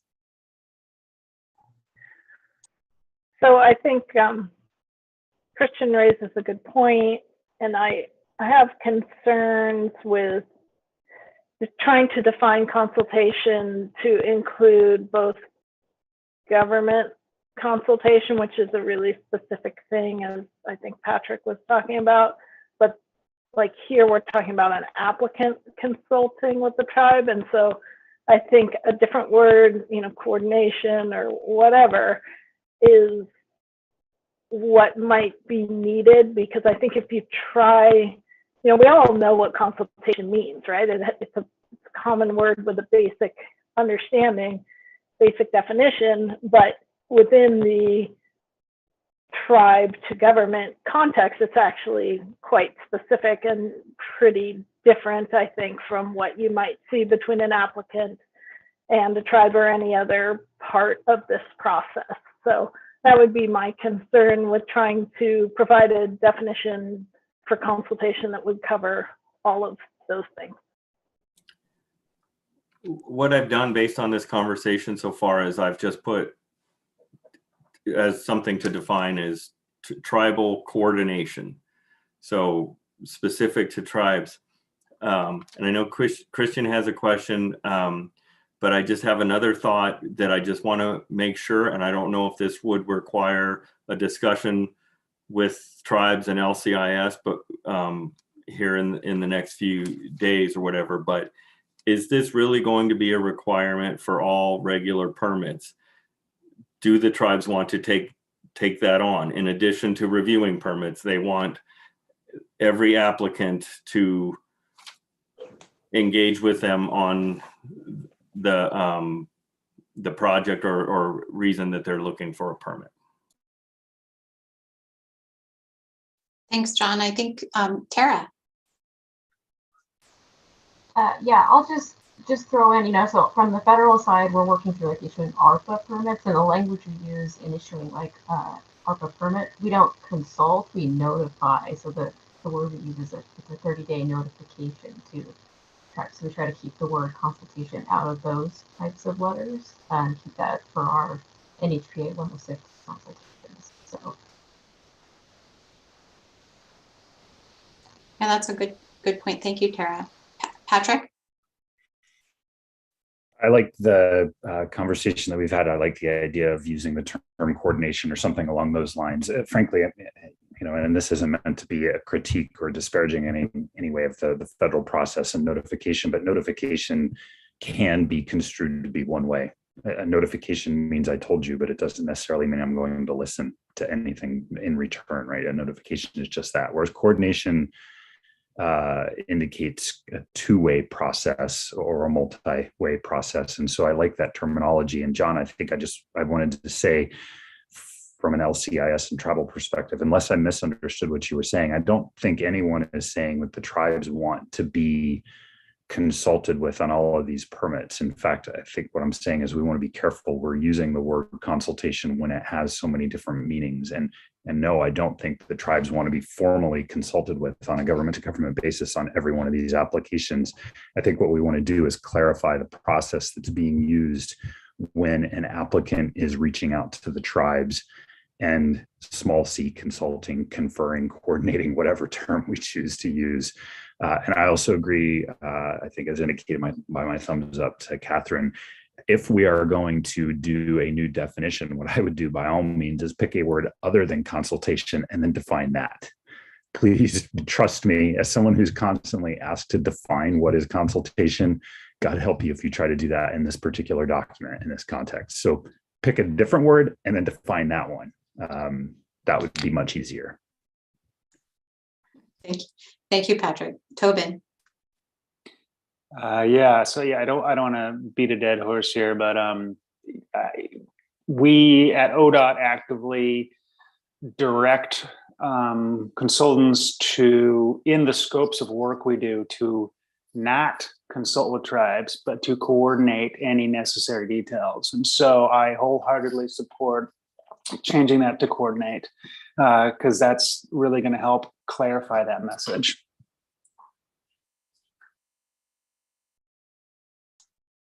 John? Yeah, I just want to clarify, and I thank you, Patrick, for addressing my comment.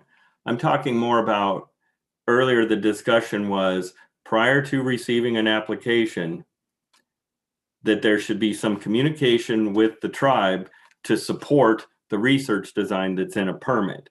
And so, are we trying to put wording in the rule that is a requirement, that before the application is filled out and sent to SHPO, that there has been some sort of coordination discussion with the tribe or tribes for every permit on the research design? And I'm only saying that because I also am thinking of earlier, we can't really assign tasks to other groups. So we can't necessarily make tribes do stuff before this permit process starts. So I just want to be really clear with what we're getting at here related to the research design. Cassie? So, oh, sorry. What you might want to try, where you're talking about the research design, say something along the lines of the applicant shall invite tribes to coordinate on the development of the research design, or to provide input, pertinent to the development of the research design. Just as well as I do that, oftentimes we have as archaeologists tend to look at what's in the archaeological record and say, oh, this is the background research. And traditional cultural properties aren't always acknowledged. Tribes have information about archaeological resources that isn't necessarily in SHPO's database. And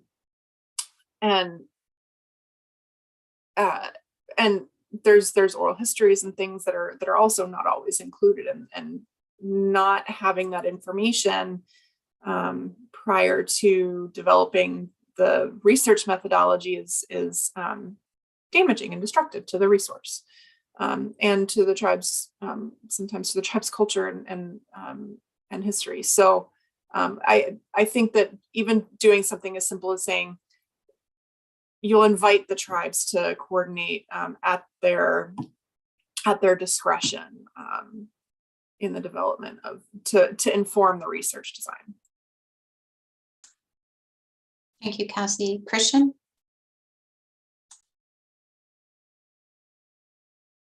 You're muted. Christian, you're muted. There are several moving parts here, and I am sensitive to the, the added burdens on the tribe. I can just give you this perspective. The best actors in the state, they will definitely send me a holler before the permit is applied for and let us know that things are going on. And it's really great to be involved in that way. And in the same way, the proof is kind of in the pudding, and all that information and all that background research, it's going to be contained within that application. And that would be the ultimate fail-safe for us to be able to say, hey, you guys have no idea what you're doing. What is this? So I think that I think it's nice, and maybe there should be a statement in here about coordinate with the tribes as early as possible. But I just want to recognize that the permit is where the water gets carried, and that's where we'll have an opportunity to weigh in on it ultimately.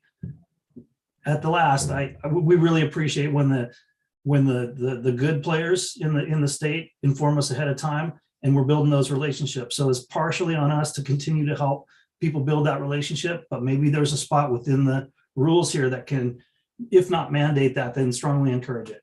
Thanks. Thank you, Christian. Catherine? Okay, I'm gonna wear a bunch of different hats in this discussion, so sorry about that. So I think a lot of this depends on what the project is, right? So, let's involve Tobin. So ODOT's got a project. They've been consulting with the tribes, as they're pretty good at, and so the tribes know it's coming and they're expecting it, and so they're putting in 150 or 500 signs between Boardman and the Idaho border along I-84, and they're going to have to get a permit for some of these signs. So I know all that the Umatilla tribe knew that because ODOT was talking to them. And so then you get the permit. You can look at that, but some of it's just presence, absence.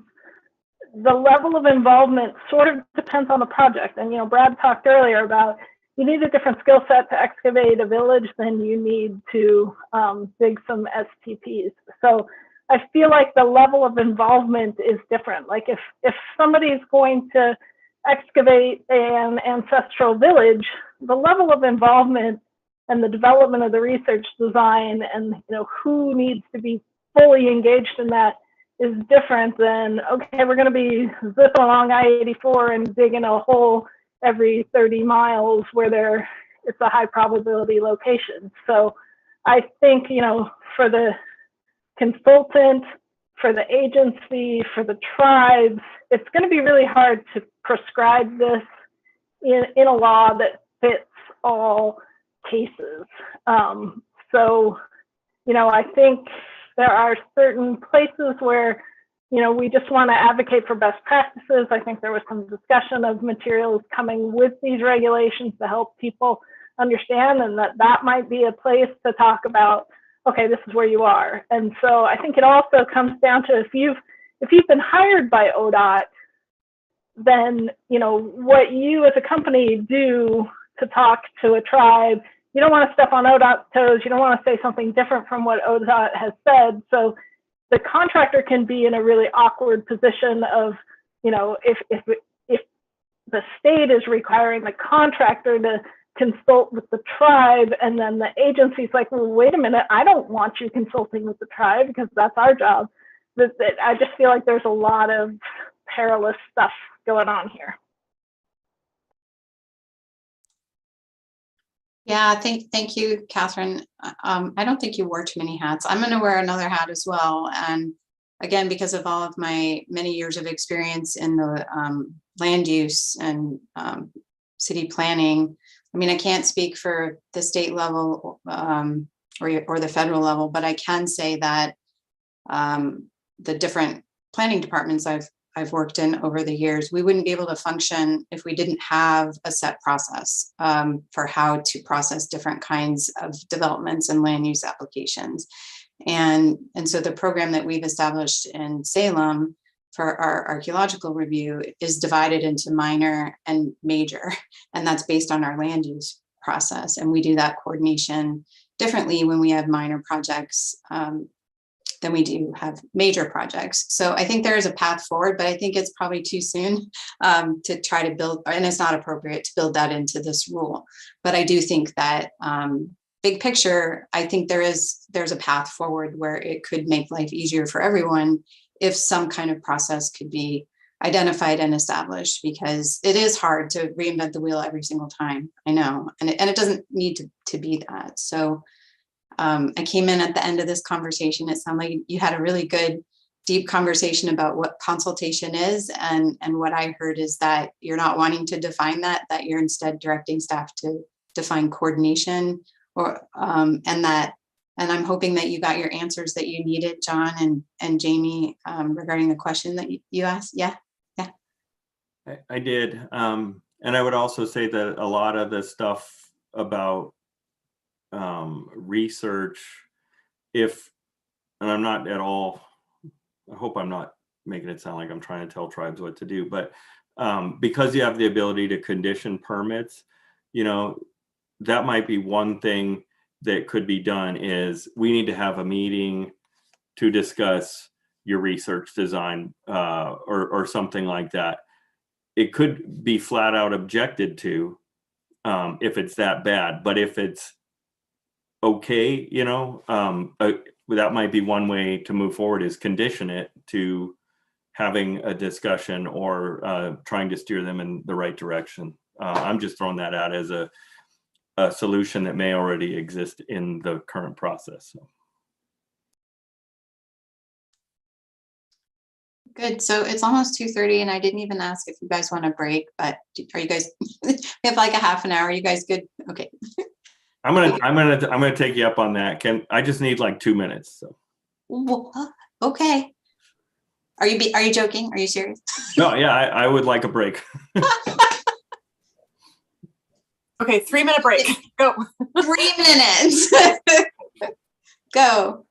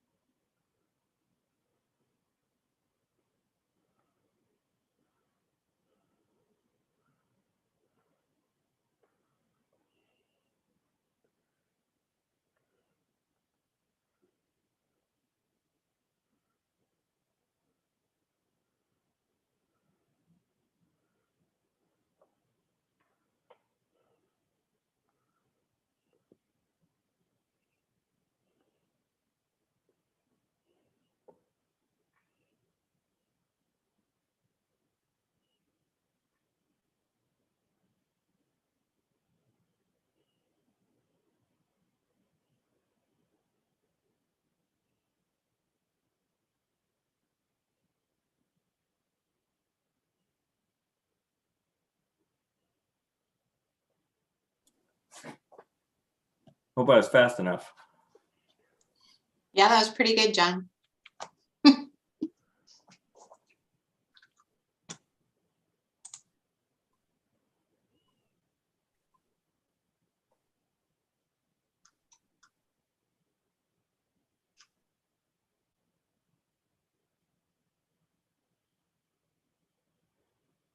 We'll give it another minute. Get our full 3 minutes.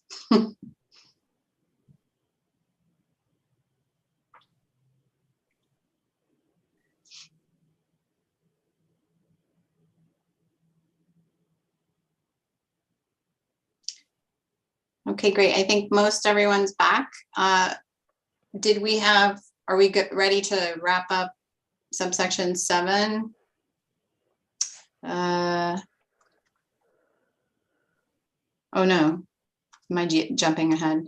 Did we discuss subsection D, objections? I don't have a D on. Oh no, that was deleted. Okay. Great, deleted. We don't need to discuss. See, it's having too many. Okay, so are we ready to move on to subsection 8, expedited review? Okay, just overall, any general comments on this one before we just go subsection by subsection? Yes.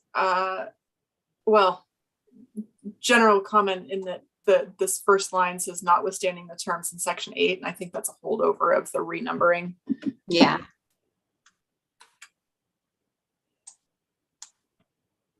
Anybody else have any just general comments, Brad? General comment would be, I'm not sure it goes here or in the guidelines, but to get some clarity on, the kinds of things that represent potential risk to resources, and to speak a little bit toward what John mentioned earlier about, or way earlier today, he mentioned something about, did you have a reasonable expectation that you would find something, et cetera? And, should you have gotten the permit ahead of time? I'm thinking about things like what we had in Salem, Kimberly, where we're monitoring because of one reason, but then we found something else. And we couldn't have possibly covered that other thing in the original, even if I don't think we did have a permit for that monitoring, but even if we did, we couldn't have possibly anticipated the other thing that did come up. Yeah, and we did get I believe we did get an expedited permit in that case, but it speaks to that issue of like, you can know that you might find something, but you can't know you're going to find some very specific feature with very specific things in it that require a very specific research design. And so, some guidance around that, I think, is probably needed for the future. Yeah, well said. Does anybody else have any general comments? Okay, I don't see any hands. So I'm just going to go subsection by subsection like we've done before. So subsection A, and then does anybody have any comments on subsection A? And I guess what would help me, I think, John or Jamie, would you mind just a brief overview of the changes you've made? And maybe speak to why, because there have been some substantive changes here. I'm going to have to check. I can't remember all the changes that have been put in here. I know. I can just speak. Well, the economic hardship piece, I guess, which is something that was in there that has been removed. I don't know what that is. Every project proponent will claim economic hardship if they're losing, money because they've got workers there or whatever. And I know that, and I thought it's still in there. I hope it's still in there, but I know that the part that Brad was talking about that I'd referenced earlier is there's a part that in the existing rule that says to what extent you could have known that you might have needed a permit. And it's like, you know, to me, if there's somebody's building a cell tower and they're building it right smack in the middle of an archaeological site and they don't contact anybody, they just go and start constructing, and then they call us and go, oops, we've had an inadvertent discovery. That's just not going to fly for an expedited permit. They didn't really do a good faith effort, and that's kind of how we would use that. So that's that addressed that. I hope that's still in there, but the economic hardship, I don't even want to try to define that because I don't even know how to do that. Oh, sorry, Tobin, we're in subsection 8A. So I'm looking at page 10. Jamie, do you have the page number for the most recent version? It is also page 10. Okay. Okay, so the notwithstanding paragraph. Yep. Okay. Yeah. I was there, I guess. Okay. And I guess my read on it, John, is that there was a definition for in subsection D, which has been deleted regarding economic hardship. And my question, I guess, is what's in statute? Forgive me, I didn't double check. Is there something in statute that's being implemented by this? There is nothing in statute about expedited permits. And I would also say that given what I just said about where we would tell a project, you know, who didn't consult with us to, sorry, you're waiting 30 days. That obviously would not happen if it was human remains or something where there needed to be immediate action related to it. That is how we do the expedited permits, is like human remains, funerary objects, things like that hit a very high bar with us.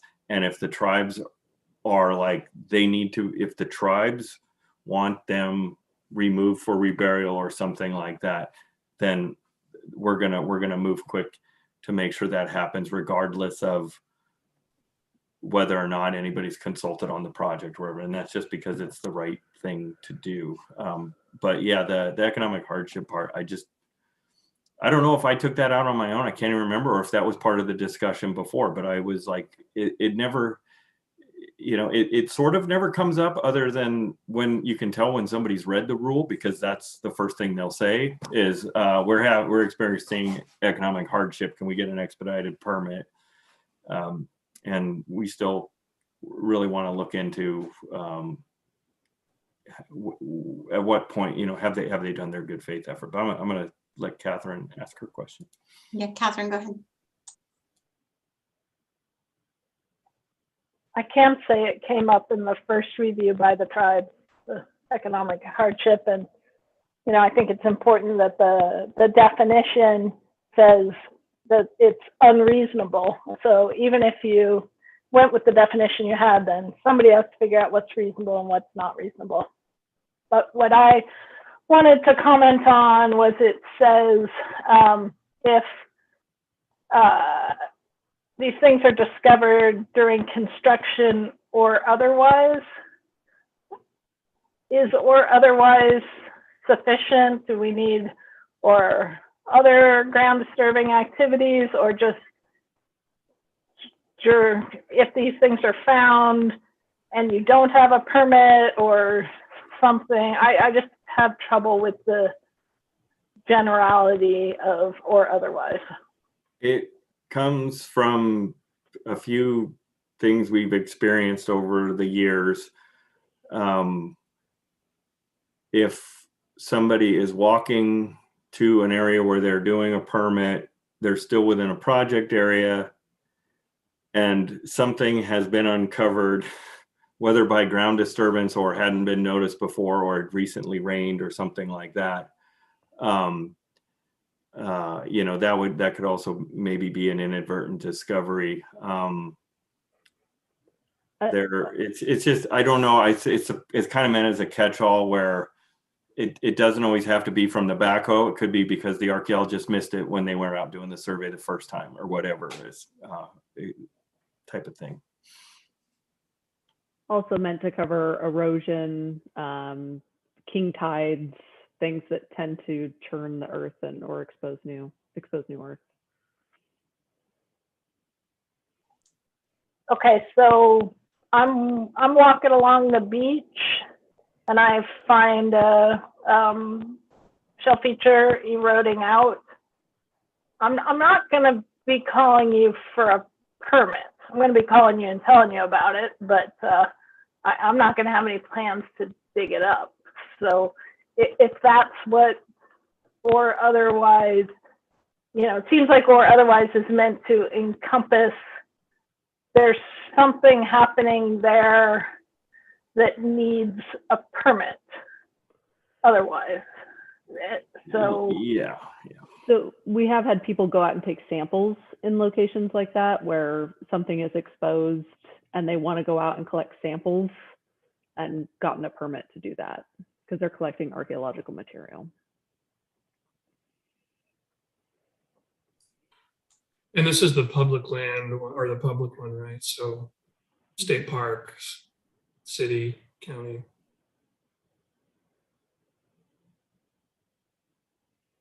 So Cassie, did you have your hand up or no? Yeah, I was just trying to think of a way to adjust the language to address what Catherine was asking, and I don't know if it needs to say during construction or otherwise. Maybe it just needs to say something like or object of cultural patrimony which urgently needs to be recovered, and you know.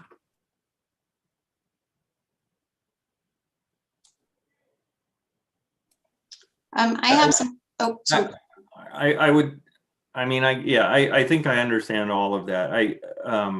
I don't know. I'll try and think of some language. I mean, I can even think of instances where there is no project. If state parks on the coast, a midden and burial erode out after a storm, and they want to address it, that we would, it wasn't construction that exposed that, it was natural processes, but they need a permit to be able to do the recovery or things like that. But I can try and craft different language.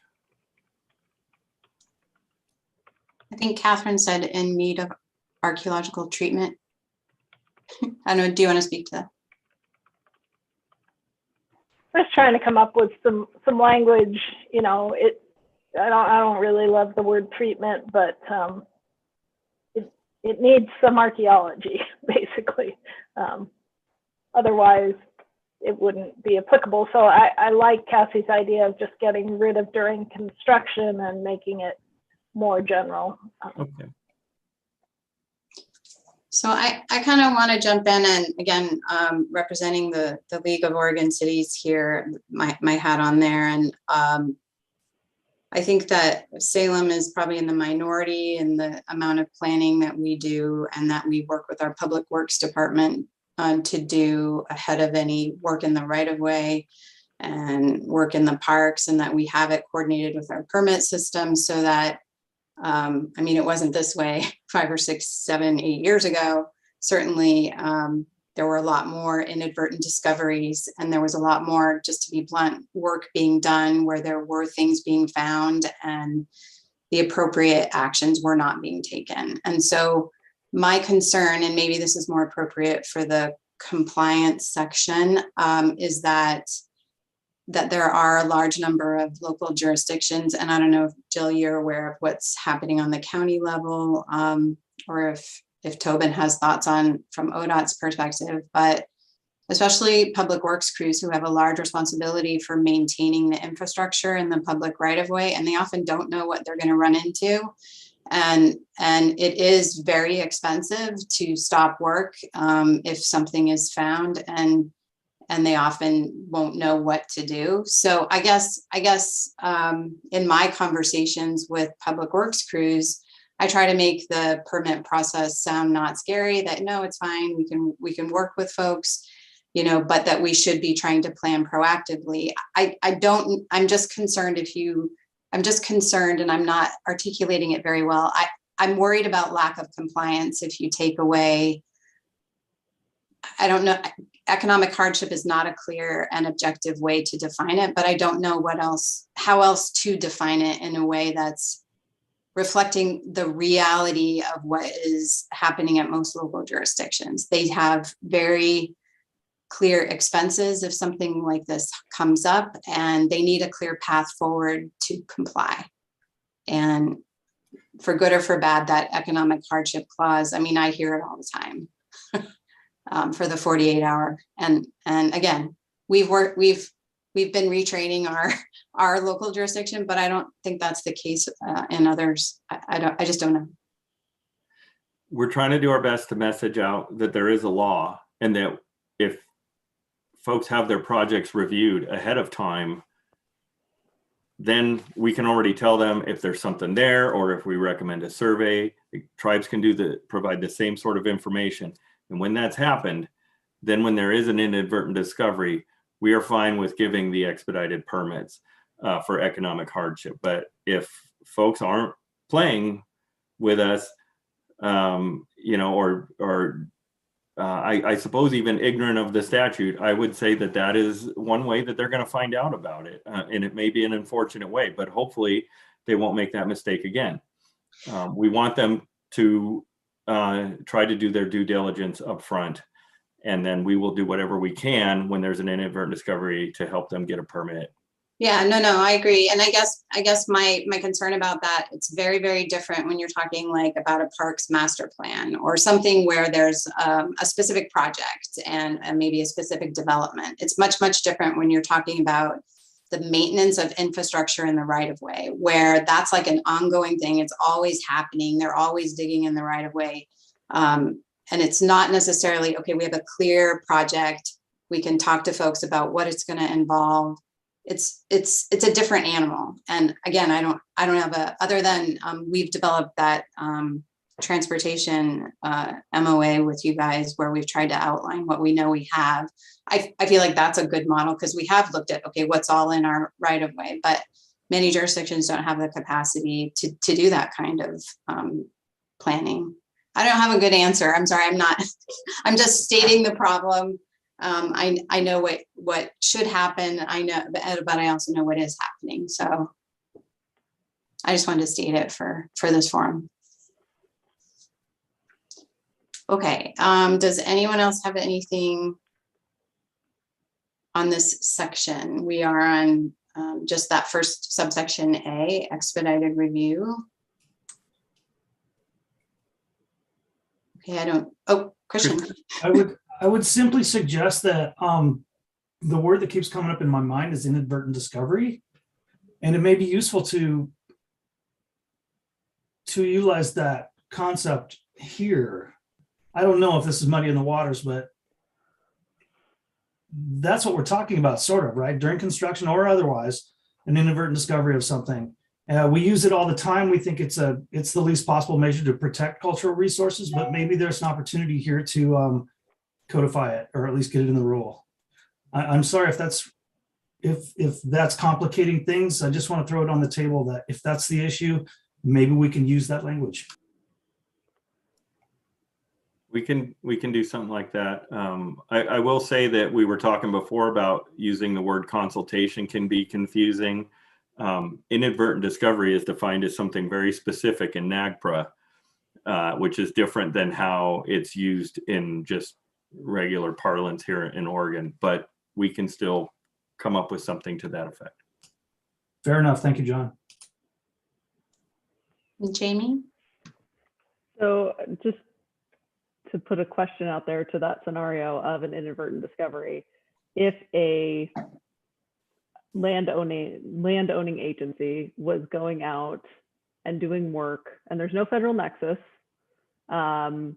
and they were doing work on land that they own where there's been historic stuff nearby in the future, and they did not consult with anyone prior to beginning this action, and they hit something, they would now be eligible for an expedited permit?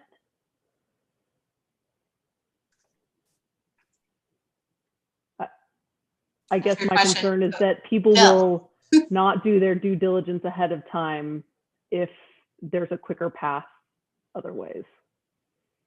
Yeah, for me, I have a really hard time because it's an enforcement issue. I really believe that, people should probably be checking beforehand. And I have a hard time with giving somebody an expedited permit just because they didn't follow the rules. So that's a tough one. I don't think it is. I'm going to pop in here because Okay.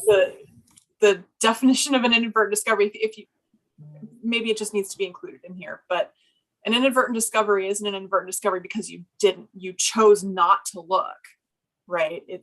I chose to ignore the law, so now I'm exempted from it. That's not how it works. So if they chose not to follow the rules, then it's not an inadvertent discovery. It's something else entirely. It's a different, I don't have a word for it.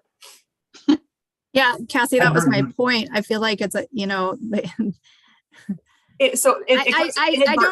I don't that know. word inadvertent, right? Yeah. Inadvertent means we made an attempt to find it, or it was discovered accidentally. Not that. I think that Right. I mean, when somebody comes to us for a permit and we say, okay, well, we don't have anything necessarily inventoried here, but maybe there's a concern, the area is concerned, I can understand having them sign an agreement that says in case they find something, you do X, Y, and Z. But if you didn't check with anybody and you just dug it up, that's where I have an issue with giving somebody an expedited way to get through that process. I have a hard time with that, but Brad? In a roundabout way, this speaks to what I was talking about earlier. I can see a lot of scenarios in which you have some expectation you're going to find something because you have a site form from 1981 that is a half a page and there's a dot on a map and it has a sentence about what was found. Then you get into it and you find yourself excavating a feature. Under the normal process, I would assume that's two different permits because one is pretty general and the other is very specific. So I think like a question I would have is, if you had that general permit in place, would SHPO look more favorably on an expedited one for the very specific thing that is needed? Because I assume it's still going to be two different permits, right? Because you have to address different things in the specific excavation strategy.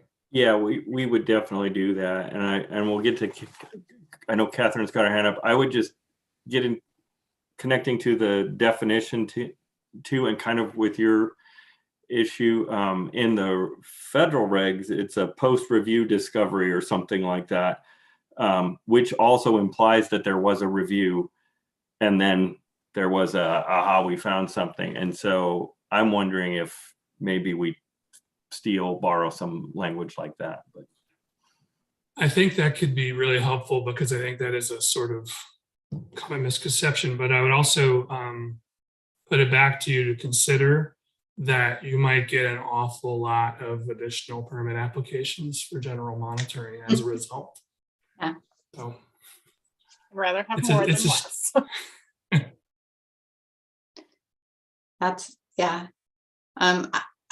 Catherine, I just want to note the time. It's 2:52.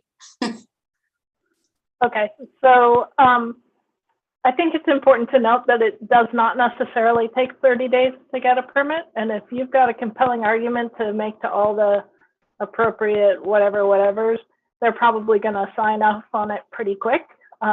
So I don't know that we have to do this. I think, for what Brad's talking about, it seems like maybe a permit amendment could work for that as well.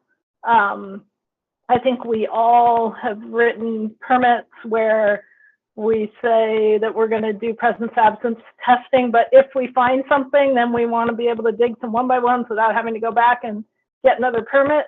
So I think that, what Brad's talking about having a sort of general permit when you go into monitoring isn't necessarily a bad idea. And then maybe you amend it when write a much better research design when you've got a sense of what you're going to do. And that could be pretty speedy. So I think we might be trying to solve a problem that has other avenues that could be used. Yeah, Catherine. I'm going to advocate again for collaborating with the existing land use processes at a local level, because everything you do whether on public or private property, well, most everything requires some kind of permit.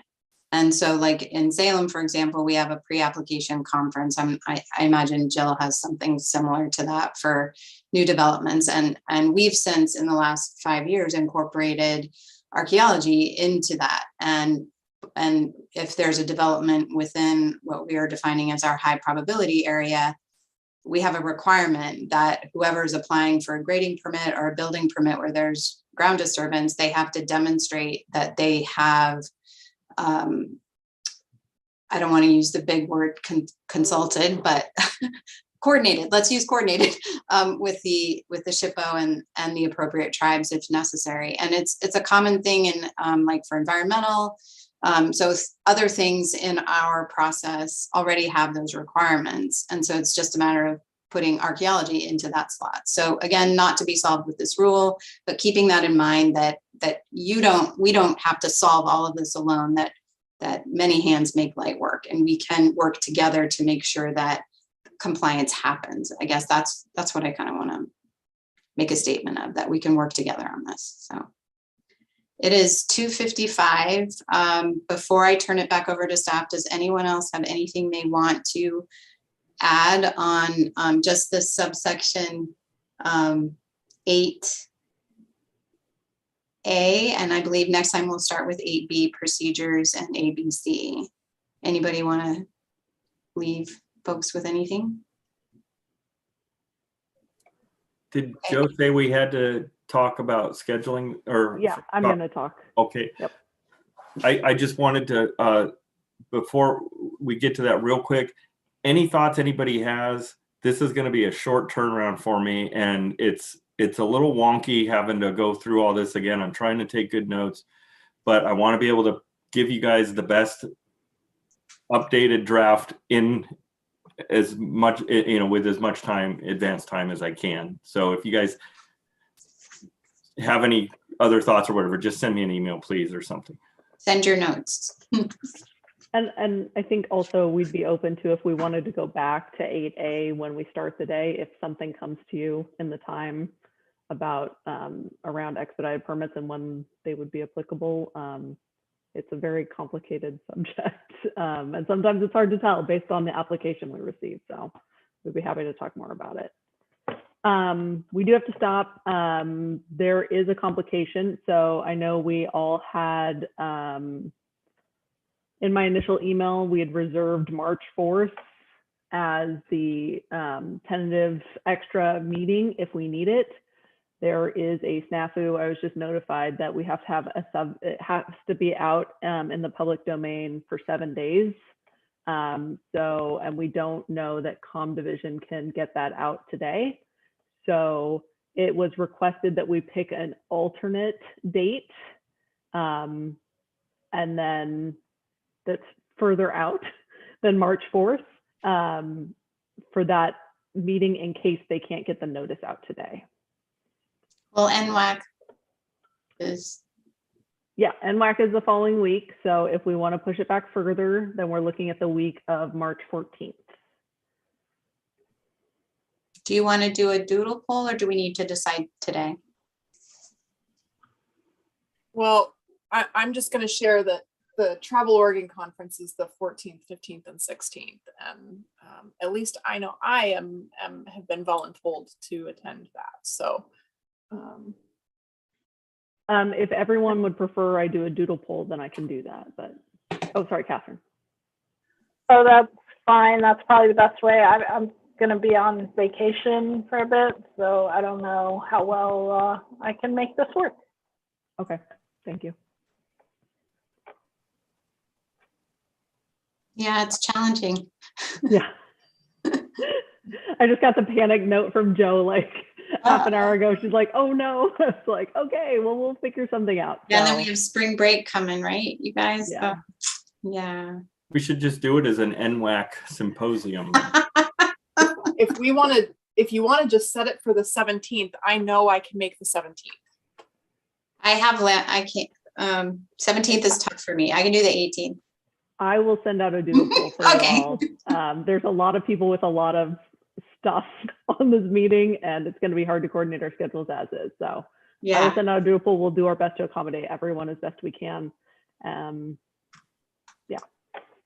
So our press releases are going through the communications division right now, and they're sorely understaffed. So it could be that it doesn't make it out today. And if that's the case, we will have to go with that alternate date. But we're still trying to push it through. It's only 3 o'clock. So please do hold that March 4th date until you hear otherwise. And we'll try to make sure that that first date works. And if not, it just means John has more time. Did not catch any of that, Joe. I'm sorry. She said that there's still a possibility it can go through today because it's only 3 o'clock. She's trying to get in touch with Comm Division to help her with that. And so please keep the March 4th date at this time. We will let you know on Monday if we're going to have to cancel that date. And I would rather have the short turnaround because of all the things that need to happen afterwards, getting ready for the commission meeting. Oh, So, yeah, April. We're trying to shoot for April. Yeah. Yeah. Well, just let us know. All right. It is 3 o'clock, everyone. Anything else, staff, that you have to share? No, that's it. Thank you guys so much for all your input today. It was a great discussion, and it helps us a lot in making sure we're following the wishes of everyone that participates in this process. So Great, wonderful. Thank you so much. Cassie, I hope you feel better. Yeah, feel better, Cassie. Have a great weekend, Thanks. everybody. All right, Bye. thank you. Bye. Thank you. One more session and we got this. Thanks, guys. That's right, Good yes. work. Thanks, guys.